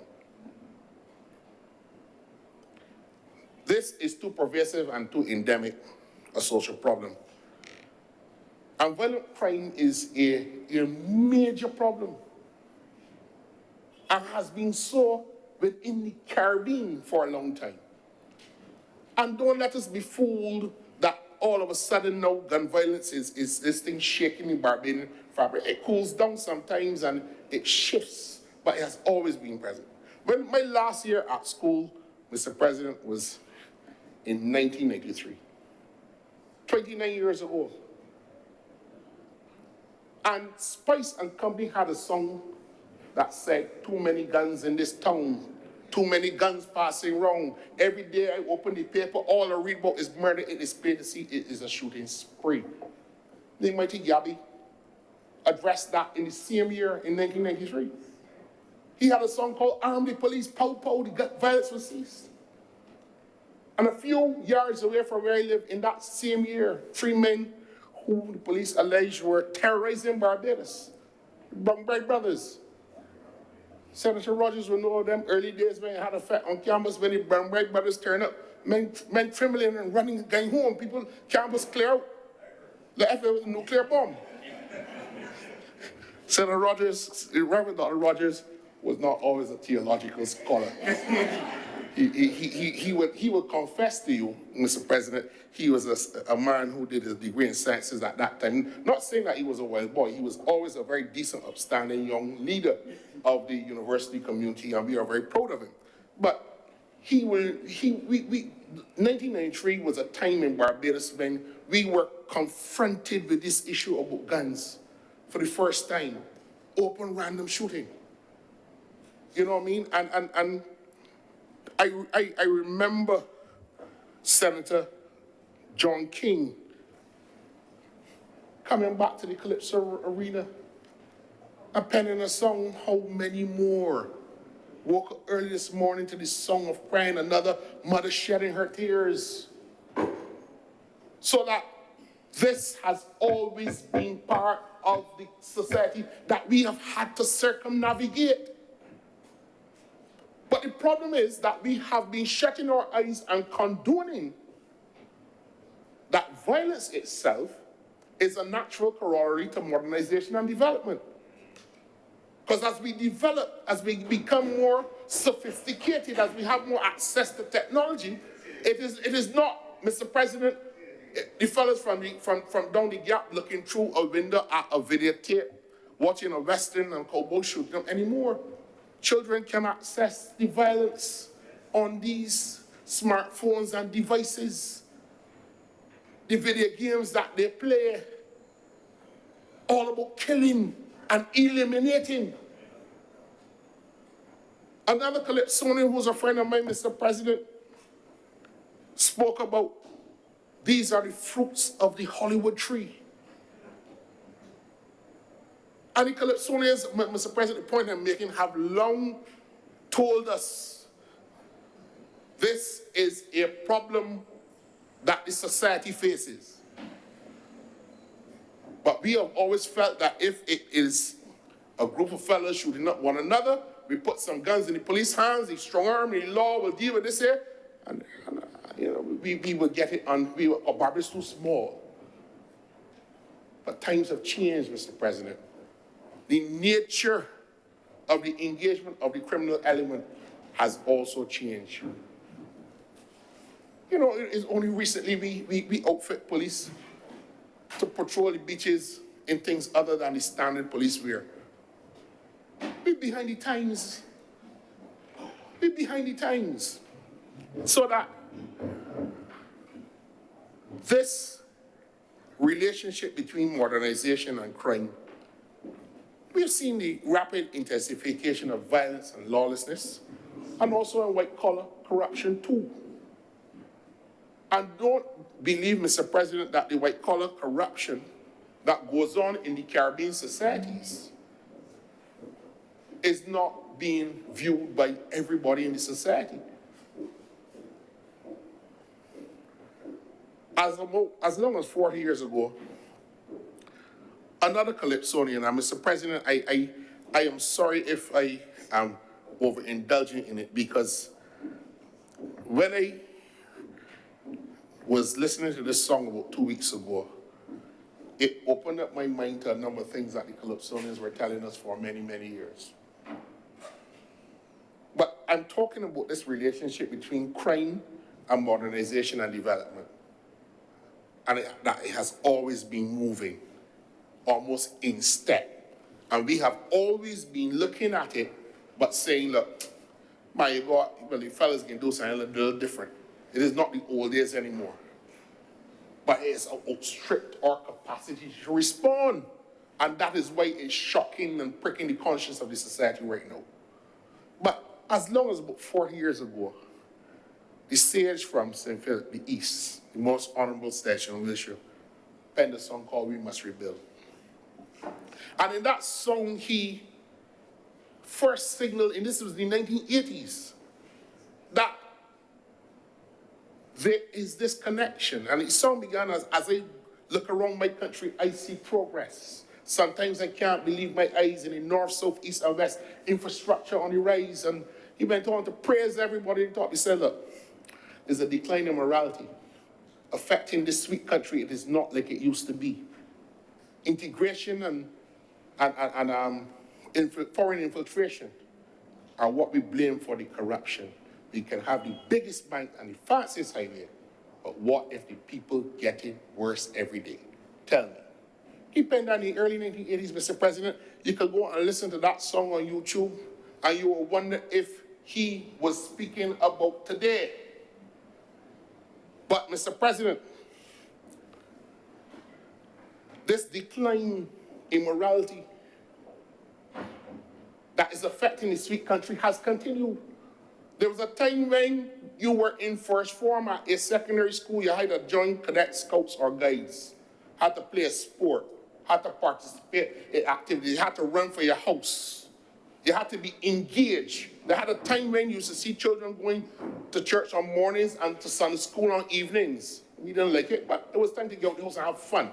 We found time to play cricket, Mr. President, at every opportunity. You can go sweaty. Your grandmother won't know where you at church and you can go sweaty. How we play cricket? So we left your house and play cricket at church, even the reverend play. No, but this thing, Mr. President, is so pervasive that when you look around, I have a lot of respect for the Scout movement and the work that they are continuing to do in Barbados. Because when I hear the Pro Vice Chancellor sorry, not the Pro-Vice Chancellor, the Vice Chancellor of universities, speaking about the Caribbean. The English-speaking Caribbean have the lowest enrollment rates in tertiary or vocational education in the Western Hemisphere. Well, we don't understand why we are having such a pervasive problem in the Caribbean. And when you look at the university enrollment, it is even worse because the demographic in there tells you you're actually in a class teaching 80% of them are women. Where are the young men in the society? Who is addressing this? If we don't address these problems, and we know that the Honorable Leader of Government Business, Mr. President, began this debate by going right to the heart of the spring, telling you we have an underperforming education sector in Barbados. So you thought, and when I went to school, there was always a room for the middlers, people like me, not the high flyers, you bright people. Senator Elcott was one of the bright ones. Huh? sorry. Well, she know who I mean. She was Elcott then. And there was always a room for the middlers, but they had too many people in our education system then coming out without certification.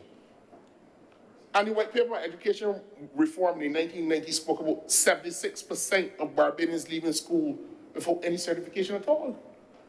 Has anybody done a study? Or has any recent studies been released? Because if any studies have been done, they will show embarrassingly that we have not bridged that gap in this country. And I'm not going to make a political point because it's not intended to be political. But it was a retrograde step to take away that opportunity for young Barbadians at 18 years old because the government could not afford it.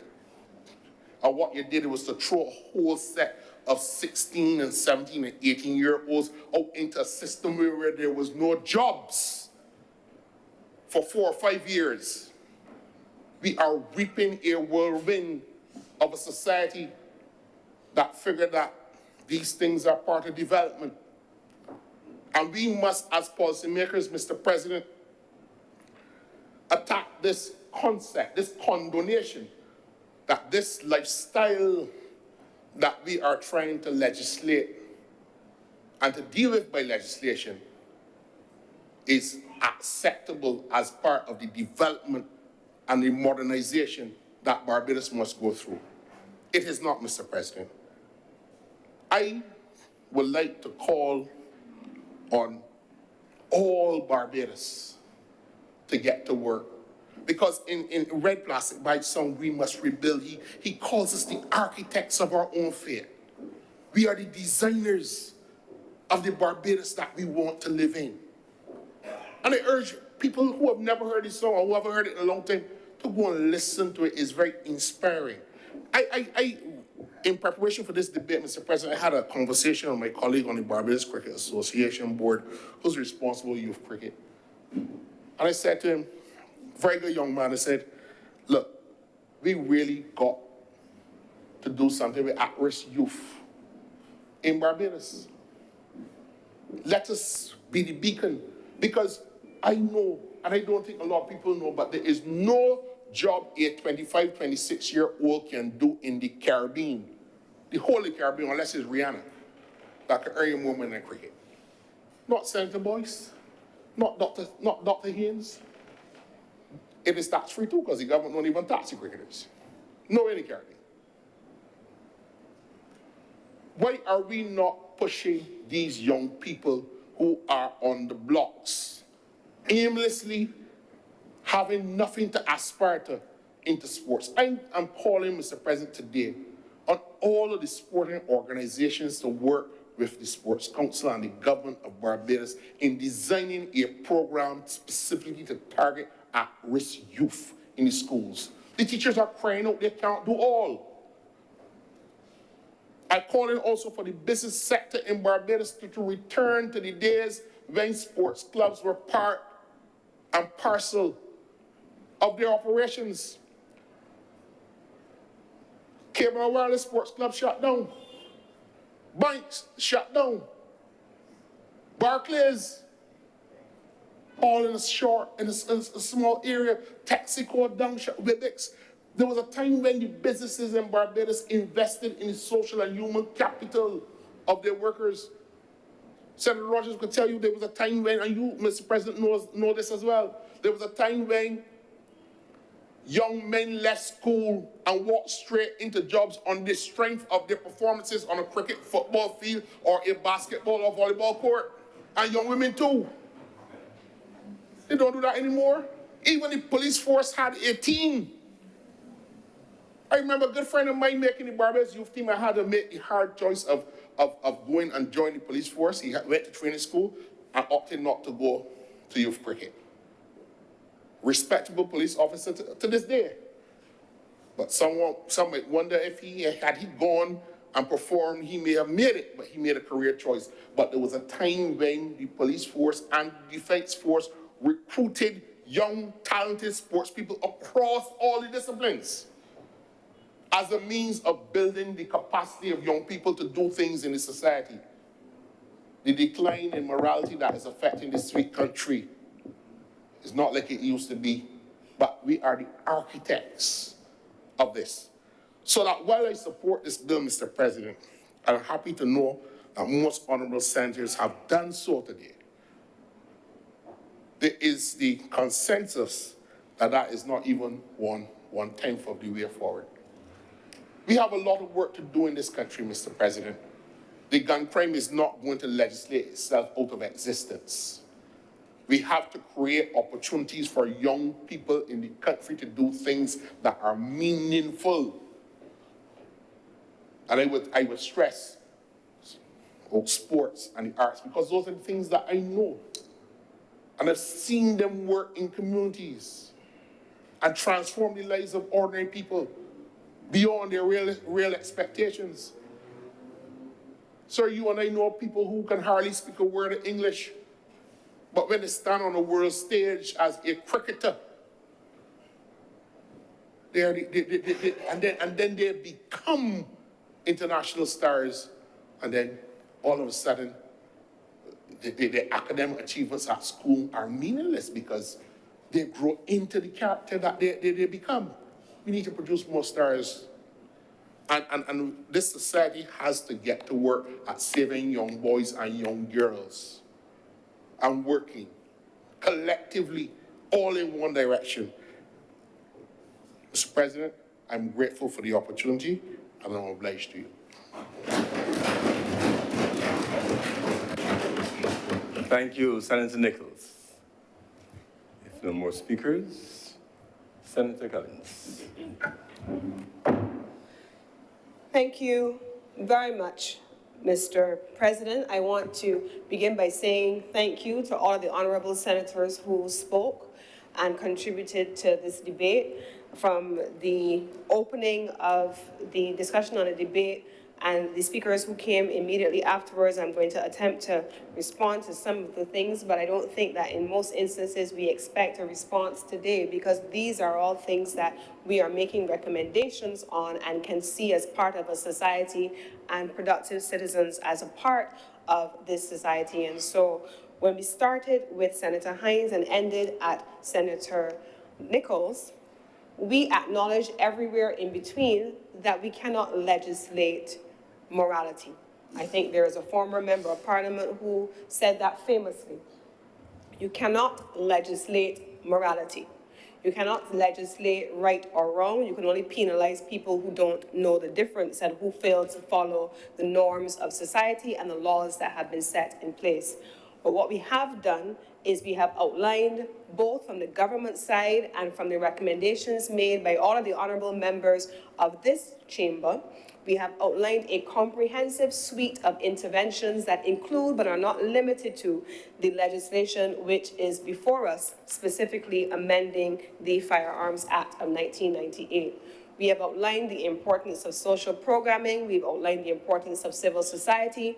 We've outlined the importance of the church. We've outlined the importance of families. We've outlined the importance of having targeted interventions that go after girls and boys, because, when we talk about what is happening as a crisis with our young men, we acknowledge as well that there are young women who are facilitating and actively participating as willing accomplices to some of the deviant behavior that we are seeing, and we have to be able to treat to what are the constraints, what are the challenges that our young women are facing, that they then find these lifestyles to be attractive and that they are gravitating to that. And so we have to be able to treat to this holistically and comprehensively so that our young people see hope, they see prospects, and they have a future in a Barbados that Senator Andrea Boy said he, as a young person, the youngest person in this Senate, wants to be able to have and to live in for himself, because it is the only Barbados that we have. Mr. President, this is the only Barbados that we all have. This is the Barbados we want for our children and our children's children. And so on that basis, Mr. President, I want to close by calling and echoing the sentiments expressed by all of my colleagues here, that this must be a whole of country approach, giving support to our police on the enforcement side, to our families and to our communities, and everyone walking lock in step. I want to acknowledge the comments that were made specifically by Senator Maynard on the references to sporting and the conservation elements. Now, when you spoke about the work that is being done by those persons who are involved in bird shooting and the conservation elements and conservation work that they're doing, that is very much an important contribution to this debate, especially in view of some of the issues that were raised just yesterday in the other place in the comprehensive presentation made by the Minister with responsibility for the environment.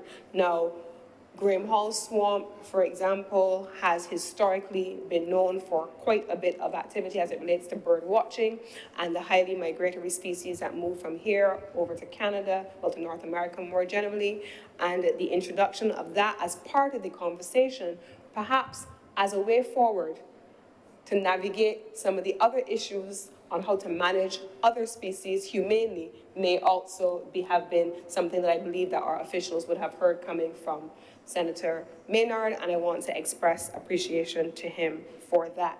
So, Mr. President, I now at this time wish to beg that this bill be read a second time.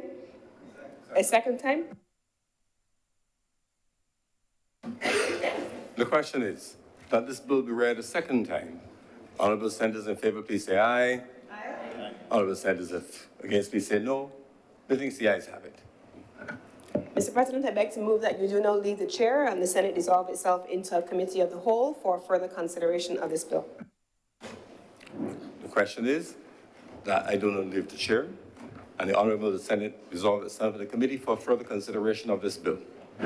Honorable senators in favor, please say aye. Aye. Those against, please say no. The ayes have it.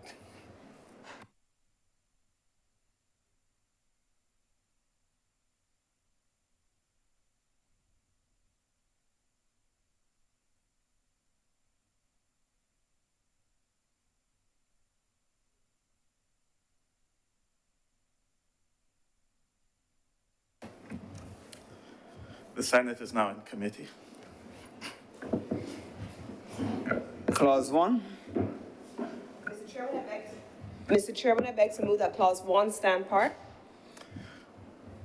The question is that Clause 1 stand part. All honourable senators in favour, please say aye. Aye. Those against, please say no. We think the ayes have it. Clause 2. Mr. Chairman, I beg to move that Clause 2 do now stand part. The question is that Clause 2 stand part. All honourable senators in favour, please say aye. Aye. Those against, please say no. We think the ayes have it. Clause 3. Mr. Chairman, I beg to move that Clause 3 stand part. The question is that Clause 3 stand part. All honourable senators in favour, please say aye. Those against, please say no. We think the ayes have it. Clause 4. Mr. Chairman, I beg to move that Clause 4 stand part. I would like to make a comment on 4. I noted it in the debate. So at B, It says in subsection 2, by deleting the word "not" appearing in the last line, and the word "not" appears twice in the last line.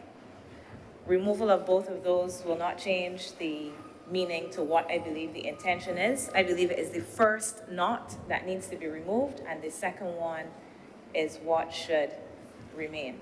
So if you look at the principal legislation, you will see it is 15, at 15:2, I believe it is.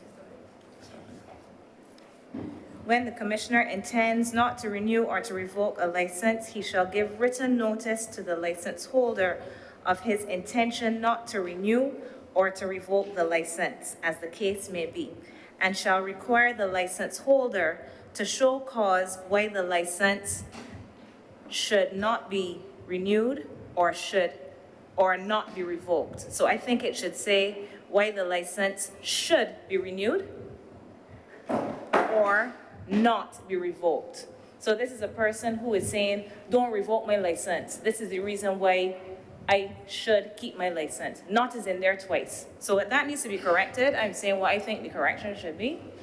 But even if my correction is wrong, not is in there twice. So there's some clarification as to the "not" that requires removal.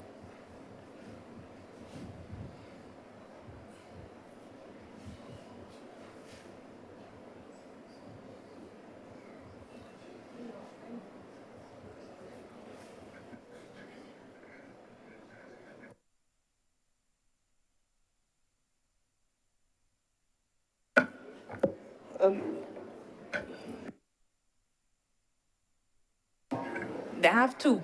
And in this, it says that "not" should be removed. So I am just, oh, you don't want me on this?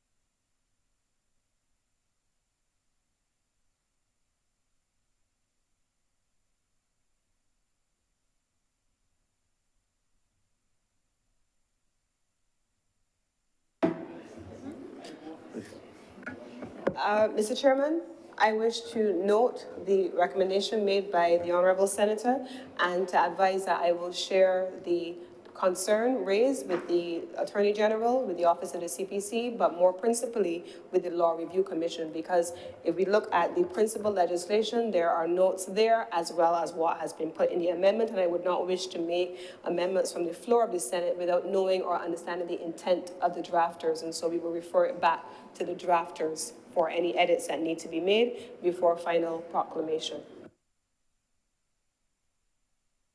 I beg to move that Clause 4 do stand part. Just a question. What does that mean for us actually saying yes or no to this clause? Because as it stands, I am not clear as to this amendment. Whether the not has to stay in there, whether we are accepting this 4B, or we are recommending that it be removed or something of the sort. So how are we going to vote on this without having the clarity that you seek? Pardon? So it is okay for us to vote on this even though we are not clear as to what the amendment is actually trying to do? Mr. President, Mr. Chairman. Yes, please. When there are disagreements as to the linguistic canons used in legislative text, this tradition has always been to refer it to the Law Review Commission, where there are queries raised at the bill by committee stage. I don't know if the standing orders precludes the bill from proceeding thereafter.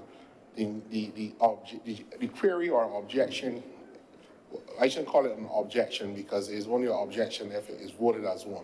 But the query would then be noted and considered. There's a duty of the public officer who form part of that process, coming from here, to answer the query. If the query is satisfied, then it comes back for revision in a form that would require an amendment.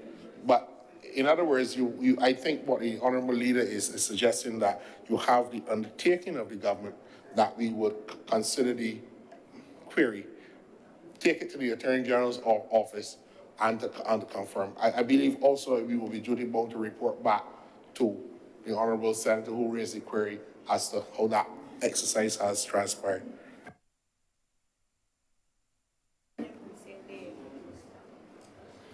Senator Maynard.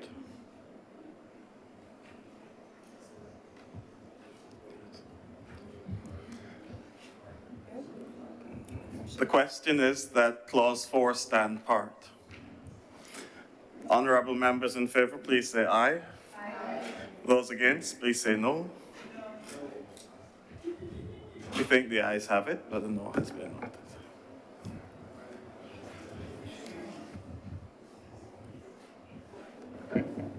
Clause 5. Mr. Chairman, I beg to move that Clause 5 stand part. The question is that Clause 5 stand part. All honourable members in favour, please say aye. Aye. Those against, please say no. We think the ayes have it. Clause 6. Mr. Chairman, I beg to move that Clause 6 stand part. The question is that Clause 6 stand part. All honourable members in favour, senators in favour, please say aye. Those against, please say no. We think the ayes have it. Clause 7. Mr. Chairman, I beg to move that Clause 7 stand part. The question is that Clause 7 stand part. All honourable senators in favour, please say aye. Aye. Those against, please say no. We think the ayes have it. Clause 8. Mr. President, I beg to move that Clause 8 stand part. The question is that Clause 8 stand part. All honourable senators in favour, please say aye. Aye. Those against, please say no. We think the ayes have it. Clause 9. Mr. Chairman, I beg to move that Clause 9 stand part. The question is that Clause 9 stand part. All honourable senators in favour, please say aye. Aye. Those against, please say no. Methinks the ayes have it. Clause 10. Mr. Chairman, I beg to move that clause 10 stand part. The question is that clause 10 stand part. All honorable senators in favor, please say aye. Aye. Those against, please say no. Methinks the ayes have it. Clause 11. Mr. Chairman, I beg to move that clause 11 stand part. The question is that clause 11 stand part. All honorable senators in favor, please say aye. Aye. Those against, please say no. Methinks the ayes have it. Mr. Chairman, I beg to move that you do not report to His Honor the Excuse me. passing of one bill in committee. May I ask a question before we go back there? Do I stand? Okay. I just want to understand what we just did, and I would just like your guidance before we go back. So it is absolutely clear to everyone in here, I believe, that clause 4, section B, we do not know what the meaning of that is, because it refers to deleting the word not appearing in the last line of subsection 2. Subsection 2 does not have the word not in it. The last line does not have the word not in it. The line before it has two words not. And we have just voted to approve this. The ayes have it, sir. I just want to understand what is our purpose of voting upon that, since we do not understand what it says. It cannot be figured out. What's the point of what are we doing with this? Why are we voting yes to something that you do not know what it says?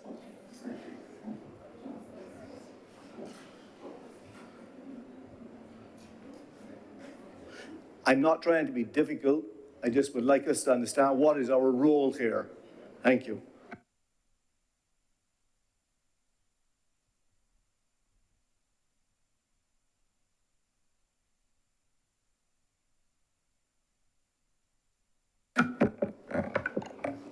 Mr. Chairman, I beg to move the suspension of the sitting for 10 minutes, just for the purpose of consultation.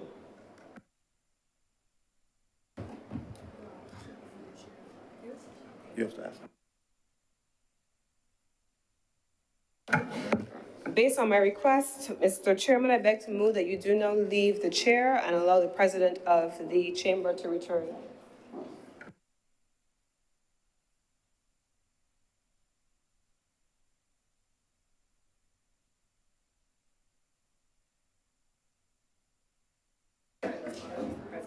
The question is that I do now leave the chair for the return of the president. Those honorable senators in favor, please say aye. Aye. Those against?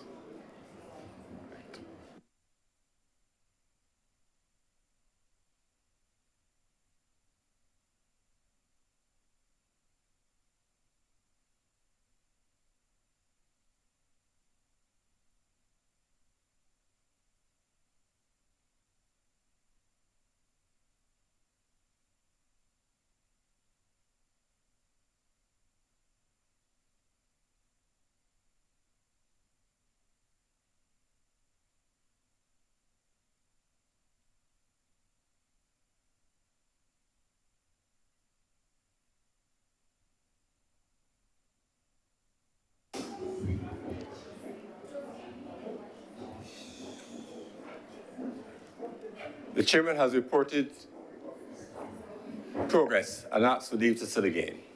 Senator Cummins.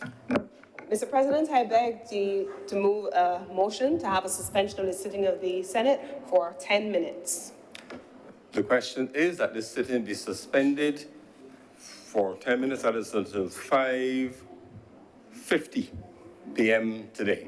Honorable senators in favor, please say aye. Aye. Honorable senators against, please say no. Methinks the ayes have it. We stand suspended until 5:50 p.m.